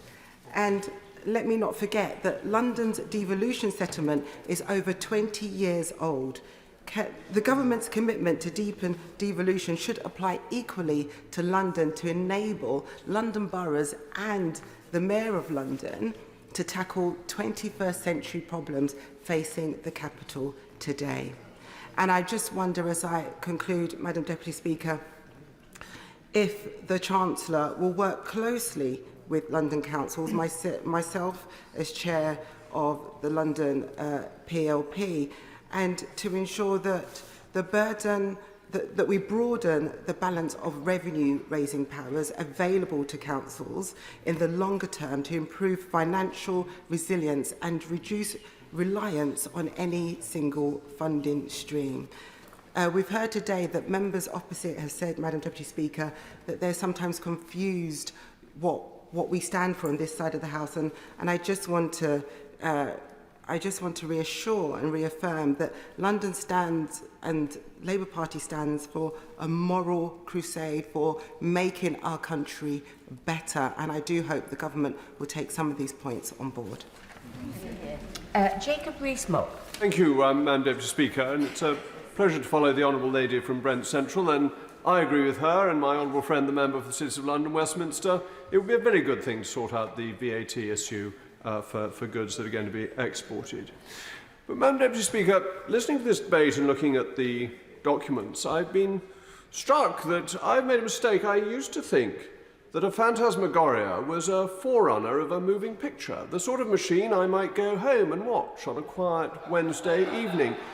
But it turns out that a phantasmagoria is in fact our current approach to economic policy making. And I refer honourable and right honourable members to page 131 of the ABR's report, which says, since the ABR was established in 2010, the government has had 6 different fiscal mandates. So what actually happens is that the ABR comes up with forecasts that are wrong to meet a government mandate that will change. And it means the value of the exercise on which we are basing our economic policy isn't actually right. It doesn't serve the purpose of what we're trying to do, which is to achieve economic growth, to increase the standard of living of our constituents generation by generation. And instead we're taking a very theoretical approach which doesn't work in practice. And that's why we haven't been achieving growth, because we haven't been willing to make the decisions that are necessary to do it. So what do we have today? Well, today we have some things that are very welcome, but they're slightly picked out of a jar of sweeties, and we've taken to pick out the one on pension reform. This is a great sweetie, as it happens. It's a Toblerone with a Swiss marker on it of sweeties, I suppose, because it could really encourage investment. It could make people think that pension investing is a long-term opportunity, which it hasn't been in recent years, as long as this reform remains and we don't next year find that there's a new limit brought back or the £60,000 investment limit annually is tweaked a little bit. Because what we've had in pension investing is such confusion that you wonder why anyone has bothered in recent years. And it was only brought into the sharp light of day by the fact that people were retiring from the public sector because the pension system had become so lunatically punitive in the high marginal rates it charged. So, look, that's a very welcome aspect as long as it's stuck to. Deregulation of childcare, again, is a good thing to be doing. I pointed out to others that if somebody like me is allowed to be left in charge of 6 children, and that is perfectly legal, even without any government intervention or Ofsted inquiry or anything like that, it seemed a little surprising that people much more capable and better trained than me could only look after 4. So I'm glad that the number is being increased, and I'm delighted that fuel duty is being frozen, as the Mayor of London wishes to savage the motorist and wishes to put them into penury, I am reassured that the Conservatives continue to be on the side of the motorist. So those are some of the sweeties that we've been able to pick out. But it's not all sweeties, is it? Because there is the continuation of a number of things that weren't actually mentioned in the budget that are going to happen.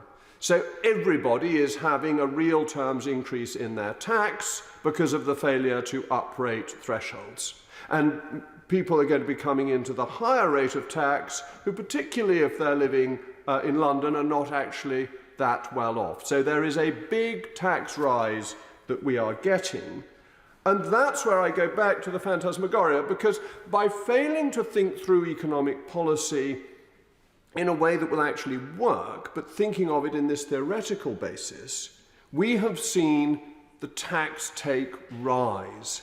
Look what happened in the Thatcher era, and this is page 80 of the ABR. I think the ABR is useless, for the record. I think it is a body that gives bad forecasts that are consistently wrong, but some of the data that are in the document, the historic data, are perfectly respectable. But this is important. Between 1981 and 1995, what you might call the Thatcher era, tax as a percentage of GDP fell from 33.9% to 27.4%. Once the socialists got in, it started rising. And you'd have thought that when the Conservatives got in again in 2010, it might have come down a bit. Not a bit of it. It's gone on rising. And that seems to me to be the problem that we're facing. So we have a rise now in corporation tax, but we then sort of salami slice it a bit with some capital allowances to pretend it's not much of a rise. This is not a good approach to tax policy. The best approach to tax policy is low tax rates with few exclusions. We hear powerful arguments from the other side against tax avoidance. But this is setting up a tax avoidance scheme that companies are being asked to carry out because the government thinks it may be a way businesses will spend money that's approved of by the government. But actually, who knows best how to spend their money? Businesses or the government? Businesses. So what you want is low rates rather than distorting investment to make it go in the way that the government currently thinks is fashionable. And that's why I think we should be cutting corporation tax and looking at what has happened in the Republic of Ireland, which has been mentioned before. But the figures are stark. I wonder if the Treasury bench is aware that in the Republic of Ireland, corporation tax raises more money than value-added tax. And it's a very similar VAT base to the one in the UK. The figures are 22.6 billion in corporation tax to 18.6 billion in VAT, euros, compared in the UK to 82 billion in corporation tax to 162 billion of VAT. Lower taxes raise more money. Let us for once move away from the old-fashioned, from the phantasmagoria, and update ourselves to a modern age of tax cuts and economic growth. Bill Esterson. Short-term giveaways to placate Conservative backbenchers. A potholes hotline after £400 million of cuts to highways budgets, apparently their favourite, in this sticking plaster budget after 13 years of failure. And the bleak OBR analysis shows living standards 6% lower in 2 years' time and still below pre-pandemic levels by 2028. And what was the Chancellor's flagship announcement? To prioritise those already the wealthiest during a cost of living crisis. Other countries have recovered strongly since the pandemic, but not the UK. So how absurd that the Chancellor should crow about avoiding recession when the UK will still be the only country where GDP will not have recovered to pre-pandemic levels by the end of this year. Our low growth since 2010 has seen households £8,800 per year worse off on average when compared to the average growth in the OECD, and a £40 billion gap in the tax revenues as well. The party which presided over low growth since 2010 and crashed the economy was never going to have the answers to the deep-seated problems they created. And so it was with the budget that the Chancellor announced. And whatever today was, it wasn't a long-term plan for business. Investment is at a record low level.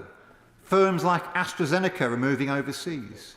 Small business forced to close through high energy bills, high business rates, shortages of supplies, and the lack of skilled workers. And what of our international competitiveness when the United States is attracting investment through the Inflation Reduction Act and the European Union is implementing its own equivalent plan? Let's look at what business says. Here's what Mike Hawes of the SMMT said today. There is little that enables the UK to compete with the massive packages of support to power a green transition that are available elsewhere. And let's look at what Make UK says. This does little to tackle the real and immediate threat manufacturers face with rocketing energy bills. And that's a point reiterated by the British Chambers of Commerce, who also criticised the failure to reform business rates. Or take Martin McTague of the Federation of Small Business. Today's budget will leave many feeling shortchanged. The government's lack of support for small firms in critical areas is glaring, he said.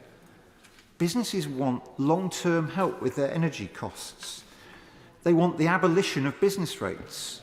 They want reform of the apprenticeship levy so they can all use it for what they need.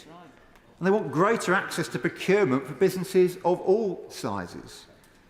Labour is committed to all of these as part of our industrial strategy. Businesses agree with our plans for self-sufficiency in renewable electricity generation, to cut bills and guarantee supply whilst playing our part in meeting our climate obligations. Insulation of 19 million homes too. And they agree with our plans for 8 gigafactories and a rollout of EV charging points, using grants and low-interest loans for consumers, absolutely critical in the transition to electric, especially when new car sales are at 70% low. They agree with our plans because the plans have been drawn up in partnership with industry. Labour's Green Prosperity Plan is a response to the massive attraction of the Biden plan. Investors and businesses support us. It's the Labour Party that recognises that the party of the worker has to be the party of business. That's why we will be partners of business and trade unions when we are in government. It's how modern, industrialised economies thrive. Partnership. No wonder John Allen, the chairman of Tesco and Barrett, says there's only one political team on the pitch, and it's Labour.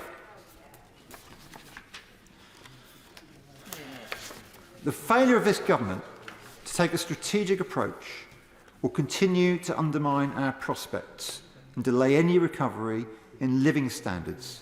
That's what the OBR says. And Madam Deputy Speaker, this week it's the Cheltenham Festival. I have 2 pieces of advice. Firstly, come to the Grand National in my constituency next month. It is, of course, the biggest horse race in the world. The second piece of advice, after this sticking plaster of a budget, don't gamble at Cheltenham or Aintree. Save your money for the sure bet of a general election and a Labour win.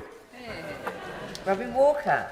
Thank you very much, Madam Deputy Speaker. My honourable friend for West Worcestershire made her contribution to this debate talking about inflation, and I'd agree with some of the contributions we've heard, but just as important as the fact that we have avoided a technical recession is the fact that inflation figures are forecast to come down very sharply. That is hugely important, and it has been right that the government has helped households with the cost of living, including the £94 billion cost package set out in this budget, and that is not to be sniffed of. I particularly welcome the announcement on prepayment meters, and I congratulate the Honourable Lady opposite on her campaign on that issue. I do think it's an important issue of social justice, and many of us have been raising concerns about prepayment meters over a long period of time, so I congratulate her on her success in that regard. But the main thing I want to say as Chairman of the Education Select Committee is thank you to the Chancellor for listening to the concerns that colleagues on all sides of the House have been raising about childcare and the cost of and affordability of childcare. I want to pay tribute to the members on all sides of this House who have raised this issue consistently. The Honourable Lady for Walthamstow, the Honourable Lady for Birmingham Yardley, the Honourable Lady for Twickenham, who speaks for the Liberal Democrats,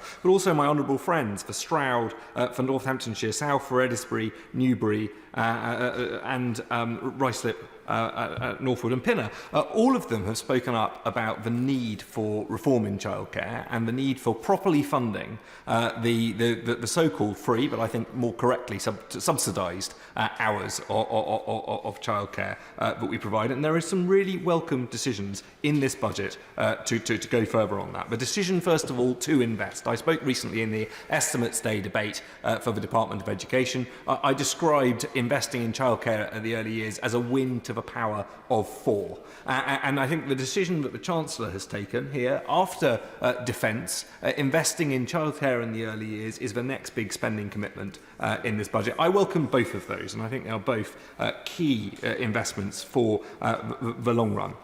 I do really welcome the idea of extending the 30 hours offer to 1- and 2-year-olds. I think it's been pointed out by many people, again, on all sides of this House, the gap that exists between the end of parental leave and the beginning of support. And that gap has been made significantly smaller by this government's introduction of the 30 hours for 3- and 4-year-olds. It's been made significantly better for a small group of people by the disadvantaged offer for 2-year-olds, but actually widening the offer to cover 30 hours for 1, 2, 3 and 4-year-olds could be game-changing. But it will only be game-changing if we make sure that the sector is properly funded. And in that respect, I do welcome the fact that as part of today's announcement, the government has announced a step up in the funding for the existing allowances, 204 million next year, increasing to 288 million for the year after. But I would point out what we've heard on the Select Committee are concerns about the very real cost pressures that the sector is facing right now. And those include very substantial increases in business rates. It is a real problem. It is a very real problem affecting this sector for the voluntary and independent sector, which is such a key part of the childcare sector. And actually, I join some of the calls we've heard opposite from and from members on this side for further consideration of business rates reform. One other concern I have about the announcements on childcare is around the ratios. What we've heard on the Select Committee and what we've heard very clearly from the sector is that if this is voluntary, it's not one that many in the sector will be taking up, and it's certainly not what they hear from parents that they want. But I welcome the fact that the government has listened to the consultation and has at least made this optional.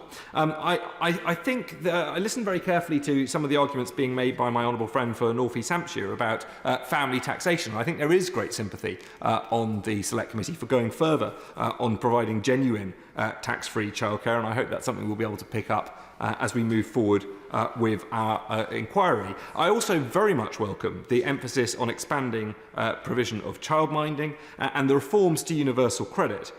They can make a very substantial difference, a very substantial contribution in this space. And again, that is something which I think is going with the grain of the sector. But we do need to make sure that we have sustainable funding for both the maintained and VI sector in nurseries.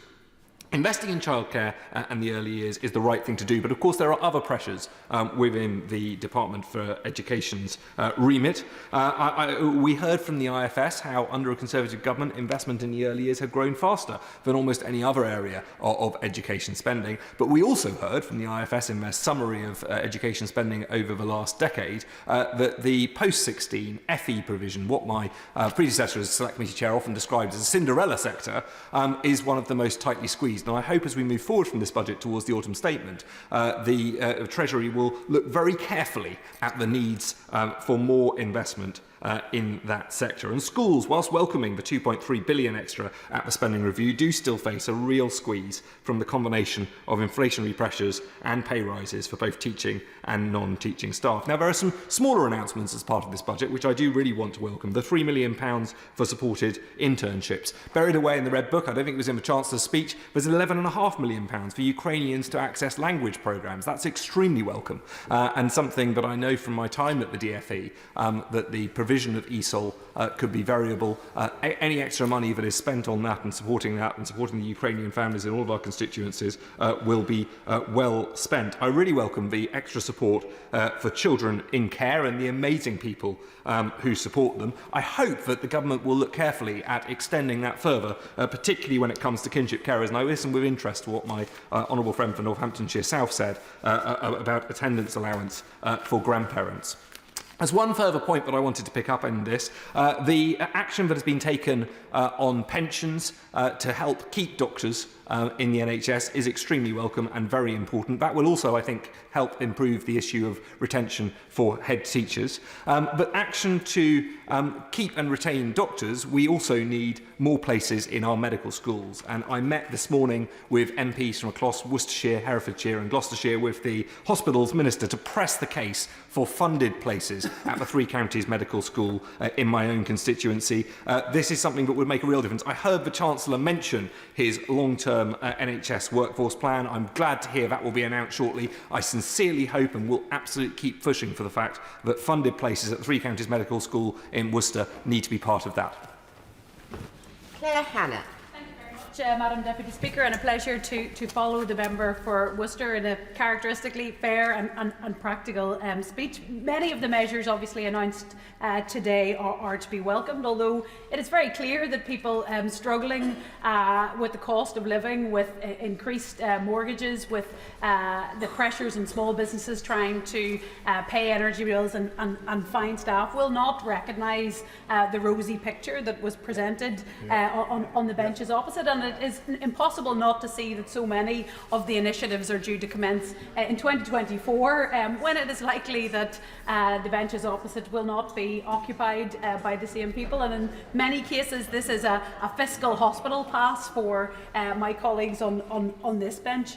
It's also, of course, my focus today is on Northern Ireland and generally. The context for us is the real opportunity we now have to get on with things through the Windsor framework, but the context is also the disadvantage we have through the lack of an executive to implement some of the initiatives that may be better funded after today. And nowhere is that implementation gap clearer than in childcare. I really must commend all of the members in this House and the campaign groups outside who have fought very hard and pushed for these measures to be announced. And as the lucky mum of 3 large childcare bills, I can confirm that this approach is very much overdue and vital. But it is so crucial that this goes further than a press release, an announcement and a headline. This is a sector that needs really serious reform to support families, that is focused on children's development, that finally begins to tackle the educational inequality that we know is set in the first 1,000 days of a child's life, and which childcare can play such a role in. That we make sure that the funding is there for this, not just to be minding of young people, but to really get in there and change some of those stubborn fixed outcomes. The changes must also not leave behind the workforce of this vital sector, whose wages have never matched the skill and care and increasingly the qualifications that they need. It's fair to say I am a true believer in devolution and its power and its protection for a region like ours, but I regret to say, as a founding chair of the Assembly All-Party Group on childcare, this is one area where we have absolutely fallen behind. Northern Ireland doesn't even have the 30 free hours for 3 and 4 year olds that is in place in parts of England. I welcome too the proposed allocation of up to 40 million for Northern Ireland for further and higher education, and hope we can begin to end the export of our finest resource in Northern Ireland. That's our young people, many thousands of whom have to leave after tens of thousands of pounds being put into their primary and post-primary education, have to leave to get a university place due to the artificial Mazen cap. But I hope that this funding is one of the things that gets us moving on the skills deficit as well, that leaves workers young and old not able to access the training opportunities they need to get into the labour market of today and of the future. And there's often a real mismatch in what we're providing for skills. I'm disappointed disappointed that there isn't as yet specific proposals to address the really alarming cliff edge facing many charities and third sector organisations in Northern Ireland who specialise in employability due to the loss of the ESF, which is European Social Fund, which is reckoning on a loss of tens of millions of pounds per year in Northern Ireland. The Chancellor spoke directly about the so-called economically inactive, so it is penny wise and pound foolish to allow to fail many of the schemes that are tried and tested in getting into the labour market. Some people who do need a little bit of extra support due to additional needs or for other reasons. There are opportunities now, and we cannot let fail the organisations that support them. A labour market, by the way, that is undoubtedly disadvantaged by the difficulty bringing in talent from elsewhere, and it's disappointing that there hasn't been a reckoning about that and about the impact of labour shortages in key parts of the economy. I welcome too the specific allocation to the Tackling Paramilitarism programme, and I urge those allocating that to invest and invest and invest in community resilience and to alternative leaders, and to learn the lessons of practice in paramilitary transition. Look at the good and look what absolutely has not worked as we try to rid our neighbourhoods and our society of the cancer of paramilitary hard men holding people back and preying on the vulnerable. On green technology and transition, some progress is welcome, but as the Leader of the Opposition said, we are not yet really even on the pitch. I remind the government that green jobs aren't just people in high-vis and working with steel and all that. Jobs in caring and education are by definition low emissions. But for Northern Ireland, the multi-level transition we needed, we can play a real part. We are very, very well positioned to be a leader in wind and in tidal and hydrogen and other things that could be really game-changing with the sort of strategy and investment we're seeing,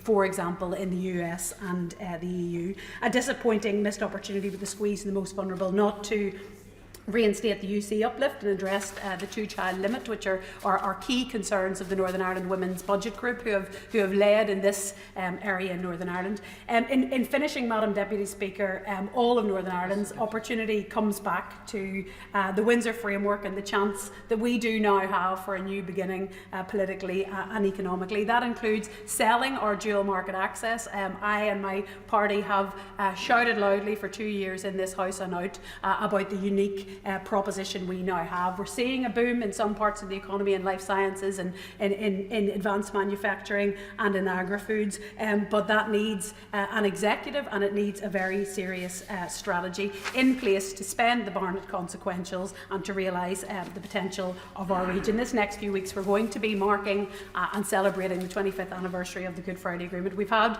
2.5 decades of peace processing. With the right investment and the right strategy, the next 25 can be our prosperity years. I'll just remind everybody that if people do keep to about 6 or 7 minutes, which they appear to be doing, we'll get everybody in, and there are no wind-ups at the end of today's proceedings. Natalie Elphick. Thank you, Mr Deputy Speaker. It's a pleasure to follow the Honourable Member for Belfast South and the way in which he highlighted the importance of childcare. I congratulate the Chancellor on today's budget to support families and businesses with the cost of living and growth. For my constituents in Dover and Deal, there are 3 measures I would like to highlight which will make a particular impact. The first is the fuel duty freeze and continuing energy support, as many people rely on their cars to get around, and recent fuel and energy prices have been worrying for very many people.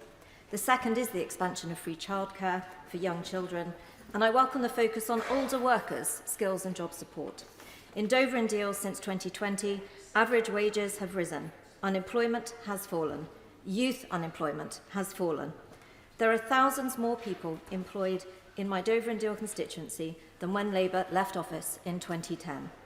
The measures taken by Conservative governments have created more jobs and money in Dover and Deal.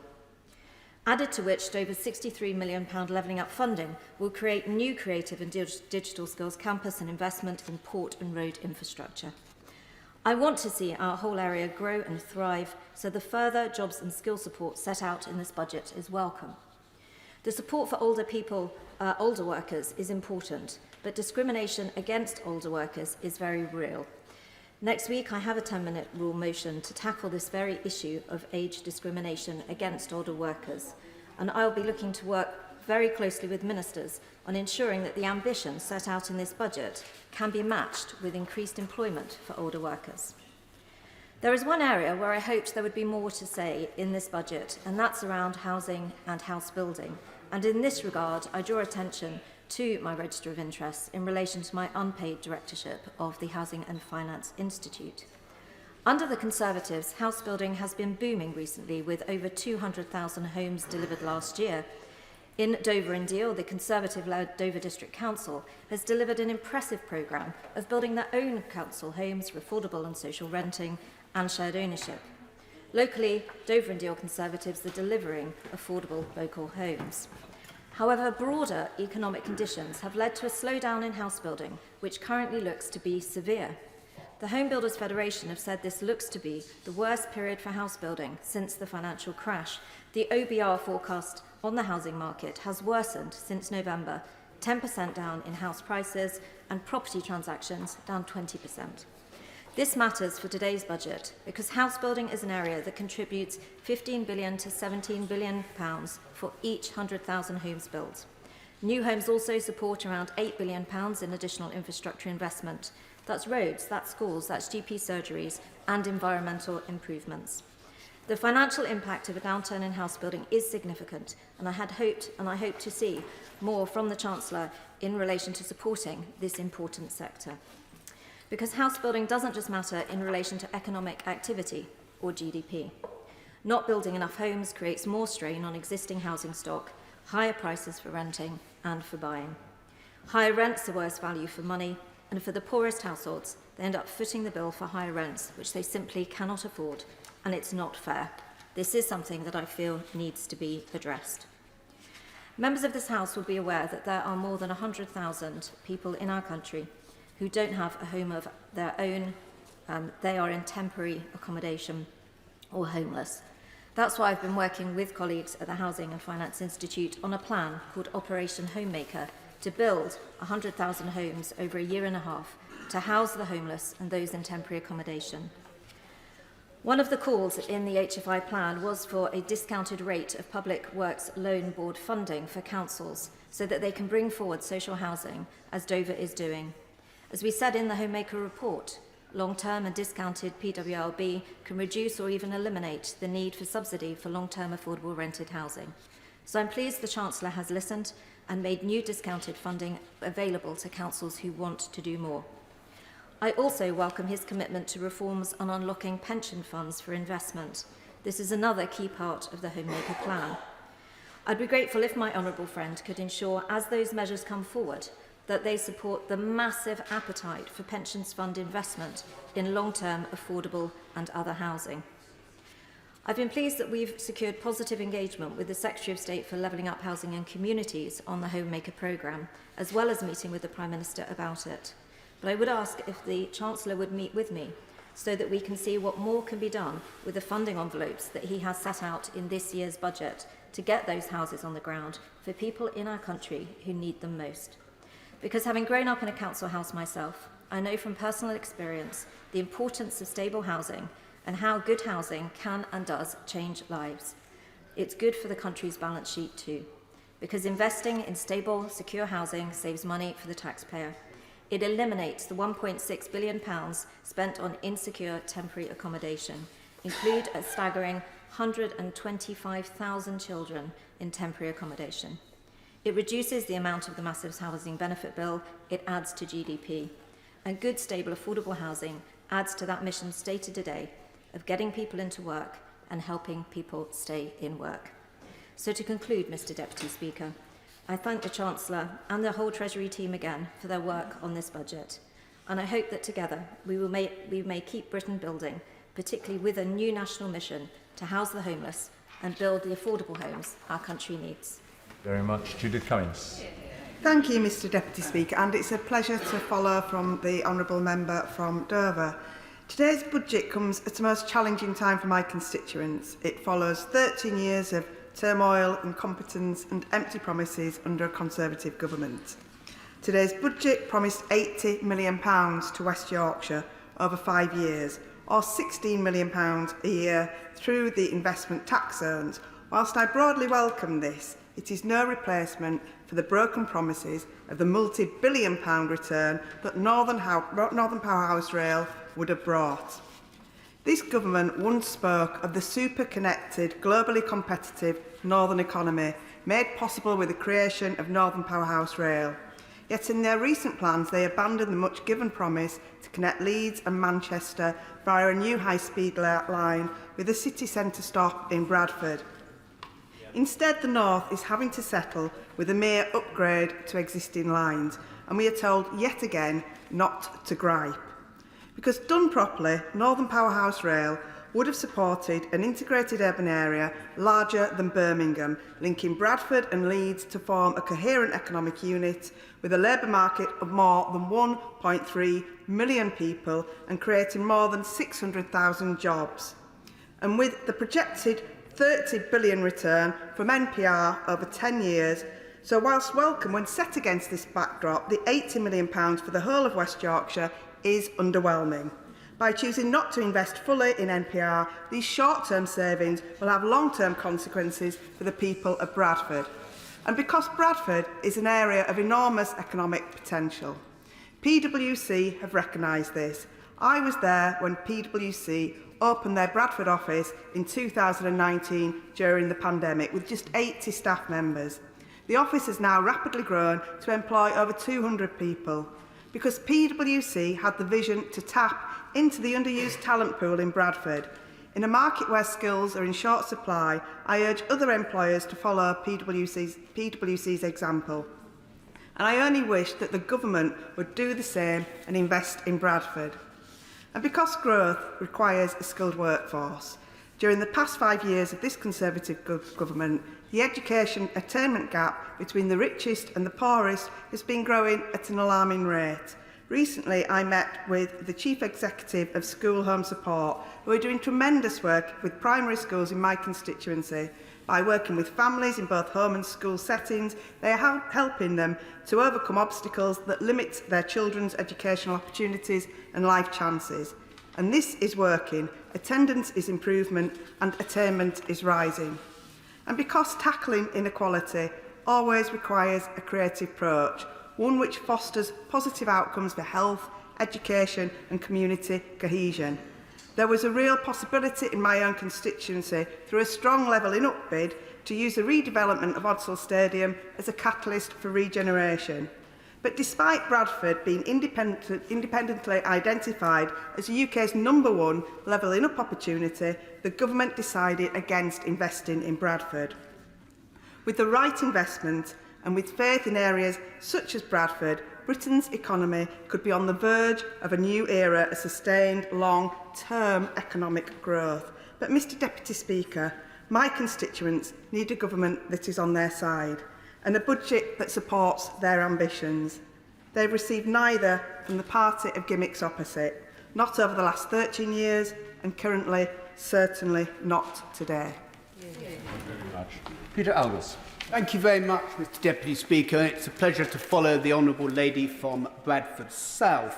My right honourable friend, the Chancellor, was bequeathed a very difficult immediate inheritance last October, and in his autumn statement delivered on 17th November, he took the first steps to putting the nation's finances back on a secure footing, laying the foundations for sustainable long-term economic growth.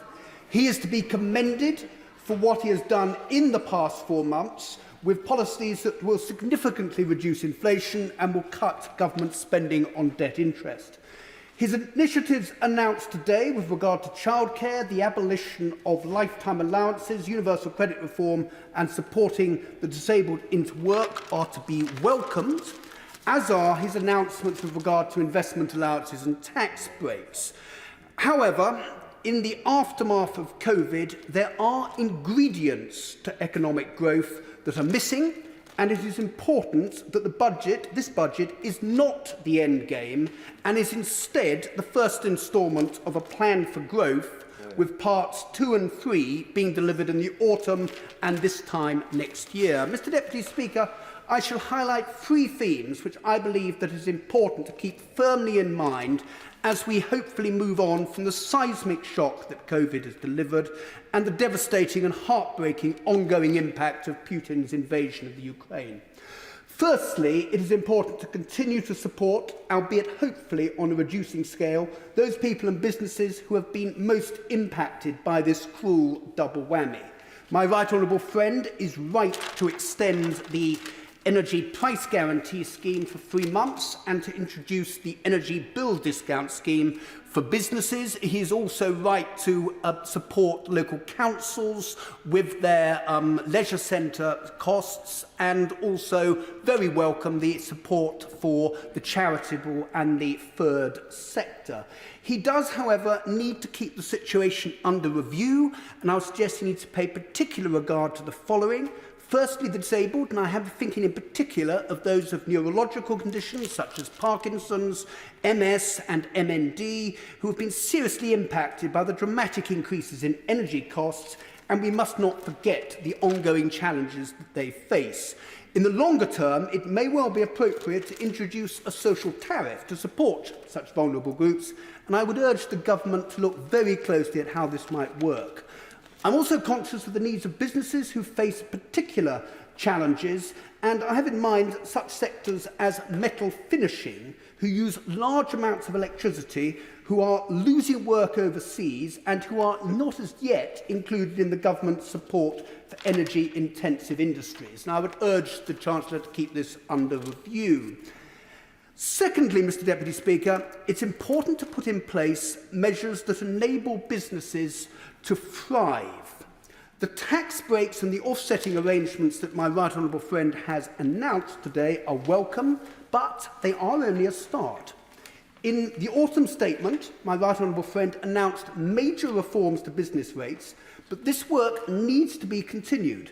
In the short term, the non-domestic rating bill must be introduced as quickly as possible, and in the longer term, work should continue so that business rates return to being a much smaller component part of a business's operating costs.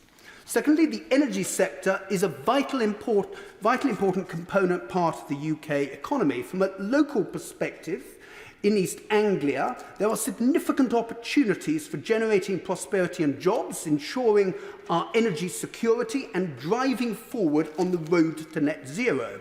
There is enormous potential in offshore wind, nuclear at Sizewell, and in the oil and gas sector through the North Sea Transition Deal, which also paves the way for hydrogen and carbon capture and storage, on which we did get some good news earlier.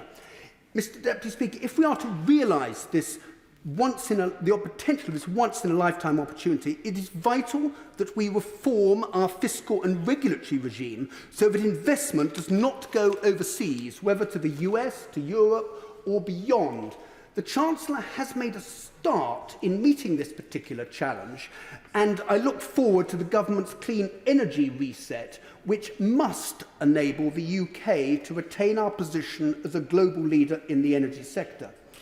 Mr. Deputy Speaker, to achieve long-term economic growth, to enable people to realise their full potential, we need a skills revolution. Here, there remains a great deal of work to do.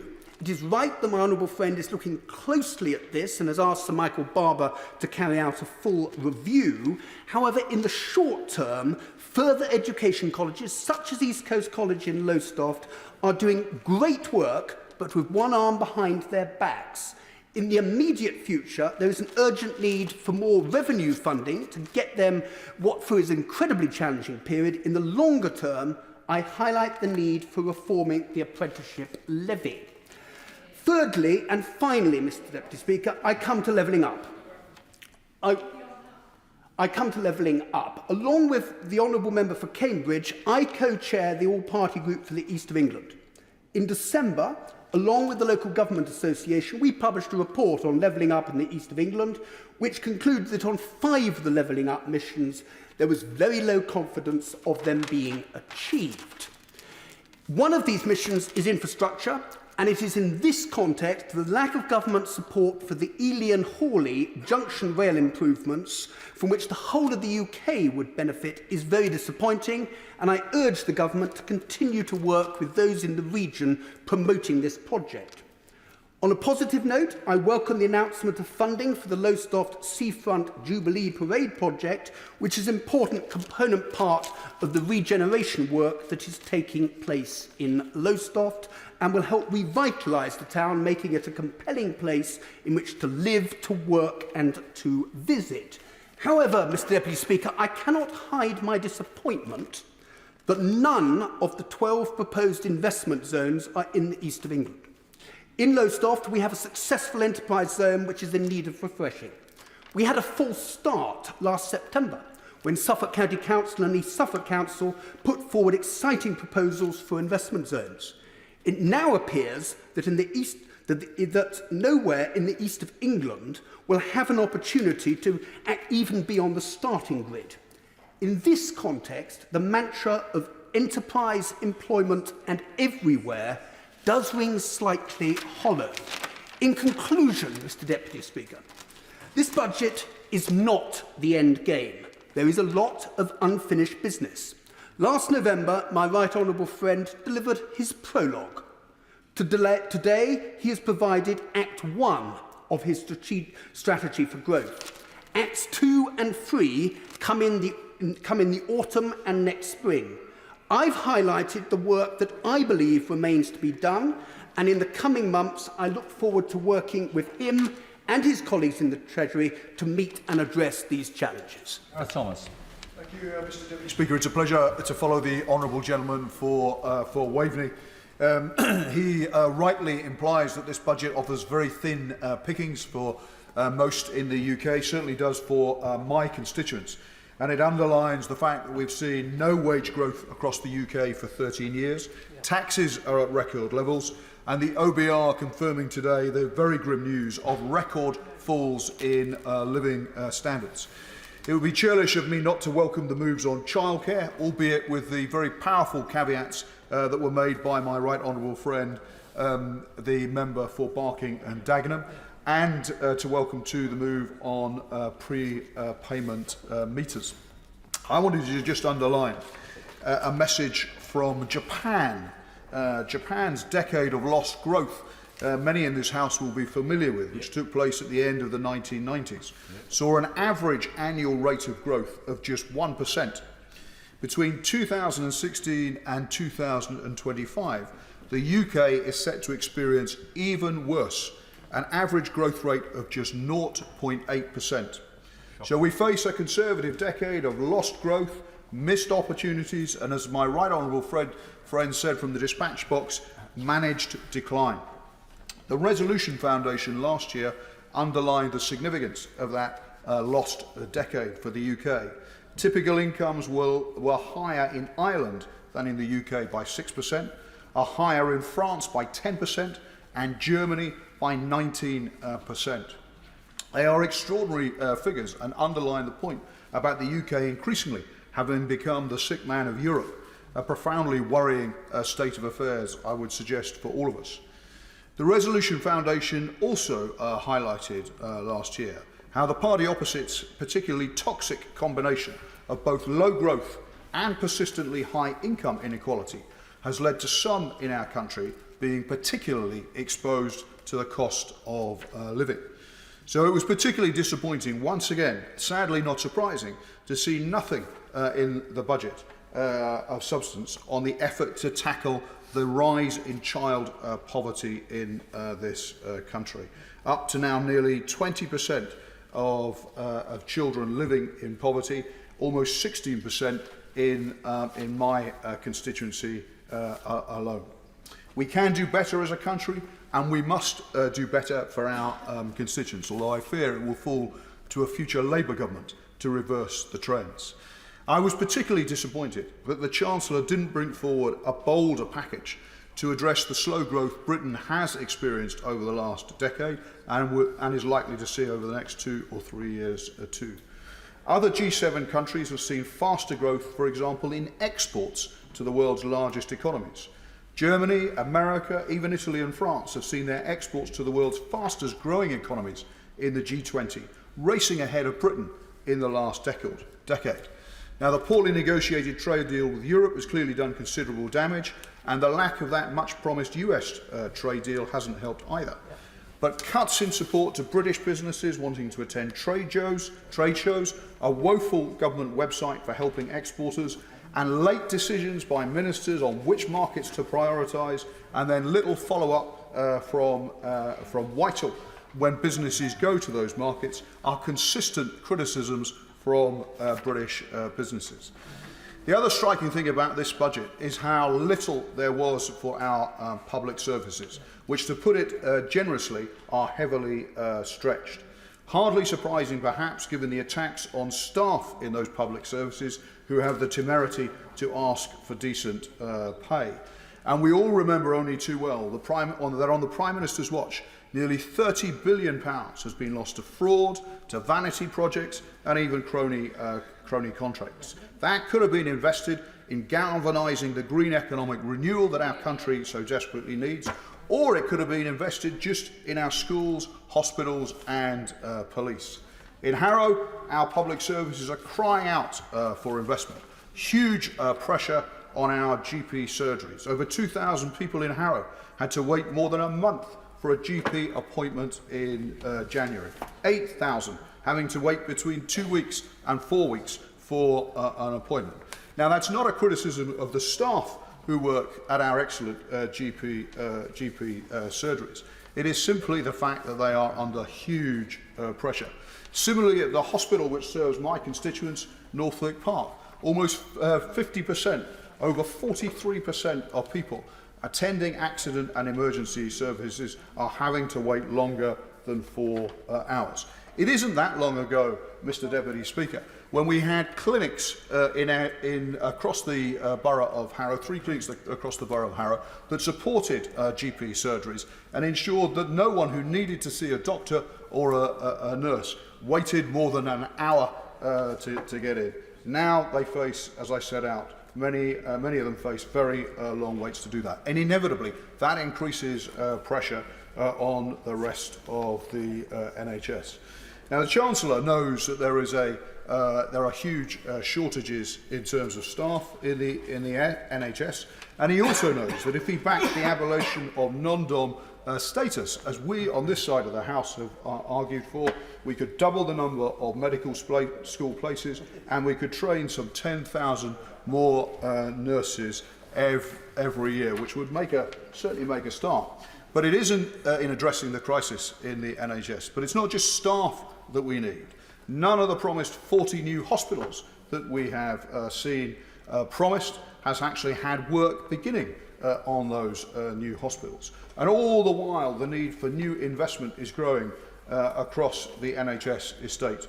At Northwick Park, as well as a rising backlog of essential maintenance, there's a need for capital investment in new intensive care beds to help improve A&E services there.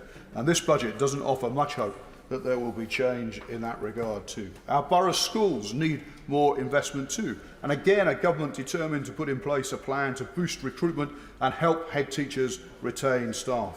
Per pupil funding in real terms is lower now than a decade ago, and it was striking that the Chancellor of the Exchequer had nothing to say on that, or indeed nothing to offer in terms of more funding for our police services. Over 75% drop in the number of police community support officers in London over the last decade, where once we had local police teams of a sergeant, 3 police constables and 3 or 4 PCSOs in every area of Harrow.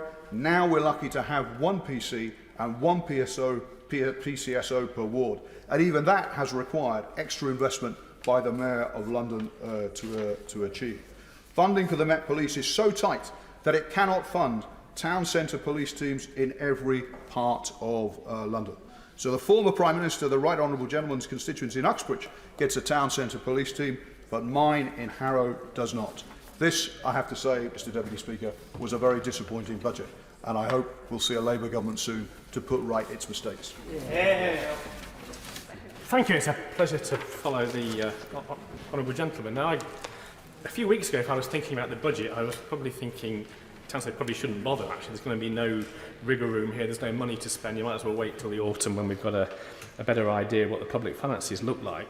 But actually what we've seen is really some really quite significant announcements today. I remember being advised a few years ago that when you've got a £2 trillion economy, any intervention of less than £1 billion probably won't touch the sides and isn't worth paying that much excitement to. So I always look through the Red Book to see how many things score over £1 billion. And we actually have, out of a total of new policy announcements for £20 billion for the next financial year and the one after, we've actually got the childcare changes, the full expensing, the fuel duty, the energy price guarantee and defence spending all over £1 billion. Really actually, there's some really quite significant items there and some quite far-reaching changes. My constituents, I think, will particularly welcome the fuel duty freeze and the retaining of the 5p reduction from last year. That would really help them with their cost of living. I think it's absolutely right to retain the energy price support. I called for that on the cost of living support payments. I actually am not quite sure why we didn't just extend that until after next winter. If we think bills will be below £2,500 on the price cap, there's no cost to having the extension. If we think actually bills will be higher than that, then we need the extension. So I would urge the government actually to keep an eye on this and try and provide people with the certainty for next winter that their bills won't be any higher than they've been this winter. And I agree also that the long overdue change those on prepayment meters makes complete sense. The childcare changes, I think, are hugely welcome, and I welcome the fact that they actually pick up many of the ideas in the DWP Select Committee report from a few weeks ago on this. I do think at some point we should just stand back and think, if we decided years ago that we would give people free childcare from when their children were effectively aged 9 months until they leave school at age 18, would you structure it quite like this with the complex number of schemes and the 30 hours and the tax-free childcare and all the other options that are there?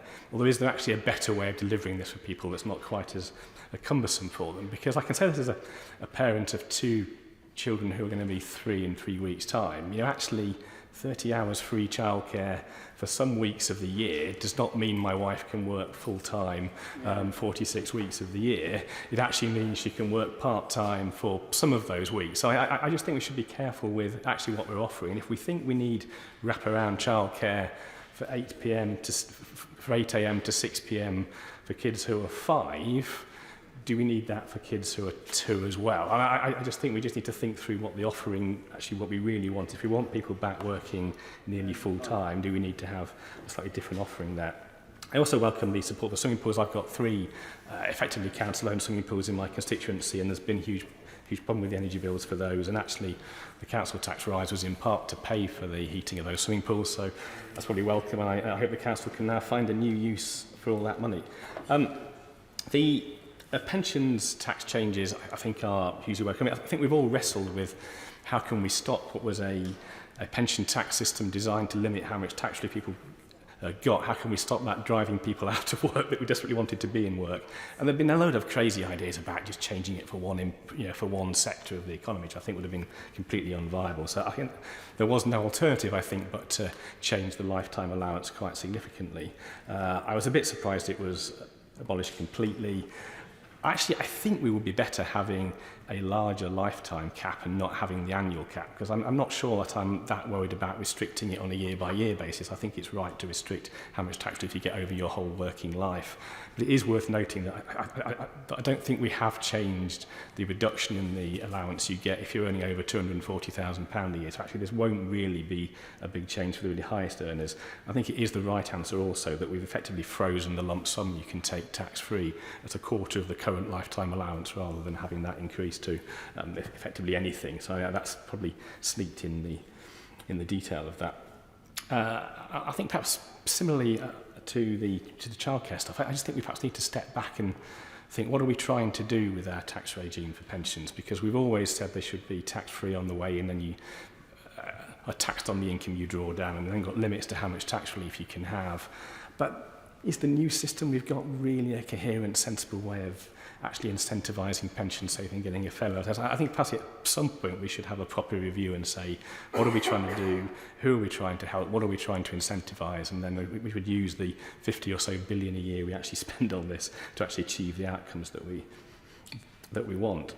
And probably likewise when we look at full expensing for capital spend, that's probably welcome if it encourages and increases investment. But our way of giving tax effect to capital spend for businesses is somewhat haphazard.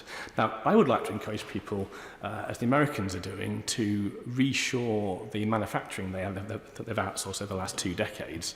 But what tax relief do you get for building a factory? Nothing for buildings. You get some for the equipment that's embedded in those buildings, but nothing for the actual factory. Is that a sensible situation? Why would we not want to give tax incentives to build factories in the UK?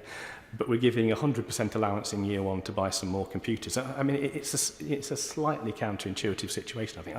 I'm not sure, actually, how many businesses really can use 100% of their capital spend against profit in year 1. I suspect for some they can, and it will be hugely welcome, and I suspect others will now be having to defer those deductions and try and use them over a more sensible time. Well, I would have thought, actually, if we're going to get to the end of the 3 years of this and make it permanent, we should just step back and think, what do we want people to do? How do we incentivise that? And what's the best use of the money that we want to allocate to that? So I think it's a welcome short-term fix, but as with so many things, we need just to actually make them work for a long time. And probably as a final plea, Mr Deputy Speaker, I welcome the announcements on nuclear. I remember Rolls-Royce in Derby being very keen on small modular reactors, I think about 6 or 7 years ago.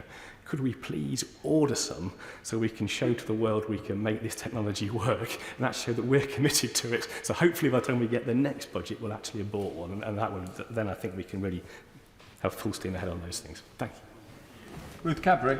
Thank you, Mr Deputy Speaker, and it was a pleasure and intriguing to follow the member for Amber Valley. In fact, he and several members of his side of the House do seem to have some doubts about some elements of this budget. And I'm sure the Chancellor is pleased that he's managed to be in the post long enough to deliver a budget, and I'm sure he's hoping that he doesn't manage to torpedo the economy like his predecessor. But, Mr Deputy Speaker, this is yet another Conservative Conservative budget that's failed to invest in public services, failed to address the cost of living crisis, failed to adequately support businesses, and most of all, failed to plan for the future. Today was the chance to unlock Britain's potential, but it's just been a series of tidbits which have papered over the cracks of their failure after 13 years in government. Their failure to really deliver consistent and green growth. In September, we saw the government deliver a mini-budget that shook our economy and delivered a huge shock to businesses and residents across my constituency. Meanwhile, we're in the middle of a mainly avoidable cost of living crisis. Real household incomes are due to fall 5.7% over the next 2 years, the largest fall of living standards since comparable records began. And Mr Deputy Speaker, on businesses, over the past months I've spoken to so many businesses, locally and nationally, who are struggling or who want to grow but are being let down by government, either because the government's incompetence or because of sky-high energy bills or delays in key decisions. Many are family-owned businesses. One I met last week, well, in a pub, they run a pub in Isleworth. Their previous energy contract ended in October. They have no choice but to be locked into a contract that is 3 times the price. They're going to be paying 3 times their energy costs for the next year. They're locked in a rate that could put them under. The energy bill relief scheme that ends in March will be of no help to them due to the sheer scale of the locked-in rise. And I'm not sure the draft duty extension announced today will be enough to help that pub. And when I visited businesses on Chiswick High Road, they tell me that time and time again just how broken our business rate system is. It's outdated, unfair, and hammering businesses when they most need support. The Federation of Small Businesses Chair Martin McTague today has just posted, today's budget will leave many feeling shortchanged. The government's lack of support for small firms in critical areas is glaring, and not a lot of support extra from what I could see from Make UK and the British Chambers of Commerce. So that's why we need a Labour government that will support businesses and support workers and invest in public services. And between that, we will get our economy growing. Key to how government behaves towards business is collaboration, not short-termism and delay. Whenever I meet with business leaders, I hear example after example about the government's inconsistency.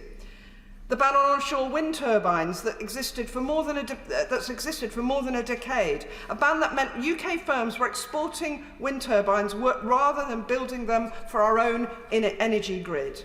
We know the UK is falling behind in ensuring that electric vehicles and batteries are built in the UK. New plants that could provide well-paid and skilled jobs here, but the Conservatives have simply failed to plan or invest.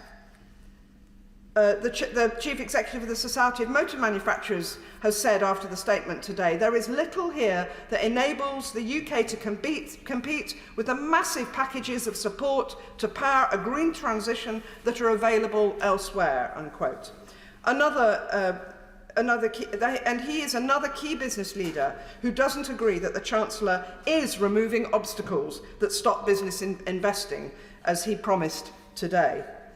And delays in confirming future standards, such as vehicle safety standards, mean delay in future production decisions.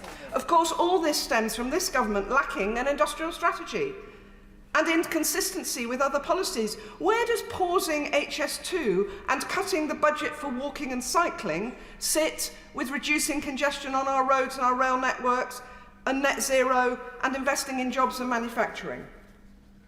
The chair of the Infrastructure Commission, Sir John Armitt, said that this lack of planning, especially around HS2, is, and he said, impacting on the confidence and certainty that business needs when making investment decisions.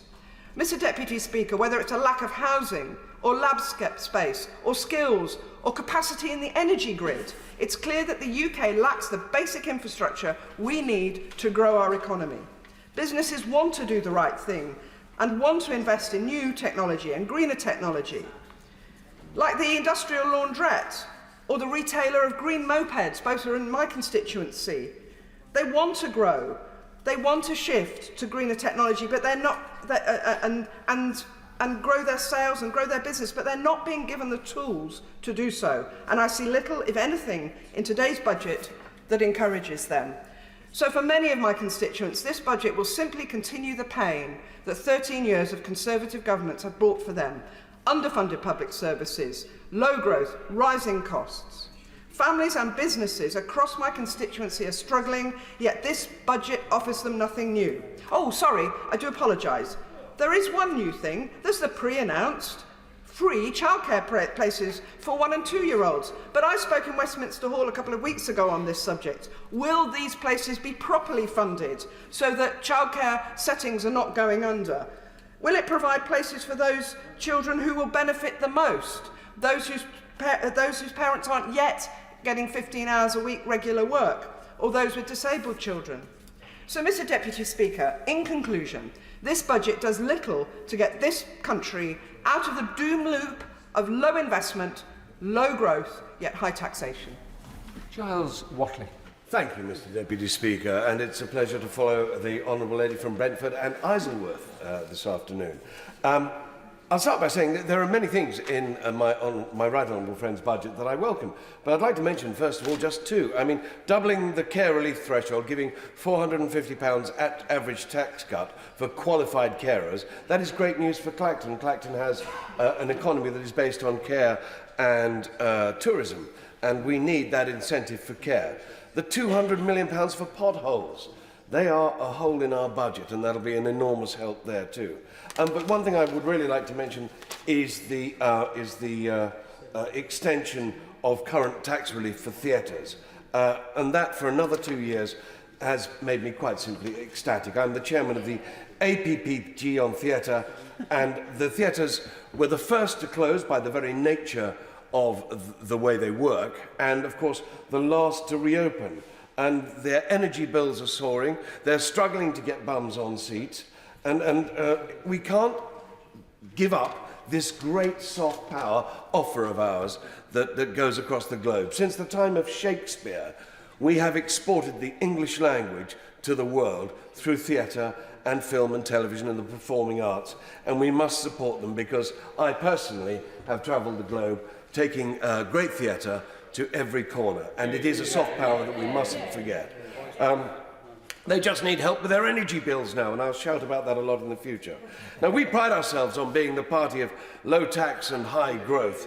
We pride ourselves on our ability to look after taxpayers' money, and it's worth saying it again and again, that it isn't our money, isn't the government's money, it's not this House's money, it's the people's money, the taxpayers' money.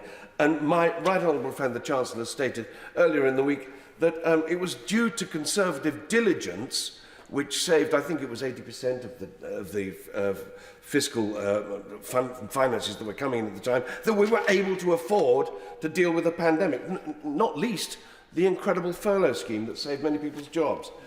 But people need a break, Mr. Deputy Speaker, as much as some people need time off, a good holiday, perhaps visiting the wonderful Sunshine Coast of Tendring. They need a tax break for growth. With soaring energy bills caused by Putin's horrific war and inflation which is making pay rises ineffective and running a home nearly impossible for so many, people need to be paying out less. If we allow the public to hold on to more of their money, what do? They spend it. We all know in this place that the economy goes round and round, and that's what we must do. But one area I believe we must tackle is outdated taxes. Business rates and council tax are spectres from the past, in my view, decades out of date and not collecting anything resembling the real-life impact. For example, 2 people in a Band D home will pay as much as 4 people next door, despite representing 50% less service use. A shop can have a greater tax burden, far greater, than many online and tech entrepreneurs who can operate from very small spaces indeed. We need to grip these issues, and governments haven't gripped them for decades, out of fear of reform. I'd be delighted to give way to that. I'm very grateful to him. Would he share my enthusiasm that this government has tackled the social injustice of those on prepayment tariffs actually ending up paying more than the rest of us? So the change that has been made to reduce the cost of prepaid tariffs to the average cost of everybody else will save those people about £50 a year. Does he agree that is a really good step forward? Honourable friend makes a very good point indeed, and I applaud him for bringing it up, and thank you very much in the middle of what I've just been saying on those issues. So what have we done so far on these taxes? Well, we pretend the current system works by just adding pieces on. We increase corporation tax to the private sector, and we add additional precepts to local government, all to get around the fact that these outdated taxes no longer represent anything of the reality that they're supposed to target. So we mustn't just tinker and tax, and as we move forward we must reform and renovate. But the point I wish to make here, Mr. Deputy Speaker, is that whilst smaller business need the financial assistance of paying less into the state, there are some companies who can afford the opposite treatment. Those companies that actually profited from the pandemic must contribute to the third of £1 trillion debt we ran up during that time. This includes oil and energy companies, which are making an absolute killing right now, seeing enormous and unprecedented profits, whilst at the same time, deprivation in parts of my constituency has not changed at all. I'm always resistant to the introduction of new taxes. However, introducing a temporary levy on COVID profits here would correct, in my view, an injustice that we've all seen over the last few years. And I hope that my right honourable friend, the Chancellor, has taken this on board. And I know from our meeting yesterday, when I banged on about primary care at Clacton Hospital, and I banged on again about the rail links to the east of England, Ely and Hawley, that my honourable friend, the member for Waveney, brought up earlier. And the Chancellor's ears are now melting from those attacks that we keep giving him. But he is very receptive on the whole to the needs of Clacton, but also to the country. And I do actually commend his budget. Thank you. Chris Evans. Thank you, Mr. Deputy Speaker. It's always a pleasure to follow the honourable gentleman who is frozen in time for those of us of a certain vintage as a vicar who married into an extended Liverpudlian family. I think it was around the time, Mr. Speaker, that we first met when I was a little boy and you were the candidate in the Pontypridd by-election. I think we're all showing our age here a little bit. Whenever a minister is asked what the government is going to do about the cost of living crisis, the reply is often, we are taking tough decisions. We already know the tax burden is at its highest level ever, whilst inflation runs at 10.1% and interest rates stand at 4%. This begs the question, Mr. Deputy Speaker, just really who is bearing the brunt of these tough decisions? Is it the homeowners who are exiting fixed-rate deals only to be faced with new ones with higher rates, with little money left over for spending on other essentials? Is it first-time buyers who feel home ownership is just a pipe dream? Even if they cannot afford a mortgage, they worry that rents could rise as landlords look to pass on higher mortgage rates. Maybe it is the carer who finds that higher fuel prices have eaten into their pay as they relied on private transport to deliver vital services to vulnerable people. Or is it those who get paid on a weekly basis and struggle to budget for their monthly direct debits? For many people, Mr. Deputy Speaker, the cost of living crisis is not a political slogan, but the reality of their daily lives. It is those who are taking the tough decisions, not the government ministers who are sent out to defend the government week in, week out. Mr. Deputy Speaker, the UK economy has been hit by a series of significant economic shocks. These include the change in our trading relationship with the European Union, the COVID pandemic, and the sharp rise in global energy prices related to Russia's brutal war on Ukraine and its people. For the United Kingdom, these shocks have eroded the terms in which we trade with the outside world. The prices we can get for the goods we sell have not kept up with the prices we have to pay for the goods we buy. The government position has made us poorer as a country. The fall in our national real income has manifested itself in a rise in the prices we have to pay for the things we buy as consumers. The position was not helped by the infamous fiscal event last September, which saw the biggest programme of tax cuts in half a century, one that benefited the very wealthiest, while adding tens of billions to the national debt. And I see from today's announcement, the party opposite has not learned. What was the result of that fiscal event? The pound dropped to its lowest level against the dollar since 1985, and the UK is now the only country in the G7 to be forecasted negative growth this year. That's right. The new Prime Minister has peddled the myth he will halve inflation in a year, and we heard that from the Chancellor early on, said it will be less than a half. This is in the hope that somehow people believe prices will be halved as well. That goes against economic orthodoxy. When prices stay high, they very rarely come down, and they certainly wouldn't be halved if inflation is halved. Yes, of course. Very grateful to the honourable member. I'm just interested because if he looks at page 9 of the impact on households distributional analysis, the chart there shows very clearly that the major beneficiaries of this budget are those in the bottom decile of earnings, and then the graph slopes downwards so that it is negative for those who are in the deciles above 7, 8, 9 and 10, i.e. the most well-off in the country. Therefore, this budget is a budget that very much helps all of our constituents who are in fact the least well-off. And that is the whole point about public spending and taxation, is in order to help our least well-off constituents. Would he agree? I always admired the Honourable Gentleman. When I first came to this House, the very first intervention I took was from the Honourable Gentleman, when we talked about high unemployment at the time, and I think he said something very along the same lines. But I would urge him to look at that graph again. Those are frozen thresholds. And I think there is a real danger that we look into this, look at the fine print of this budget. What's going to happen, as always happens, Mr. Deputy Speaker, with these budgets, and I say this to the Honourable Gentleman, we always have the euphoria of the budget speech by the Chancellor that is usually followed by it being unpicked by the media over Saturday and Sunday. So I hope that we can have a discussion on Monday at some point about the same thing. How is families from this budget? It's families who are paying the price. And that appears to be a theme across all government's economic plans. Just take the development in energy prices, and we are all concerned about energy prices. This has been particularly stark. In October, as the energy price guarantee was put in place to moderate what would have been an even higher increase in Ofgem's price cap, the typical energy price bill was nearly still twice as high as a year earlier. Who knows what the government is going to do after June? Household energy prices will not come down to previous levels anytime soon. And from a cost of living perspective, it is the level of what people must pay that matters.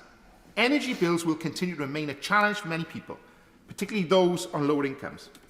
Once again, I'm afraid the evidence suggests the government has not sided with working people and have not made the oil and gas giants pay their fair share. The story is similar for another essential in life: food. Before the war, Russia and Ukraine supplied significant shares of global consumption of agricultural products, such as sunflower oil, wheat and barley. With disruption to these supplies, prices increased sharply over 2022. This has driven up food prices in UK shops and supermarkets. These include the basics that everyone has in their cupboard or fridge. In some supermarkets, a pint of milk increased from 80 pence to 95 pence. Pasta has gone up from 45 pence to 70 pence, and some brands of butter are up to nearly £5.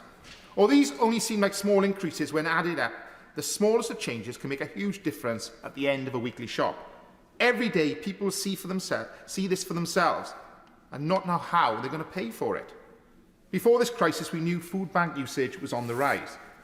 Between April 2021 and March 2023, Trussell Trust UK distributed over 2.1 million emergency food parcels to people in crisis. This is an increase of 14% compared to the same period in 2019-2020. Mr Deputy Speaker, food is one of life's essentials. We can't get away from that. We need it to live. And the fact that many people across the country can no longer afford to pay for their food is a disgrace in this 21st century. It is an issue I know is affecting my constituents in Nisloin deeply. The Trade Union Council found that 1 in 5 people in Nisloin have missed a meal or gone without food during this present crisis. According to Action for Children, 4,578 children were living in poverty in my constituency in 2020. We can no longer leave the hard-working people and children of this country to go hungry. And we cannot talk about a budget without talking about housing, or the lack thereof. New mortgage rates are higher than they were a year ago. This means that about 1 in 10 households will see their mortgage rates go up this year. If new mortgage rates rise by 3 percentage points, as market rates currently suggest, the typical monthly interest rate will go up by just under £250 for everyone. However, in this budget, there is no mortgage emergency plan and no plan for affordable housing, like we were promised. The people, Mr Deputy Speaker, who have been affected are simply playing by the rules, working hard for little reward. The UK economy is suffering because of the global energy price shock and a decade of poor productivity growth, made worse by erecting huge barriers to trade the EU. These circumstances are making everyone poorer, with consequences for low-income households with children, people with disabilities and poor pensions. What is desperately needed is urgent support targeted at the hardest-hit households, plus the investment in skills, infrastructure and business finance to rebalance the economy away from growth based on consumer spending, fuelled by rising housing prices, and towards business investment and exports. This government can be characterised now, after 13 long years, by low growth, low wages, higher prices and government waste. Quite frankly, it is time for a change. This country deserves better. Barry Gardner. Thank you, Mr Deputy Speaker. It would be churlish not to welcome some aspects of this budget. The extra money, yes, absolutely. The extra money for childcare it's not comprehensive. It doesn't recreate the life-changing Sure Start of the last Labour government, but it will make a real difference to parents of young children. But what chutzpah! Oh, what chutzpah of the Chancellor to steal some of the proposals of my honourable friend from Houghton, Sunderland South, to take credit for addressing childcare costs, but then to delay implementation of the policy to the middle of the next year in time for a Labour government to pay for it. I welcome the action taken on prepayment meters, which will make a real difference to some of the poorest families in our country. But again, what chutzpah! My honourable friend and constituency neighbour for Brent Central has been urging every Chancellor since George Osborne to resolve this inequality. And I welcome the action taken to allocate £20 billion over 20 years for carbon capture, use and storage. But again, what chutzpah! 13 years ago, the incoming Tory Liberal government inherited £4 billion already allocated to CCUS, and they cut it. Yeah. Too often, debate in Parliament degenerates into set speeches. The budget debate is one of those occasions where we really can take on each other's speeches and respond to what's been said. And I listened very carefully, Mr. Deputy Speaker, to the former Leader of the House, the Right Honourable Member for North East Somerset. He attacked the Chancellor and pointed out the failures of his party to adopt a consistent economic policy to lower the overall tax take. he said they should have thought through the tax take policy in a way that would actually work. And it's just a pity that he wasn't part of any government that could have done anything about it. But the question my constituents in Brent North would ask is, work for whom? I've spoken before in this chamber of the queues that stretch down the Ealing Road in my constituency of Brent North, and then round the corner where I live in Chaplin Road, extending over half a mile, waiting for the food bank at the Sanatan Mandir to open. The past 13 years, the economy has not been actually working for them. It has been working for the individuals who've managed to amass a pension pot in excess of the 1,060,000 lifetime allowance limit. After today, it will work even more for those people as they can shelter even more money from tax. The Right Honourable Member for North East Somerset also posed what I thought was a rather rhetorical question to the House.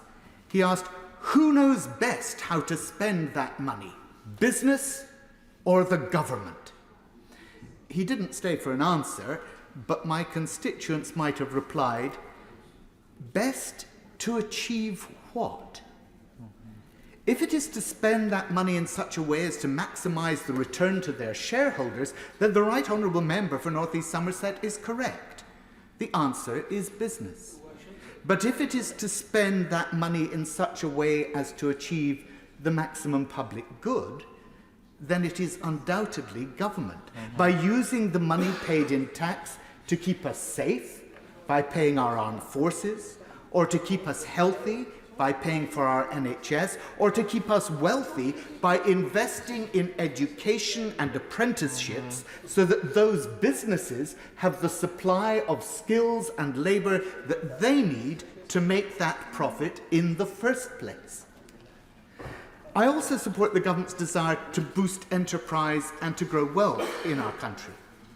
I understand the case for R&D tax credits, even at the level of 100%, but they shouldn't contradict the government's other objectives. If you pay those credits to international companies like Amazon, and who'll pay no tax in the UK while siphoning their profits out of the country, then it's not our economy that you're growing. Equally, it makes no sense to be paying 100% of the costs of oil and gas companies like BP and Shell for exploitation of new fossil fuel reserves in the North Sea, which will contradict our net zero objectives. These companies are already making record profits on the backs of bill payers in the UK. I would ask the Chancellor to put a green filter on the R&D tax credits. At a time when our household energy bills are the highest in history.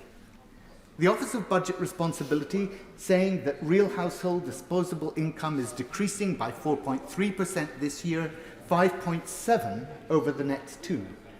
That is the largest decline since the year before I was born. And Mr. Deputy Speaker, I may feel like one, but I am no spring chicken. The Chancellor had 4 E's, but he missed out the most pressing E of all, the environment. The Committee on Climate Change has set out that we will not achieve our net zero targets without a strategic programme to reform our regulatory frameworks and market design that galvanises between 300 and 430 billion pounds of investment and removes the barriers to the construction of a new renewable energy infrastructure. I'm afraid this budget simply does not measure up. At Western. Thank you, Mr. Deputy Speaker. I certainly wasn't being expected to be called so early. Can I just say that when I Mr. So you probably didn't hear an interview that I did with Coventry Warwickshire Radio back in 2021, and I was talking about the pandemic. It was Coventry Warwickshire BBC. And I was talking about the pandemic, and I said inflation was something that we should be really concerned about. I said it could potentially raise up to 7%. That's because I was talking to local businesses, like Box Factory, Bitso, Picturesque Picture Frames. They were seeing huge rises in the price of glass, huge rises in the price of cardboard, etc. Spin forward a couple of weeks, and the Prime Minister, then the Right Honourable Member for Uxbridge, was saying on Sky News, people are worried about inflation, that their fears they're unfounded. Now, I'm not sure where the Prime Minister had his head at the time, whether it was in an ice bucket or in the sand, but his Chancellor should have pointed out to him quite what was going on, because it was really clear to businesses, certainly in my constituency, what was going on. And that was long before Russia's illegal invasion. Now, it wasn't just a case of the fact that the price of gas was going to increase from that point, but we had no energy storage. It was rather like going into the pandemic when we had no PPE. So we spin forward 12 months, we get a new Prime Minister, a new Chancellor, we get a kamikaze budget. The Right Honourable Member for Spelthorne said in answer to my question straight after his statement that I was fear-mongering when I said there'd be a run on the pound. Now, what happened next? The Bank of England was left to bail out this Conservative government. Mr. Deputy Speaker, any other organisation, the directors would have been sacked after long before this point of 13 years, if the shareholders had been able to have their say. So now we find ourselves on a fourth, I think, Chancellor, and we hear that things are getting better versus last October. Well, you'd hope that they were, given where we were. If you stand back, look at where we are. We have the lowest growth in the G7. I think even sanctioned Russia might be ahead of us now. The World Bank describes us as having the weakest economy. The medium-term forecast does not look good. Inflation, of course, is also one of the highest in the G20. It's not rocket science how we seem to have got there. Now, there are some positives in the statement that we've heard. Particularly, I applaud the idea of the enterprise zones around universities. I think those investment zones will be a very good thing. And I would actually welcome more, because I do believe they can be dynamos of a new economy. Now, on the cost of living, I think the extension of the energy price guarantee, I certainly welcome that, and the parity for charges for prepayment meters with those who pay by direct debit. That is long overdue. But the impact on real wages, we've heard that real household incomes are going to fall by 5.7% over the next 2 years, and that will be the worst performance since records began 60 years ago. Now, compare that to France, where the average French family will be 10% richer than those of us in the UK, and Germany is 20% richer. Now, both those are working approximately 20% less than us. That is the social scandal of our time. At the same time, we see mortgages in the wake of the kamikaze budget of last year, an average increase of £2,000 on a variable rate mortgage since then. Now, when we look at income tax, the frozen thresholds that the Chancellor previously announced, we have a £500 increase for those on basic rate and a £1,000 increase for those on a higher rate. On childcare, I welcome some of those moves, but I absolutely believe that our proposals are a lot better. One of my care providers, a nursery rather, in the constituency texted me earlier to say this equates to 26 pence per child per hour. It won't make a blind bit of difference. And on pensions, well, I just don't understand who is going to be the great beneficiary of these. What percentage of the population will benefit? Going from 0.06 million to 1.8 million? It sounds like the super wealthy in our society. So a big win for the wealthiest. Maybe more help for bankers, but less for ordinary folk. It won't do anything, I believe, to get retired consultants back into the NHS. That's just too late. Let me just turn to business. Corporation tax. I will not give way because we're short of time. Corporation tax is rising to 25% from 19%. George Osborne told us we had to reduce it from 29%, and that would ensure that we increased our revenues because people would be more keen to pay at a lower rate. Well, it doesn't seem to have necessarily transpired. Compare that to, I think, what France and the US are much higher levels than we are today. So, a question to the Minister: how much tax have we lost in revenue on corporation tax since 2014? The other thing that's striking about this is the lack of a coherent industrial strategy. And I want to just focus on the automotive sector.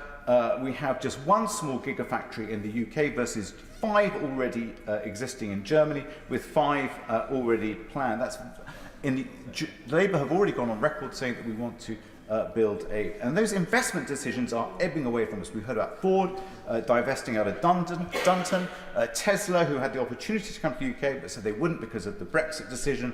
We need companies like Northvolt and others to come invest in the UK. As Mike Hawes at the SMMT said, there's little that enables the UK to compete with massive packages of support to power a green transition that are available elsewhere, and make UK echo those, because we have energy bills which are approximately 100% higher than the average of those major European nations.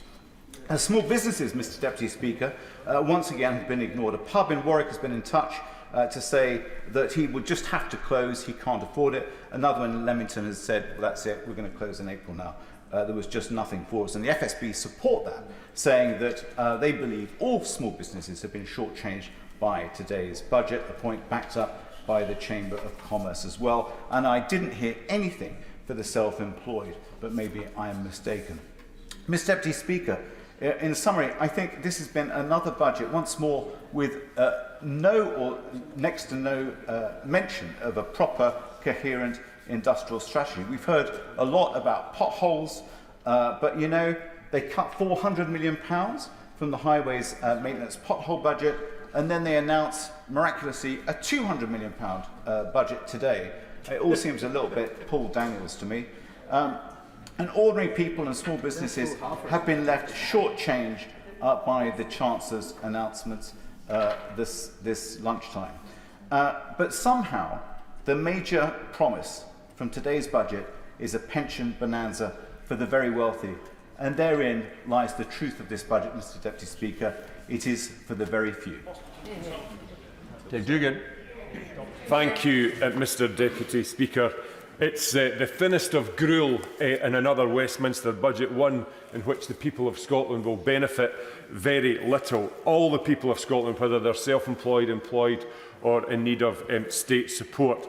There was one nugget of truth, one kernel of wisdom in the Chancellor's remarks earlier on today, and that is that independence is better than dependence, something we've known on these benches for quite some time, and I'm glad that the Chancellor is now able to accept that. And we heard later on, Mr. Deputy Speaker, from the member, Right Honourable Member for Wokingham and Berkshire, trumpeting, literally trumpeting, the success of Irish GDP growth, investment, dynamism and entrepreneurialism. Forgetting, of course, that if they were still shackled to the Union of Great Britain and Ireland, they would have the autonomy to do no such thing, to empower their people in no such way, and to develop that growth not one bit. The first thing I'd like to touch on is the absence of any increase or inflation to the public sector mileage rate, which was set in 2011. It would have been very well received by the hundreds of thousands of ordinary working people, and this government never tires of talking about ordinary working people.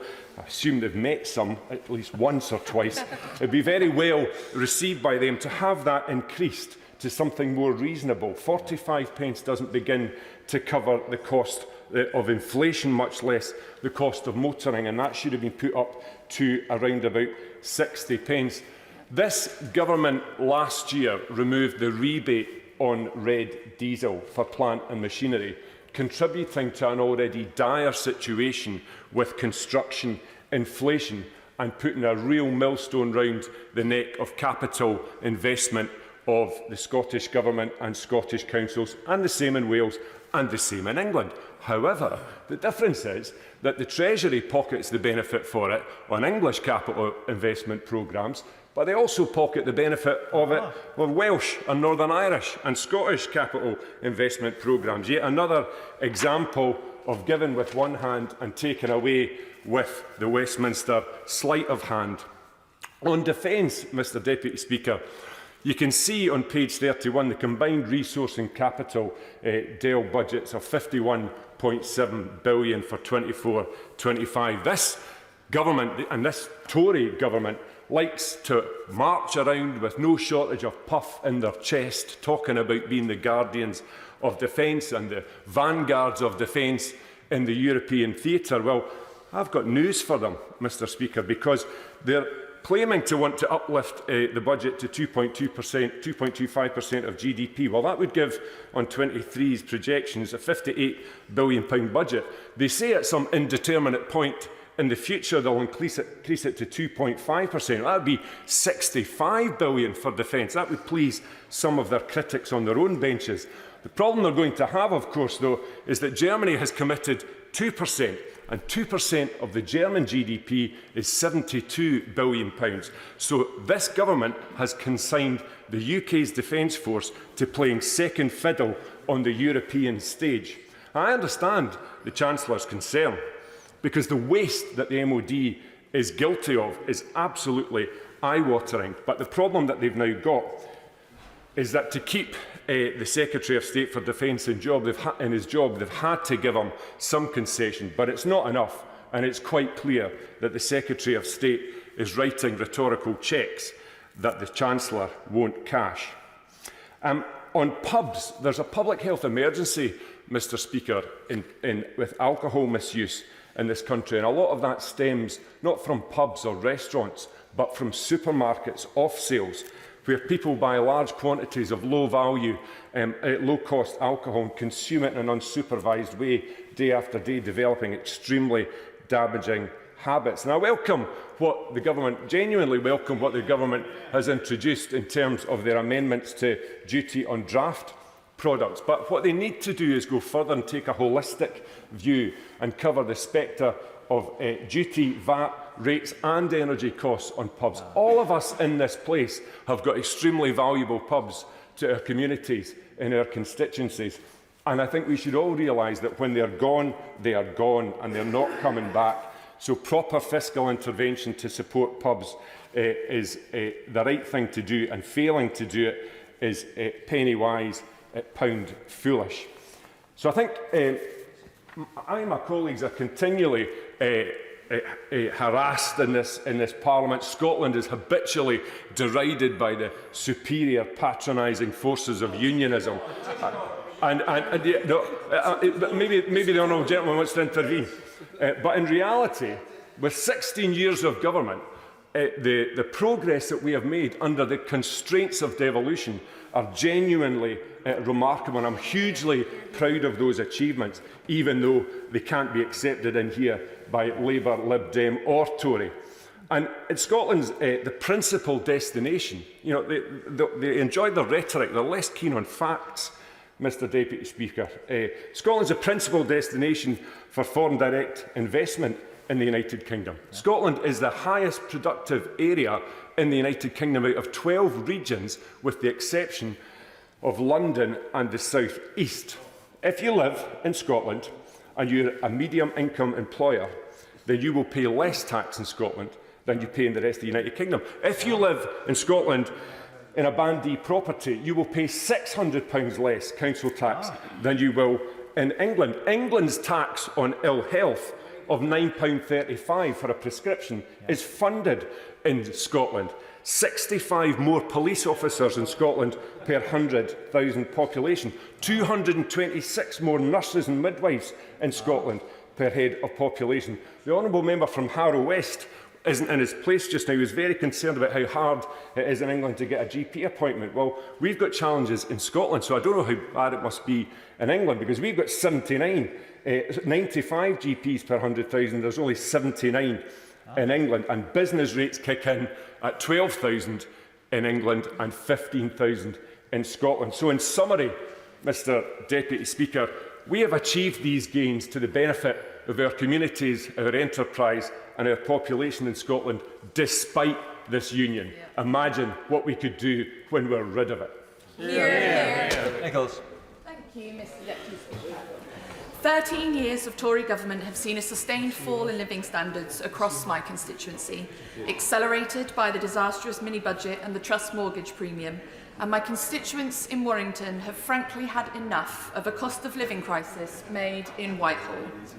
It is no longer just those on the lowest incomes feeling this hurt, but many who would have previously considered themselves comfortable, on the kind of salaries you could once raise a family on.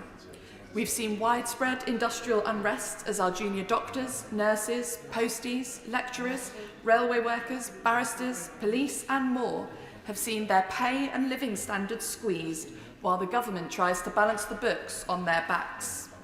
The OBR reports that living standards are expected to fall by 6% this fiscal year and next as inflation outstrips growth, the largest 2-year fall since ONS records began.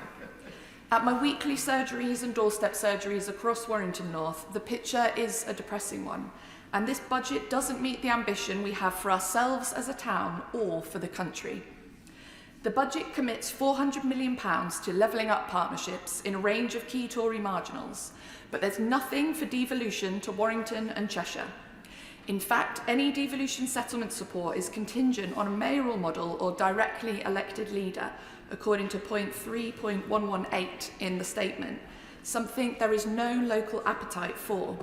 Why do we need another layer of politicians and bureaucracy to be able to make more of our own decisions about our local priorities when our existing structures are working?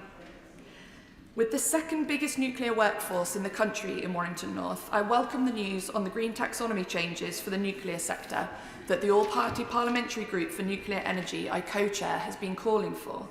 But I'm already getting WhatsApped memes by constituents in the nuclear sector about the SMR competition. Firstly, because far from being new, this was already tried and scrapped by George Osborne in 2016. And secondly, because of concerns about the UK's competitiveness in this sphere against, for example, GE Hitachi, which has just seen a major pre-licensing milestone in Canada, potentially putting our sovereign SMR sector at a disadvantage in such a competition.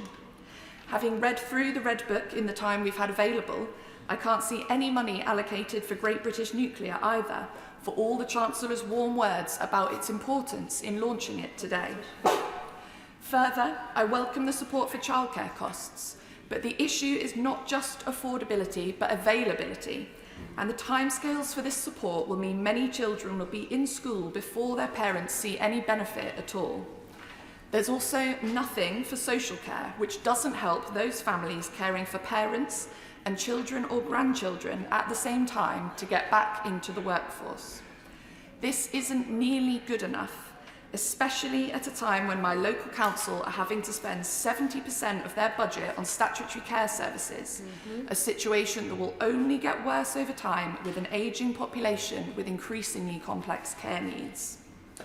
The announcement of reforms to the medicines approval process is welcome, as it means patients should receive access to emerging medicines, including psychedelics, sooner than they might have otherwise. MDMA and psilocybin are due to receive FDA approval in 2024, having already been approved later this year in Australia. So hopefully UK patients will gain access simultaneously or soon after.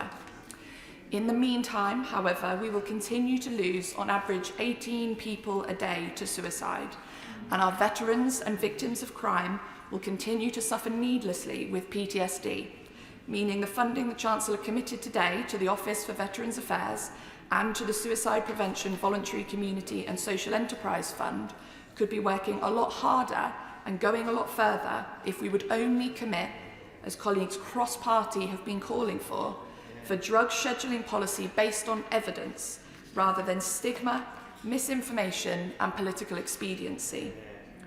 I also welcome the measures to support leisure centres, which I recently led an adjournment debate on the need for, and the differential for draft beer, which will be very welcome by the pubs APPG I chair.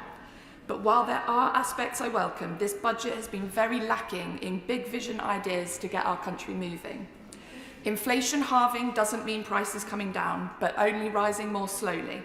And fundamentally, without a proper pay rise for the country, too many of the essentials of everyday life will still be out of reach for too many, and our local food banks and charity sector will still be stretched far beyond capacity. There was an opportunity to reform the apprenticeship levy to make it work for businesses, industry, and for apprentices themselves. But instead, this returnships proposal no one asked for is what we have instead. An opportunity missed. There was also an opportunity missed to improve our bus sector, the most used form of public transport in the country. An opportunity to do more for our small businesses, with the FSB calling this budget irrelevant to the 5.5 million strong small business community. An opportunity to radically reform business rates to bolster our high streets. But the biggest missed opportunity of all was the failure to make those who can most afford to pay to do just that.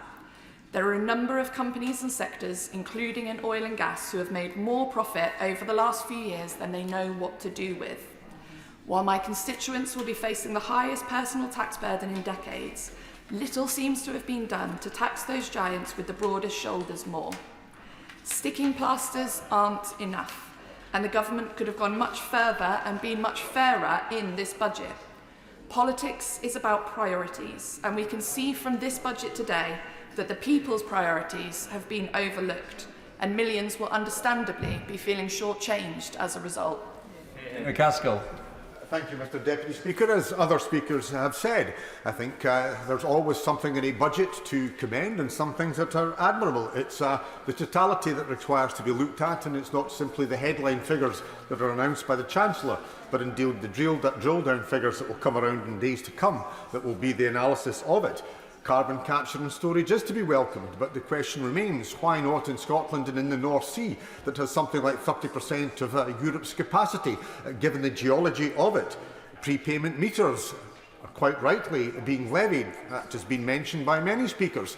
But why hasn't that been done to date? All it required was a letter to Ofgem directing them, a ministerial letter that could have been sent and should have been sent before winter came, because it's still snowing in Scotland and people are freezing.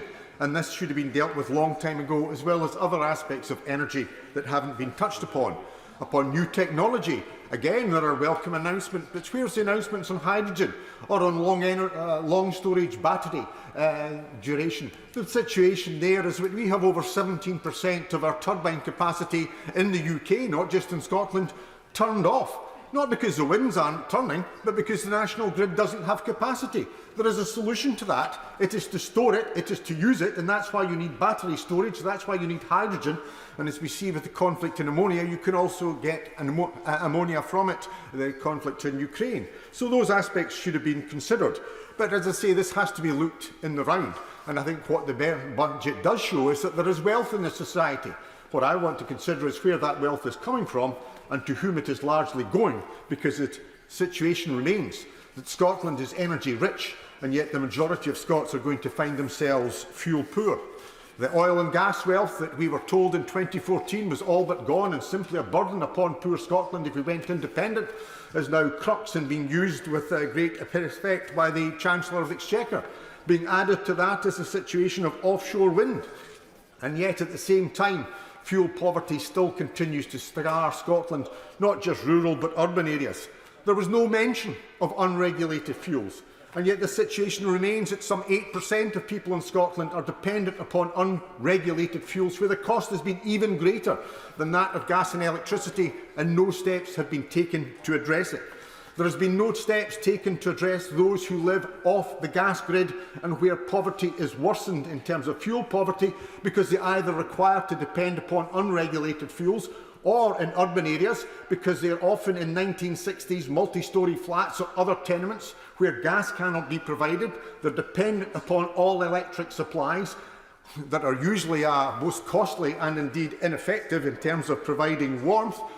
What arrangements have been made for them? Why couldn't the alternative fuel funding be made available for them? Because they are in clear need, and that should have been extended. So we needed support for those unregulated fuels and indeed for those who are all electric and living in urban and indeed rural deprived areas. And there remains the question of the social tariff that has been trailed by the government, but we still not have seen an announcement. That is something that is provided by other countries across the world, especially in the European continent, and it's about time that we actually saw a social tariff delivered here for those who are most vulnerable. In terms of support for the poorest, we aren't seeing that. We are seeing very wealthy pensioners provided for. But just earlier this week, there was a meeting at which research was provided by the Joseph Russell Roundtree Trust and indeed the Trussell Trust, pointing out that in this country we have always had, since the inception of the welfare state, the belief that there should be a safety net below which nobody should go. It was initially supplementary benefit. It's now meant to be provided by universal credit, whether you're in work or in receipt of a pension.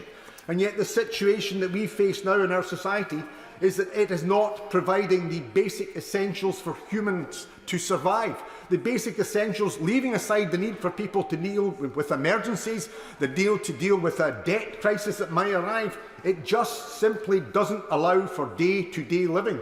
The shortfall is £35 per week for a single person, £66 for a married couple. The fact of the matter is people in this country are going under. And yet the only people being rewarded out of this budget are those who have the greatest wealth, whether to invest further in pensions or pass it on to those who will benefit from the wealth that they've accrued. The society has to be judged by how it looks after its poorest and most vulnerable. And all of this, of course, occurs in a country that is energy rich. We are talking about Scots, probably the majority of Scots, over half of our population, being in fuel poverty. Whole areas are going to be existing in fuel poverty. And yet Scotland's energy wealth is being used by the UK to make the rich richer. Scotland's wealth is being extracted and our people are being left bereft. It's not just the oil and gas that I mentioned earlier. Let's look at what's anticipated to come from the renewable energy, because I did ask Base a question about what energy was going to be provided from Scotland south of the border. I'm told that at the present moment what's going south is 35 terawatts. Now, I had to say and confess that I had to investigate what a terawatt was, because I've heard of a kilowatt, I've heard of a megawatt, and I've heard of a gigawatt. I didn't know what a terawatt was. A terawatt is 1 billion kilowatts. The average household in Scotland uses 4,000 kilowatts per annum. Scotland is sending 35 terawatts south, and by 2030, Base anticipate that Scotland will be providing 124 terawatts. That's 124 billion kilowatts of electricity. And our people are freezing as I speak. People are unable to power their homes. Our energy is being taken. You took our oil and gas. You're seeking to take our offshore and onshore wind. It is simply unacceptable. This budget enriches those who are already rich in England. It is exploiting the natural benefit and bounty that Scotland has, and it is further impoverishing the poor people in Scotland, as it is the poor people across the United Kingdom. Thank you very much. Karen Smith. Thank you, Mr Deputy Speaker. I am on the optimistic side of the spectrum that the Chancellor was talking about today. I would welcome the prepayment meters and some support for suicide prevention, but the most sensible thing he said today was the contribution that those of us in our mid-50s can make to the economy. But overall, frankly, it is truly astonishing that knowing how many thousands of pounds people are worse off after 13 years of this government, that with the low growth that we are now further anticipating, that will continue now for another 2 years. This government completely lacks ambition for the country, but particularly lacks ambition for young people. There was nothing in this budget for young people, particularly nothing around housing help. There was failure to reform the apprenticeship levy as promised, and it's still not doing enough for people, particularly from disadvantaged backgrounds.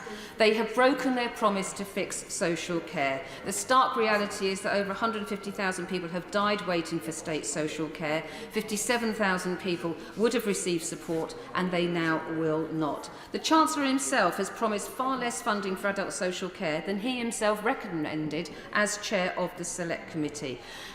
I welcome that people who are facing the cost of living crisis will have that fuel duty cut, but he has made some very clear choices. At £6 billion to that particular initiative, plus the additional billion for the pension rise, that £7 billion would have gone some way towards meeting that social care commitment that he himself wants to see. And what happened to the health and care workforce plan that was so widely trailed? Yes. Clearly, that didn't get past himself in the Treasury for the thing that he's already committed. We're expecting it sometime soon. Now, childcare providers are at risk of collapse, leaving parents struggling not only with the cost of childcare, but unable to find childcare in the first place. Extending hours is simply not enough. Childcare provision is not just about babysitting services. It is about the wider education of those children. President Biden in America has put forward a family support package. In Australia, the Labour leadership have looked at childcare completely different. They say an economic reform about inclusion and growth. It's not a babysitting service. An economic reform that delivers benefits to 2 generations of Australians, the best start in life for children, flexible support for modern families, and a boost to productivity and participation. What we've had today doesn't meet those challenges, and it looks like it doesn't even meet the basic that they were asking for. Now, in Bristol at the weekend, I was pleased to join by the Bristol Women's Commission about the caring economy and how the caring economy can add to our productivity. Looking at carers' infrastructure, improving working conditions, pay for those and skills for those low-paid workers. That's what this government needs to be doing. I commend the work of the Bristol Women's Commission. Unfortunately, it looks like the Green Party in Bristol are not supporting them going forward in the future. I hope the Green Party change their mind about that because they're doing some fantastic work. The apprenticeship levy is a massive failure, Mr Deputy Speaker. Starts are falling backwards. The cohort's made up mainly of people in senior positions. 13% of degree level apprenticeships are coming from neighbourhoods in the bottom fifth of levels of deprivation, and twice as many coming from the most advantaged backgrounds. That isn't good enough. And the new traineeship or the returneeship thing, the shiny new thing we've seen today, I'm afraid the Department of Education has been a dreadful failure on apprenticeships, and the idea that they can help people come back is not something that we think we can really believe. But overall, Mr Deputy Speaker, there is nothing in here for the West and the South West. Again, we have been completely ignored by this government. Transport is a critical issue for us in Bristol South. We can only support our move towards the climate crisis and support net zero with a functioning transport system, and this government simply doesn't care. Many of my constituents rely on buses. The elderly and young people going to education need bus service, and with the end of the bus recovery grant, my constituents would like to know what on earth the government is going to do to support them. It looks like the only mention of the West Country is in the section about Devon, when we're going to get some money for the potholes. Literally the only mention of the West and the South West that I can find in this entire shoddy document. Because the chuntering from the other side, I think, is talking about their MPs. Frankly, if that wall of Tory MPs across the West Country, that's the best they can come up with, well, I look forward to them disappearing. Because something much more could have happened. We are a good functioning economy. 116 pages, nothing for Swindon, Bristol, Filton, Plymouth, Stroud, Truro, Falmouth. Absolutely nothing. A complete waste of our time for the South West. And the sooner they go, the better. Thank you very much. Rachel Maskell. Thank you, Mr Deputy Speaker, and it's a pleasure to follow my friend from Bristol South and her analysis of nothing for Bristol South. I feel the same for York and York Central. 13 years and the OBR is hardly complimentary. Productivity dragging, growth the lowest in the G7, and the pace of change far too slow. And of the last 13 wasted years, the last 6 months have been the hardest for families, businesses and communities. 13.4 people now living in poverty, and now with sanctioning regimes to become more brutal and ill people forced into work, we know who is paying the price for this budget. And for those who got us through the last few years, the health workers, the teachers, the care staff and so many more, the longest pay squeeze for 200 years. Where is their pay rise? And while household budgets are set to fall by 5.7%, while 5.1 million will be hit by stealth taxes, these are the people who have worked their guts out over the last few years, and yet it is the top 1% who have gained.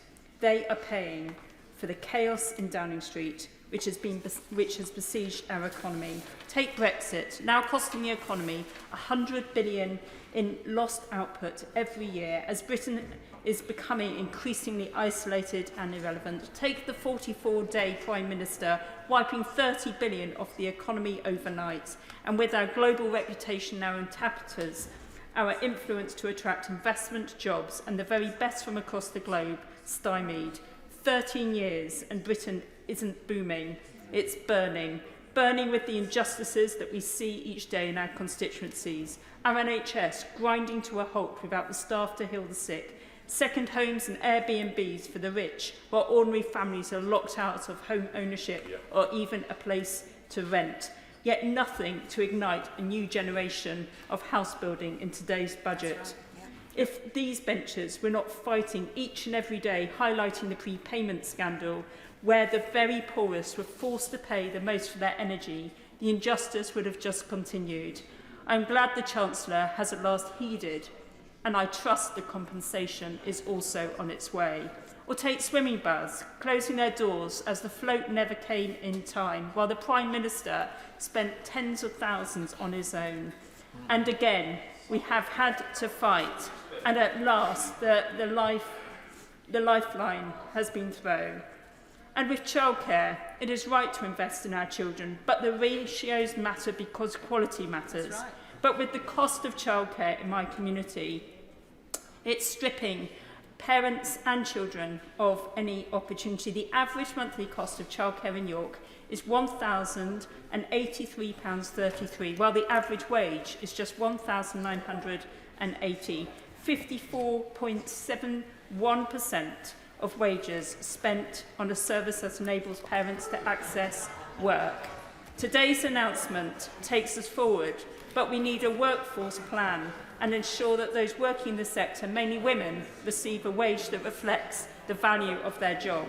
It is always the same with the Tories. Too little, too late. It matters, and it matters to my community in York. I look at Great British Railways on hearing about Great British Nuclear and another competition which would accelerate investment in Britain's rail supercluster and place York back on the global map for rail. The competition was launched over a year ago, and the announcement over 9 months late, still to come. And of course it has an impact on the 5,500 jobs in advanced and digital rail in our city. Nervousness that it may not come for political expediency elsewhere. But had it landed in time, we would already be accelerating the economic research and innovative opportunities, as well as getting our trains running. And take Bio-Yorkshire, Britain's largest Green New Deal, transitioning to a sustainable future while creating 4,000 green-collar jobs, upskilling 25,000 people, generating income through start-ups and spin-outs, while cutting carbon and landfill, and returning value back to the Treasury, creating new insect and hemp technologies. And quite frankly, one of the most globally transformative projects around. First raised in this House 2.5 years ago, and we are still waiting years for this government to make up its mind how to fund it. All the time, opportunity wasted, and our planet melting and burning. We have our creative sector born out of XR Stories, making York a UNESCO city of media arts and leading the sphere in generating digital creative jobs and digital film, games and creativity. But where is the funding opportunity? While brilliant artists, technicians and so many more are waiting for the chance to help Britain back on its feet. Not a penny for York's science and technology superpower. And of course we have York Central, a major opportunity for investment, a site which is begging attention, and yet again the government pass it by. Too little, too late. 3 brilliant clusters that government should be fighting to invest in. 3 brilliant projects which will not just level up my city by creating the desperately needed jobs in post-industrial York, but will benefit the region, the country, and tech, science and climate mitigation around the world. In York, we think big, we plan hard, we build strong relations and partnerships, attract the very best brains and determine the greatest opportunities. But we have a government that does not back these opportunities or our young people. As we have shown in the past, when people put confidence in York, we go far in what we achieve. Instead, we have seen nothing today. The next generation is losing hope. They are losing the chance to do something special. The Treasury is losing income, and ultimately my community is losing the chance to create the next generation of jobs in our city that are desperately needed to close the ever-growing inequality. And while some will be breathing a sigh of relief as they scoop funding for investment zones, York has been left with nothing in this budget to enable our well-planned investment opportunities to flourish. This decision fails the people of my city who are fighting for a decent job, a decent home and a decent future.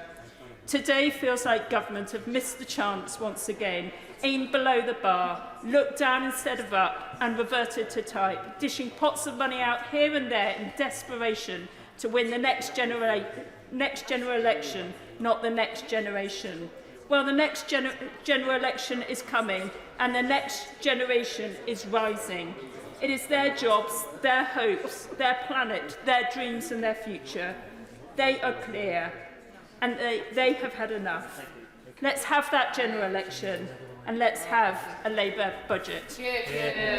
Lloyd Russell-Moyle. Thank you, Mr. Deputy Speaker.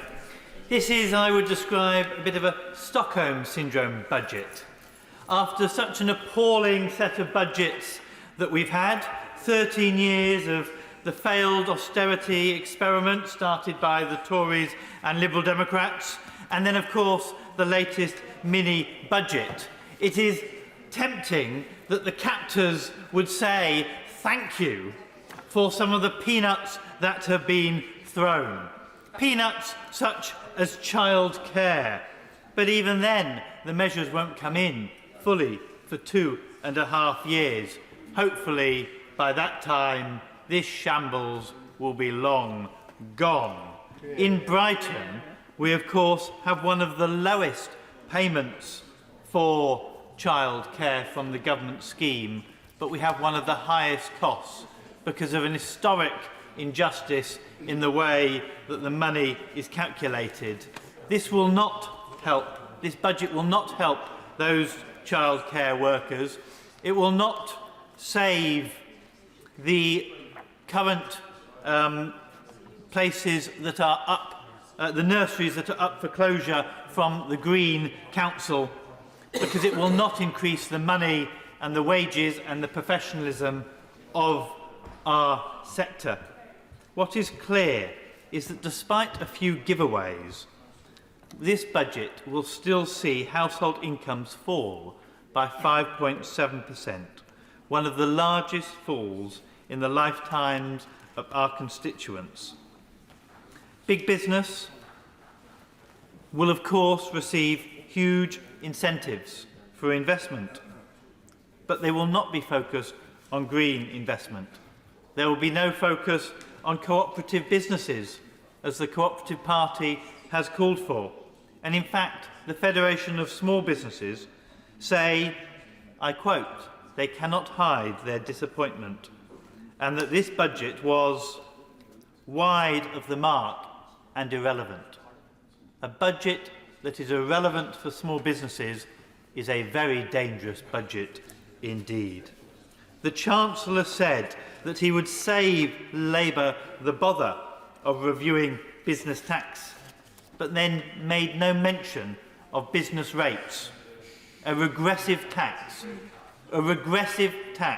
which punishes our high streets. The help for cask beer will be welcome, but the problem in our pubs is not the tax on beer that is pulled from the pump. It is business rates, it is land values, and it is planning laws which allow speculative breweries to sell pubs and chuck out landlords because they get better amounts in for other uses. And the reality is that our leisure and nighttime economies will be crippled by rising fuel bills, and they are being offered, apart from the welcome leisure centre relief, no protection whatsoever. The failure to bring down energy bills will affect our constituents and is a failure also of Ofcom and, of course, of the horizontal privatisation, which means that it is illegal for British Gas to sell to its own customers the price that it generates energy at. This is madness. It allows speculation and profits to win out rather than hard, ordinary people, and there is no benefit there for them. But it is not just businesses, of course, that will suffer. As we know, the government has only last month had to announce a scheme for residential customers who are on business tariffs so that they get the £400 support. As the business tariffs will no longer be capped, all those people will have to pay an uncapped amount for their energy bills.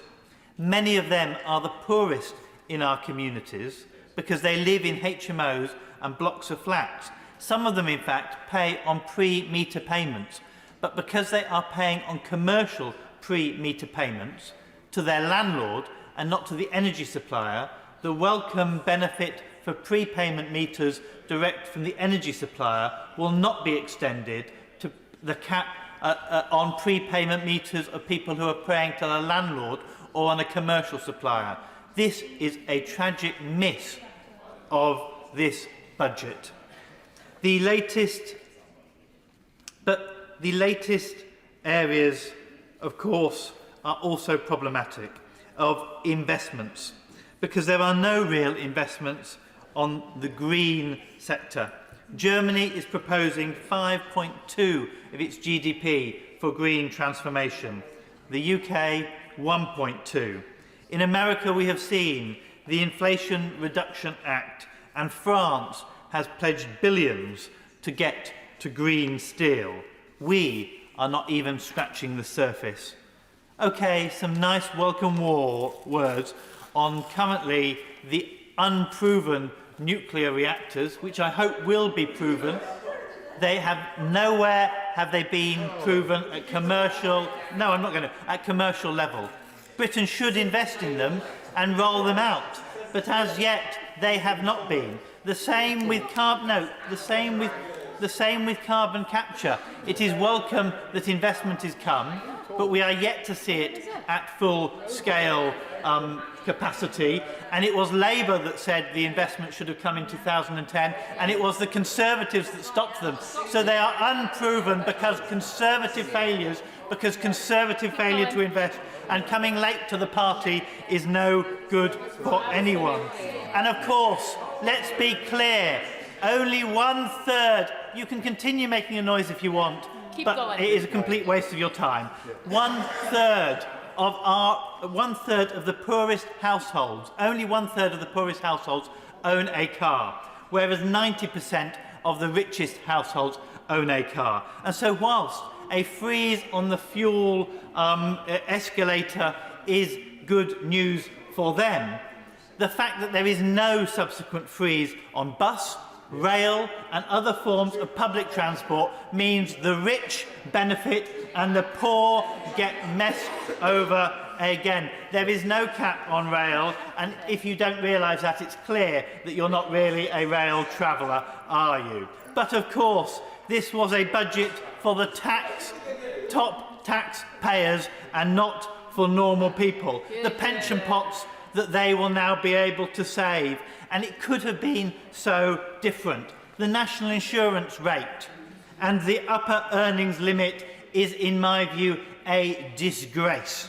It is a disgrace that people earning under 50,000 pay 12% on national insurance, but people earning over 50,000 pay only 2% on earnings above that. It is not only a flat rate of tax, which Conservatives usually advocate for, it is actively regressive. It harms the poorest and helps the richest. And if that one change has happened, 30 billion at the most conservative estimates would have been raised.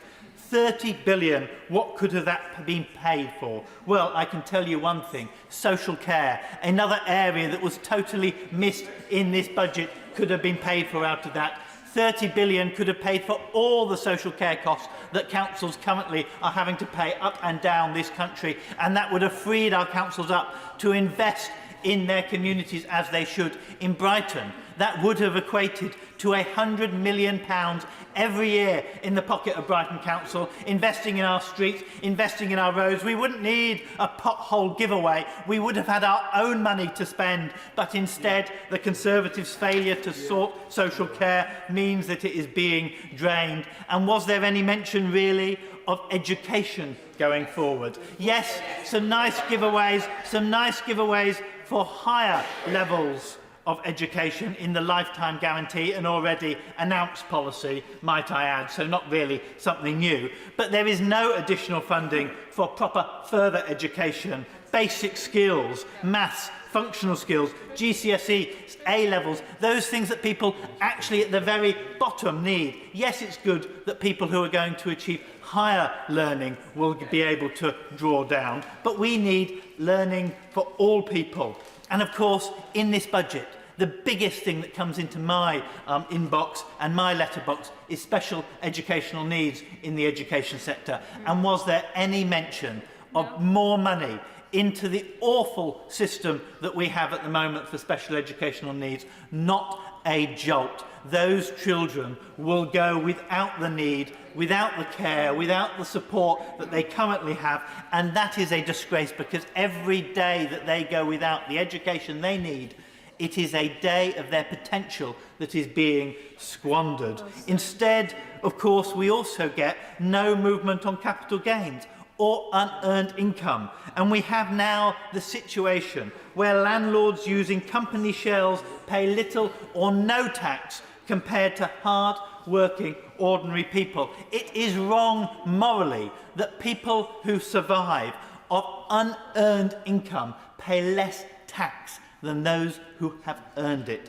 Because this budget and this government is a government for people who don't work hard, but who speculate, who extract, and who use Ponzi schemes in the market to get money out rather than actually building our country up. They take out. This is a budget of lost opportunities. This is a budget that we could have changed our country. And when they say technical recession, the reason they have to say it like that is because everyone knows we have a household cost of living recession. We have a household income recession. So yes, it's a technical avoidance of recession, but the day-to-day lives of people in this country is worse. And of course, Labour would have done better. We would have supported businesses and the economy.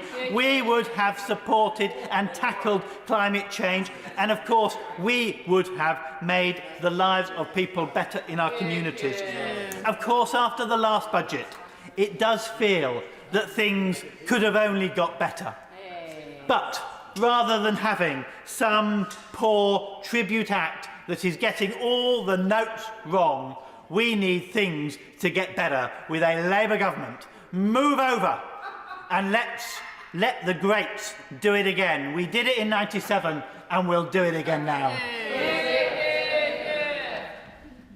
I beg to move that the debate be now adjourned. The question is that the debate be now adjourned. Does that mean say aye? Aye. No, I think the ayes have it. The ayes have it. Debate to be resumed what day? Tomorrow. Tomorrow. Point of order. Point of order. Alex Davies-Jones. On a point of order, Mr Deputy Speaker, this morning during Science, Innovation and Technology questions, the Secretary of State responded to a question from my honourable friend, the Member for Manchester Central, around her concerns over the use of TikTok on government officials' devices. In her question, my honourable friend stated that 3 weeks ago, the Secretary of State said that having TikTok installed on a government device was a personal choice. Now, in response, the Secretary of State said, and I quote, "What I actually said, Mr Speaker, in terms of the general public, it is absolutely a personal choice." Now, I have since checked, and in her interview with Politico, the Secretary of State stated in response to a question specifically about government officials using TikTok that the use of the app is a personal choice thing. Now, I fear the Secretary of State may have inadvertently misled the House, and as we know, the official report belongs to Parliament, and it is vital that our record is true and accurate. Now, I'm hoping, Mr Deputy Speaker, that you will be able to therefore advise on the next steps so that we can seek clarity on this issue, which ultimately concerns all of our national security. I'd like to thank the Honourable Lady for giving notice of her point of order. Ministers are encouraged to correct any inadvertently incorrect statements made to the House as quickly as possible. The Treasury bench will have heard the Honourable Lady's point of order, and I'm sure that the Secretary of State will correct any mistakes if one has occurred. Point of order, Sammy Wilson. Mr Deputy Speaker, I understand that next Wednesday the Government is to bring forward a statutory instrument to the House in relation to the Stormont break. Could I ask you to investigate the legislative basis on which such an order, a statutory instrument can be brought forward? I'd like to thank the Honourable Member for his point of order and the forward notice of it. Whilst this isn't within the power of the Chair to do that and the tabling of legislation in this House, there will be an opportunity tomorrow in business questions for him to directly ask the Leader of the House what the future business is going to be and under what auspices that statutory instrument would or could be brought forward. If he wishes, if he's unable to do that tomorrow, he could go to the Journal Office and seek further advice. Thank you very much. Petition, Martin Day. Thank you, Mr Deputy Speaker. I rise to present a petition relating to driver and vehicle licensing agency and road tax. It was collected on behalf of my constituent Karen Wood from Bo'ness, and it's very hard as an issue of fairness and equality, as drivers in receipt of standard rate PIP are unique in that they have to apply by post, unlike any other driver. The petitioners therefore request that the House of Commons urge the Government to instruct the DVLA to permit all drivers to apply for road tax by whichever method is most convenient to them, and the petitioners remain, etc.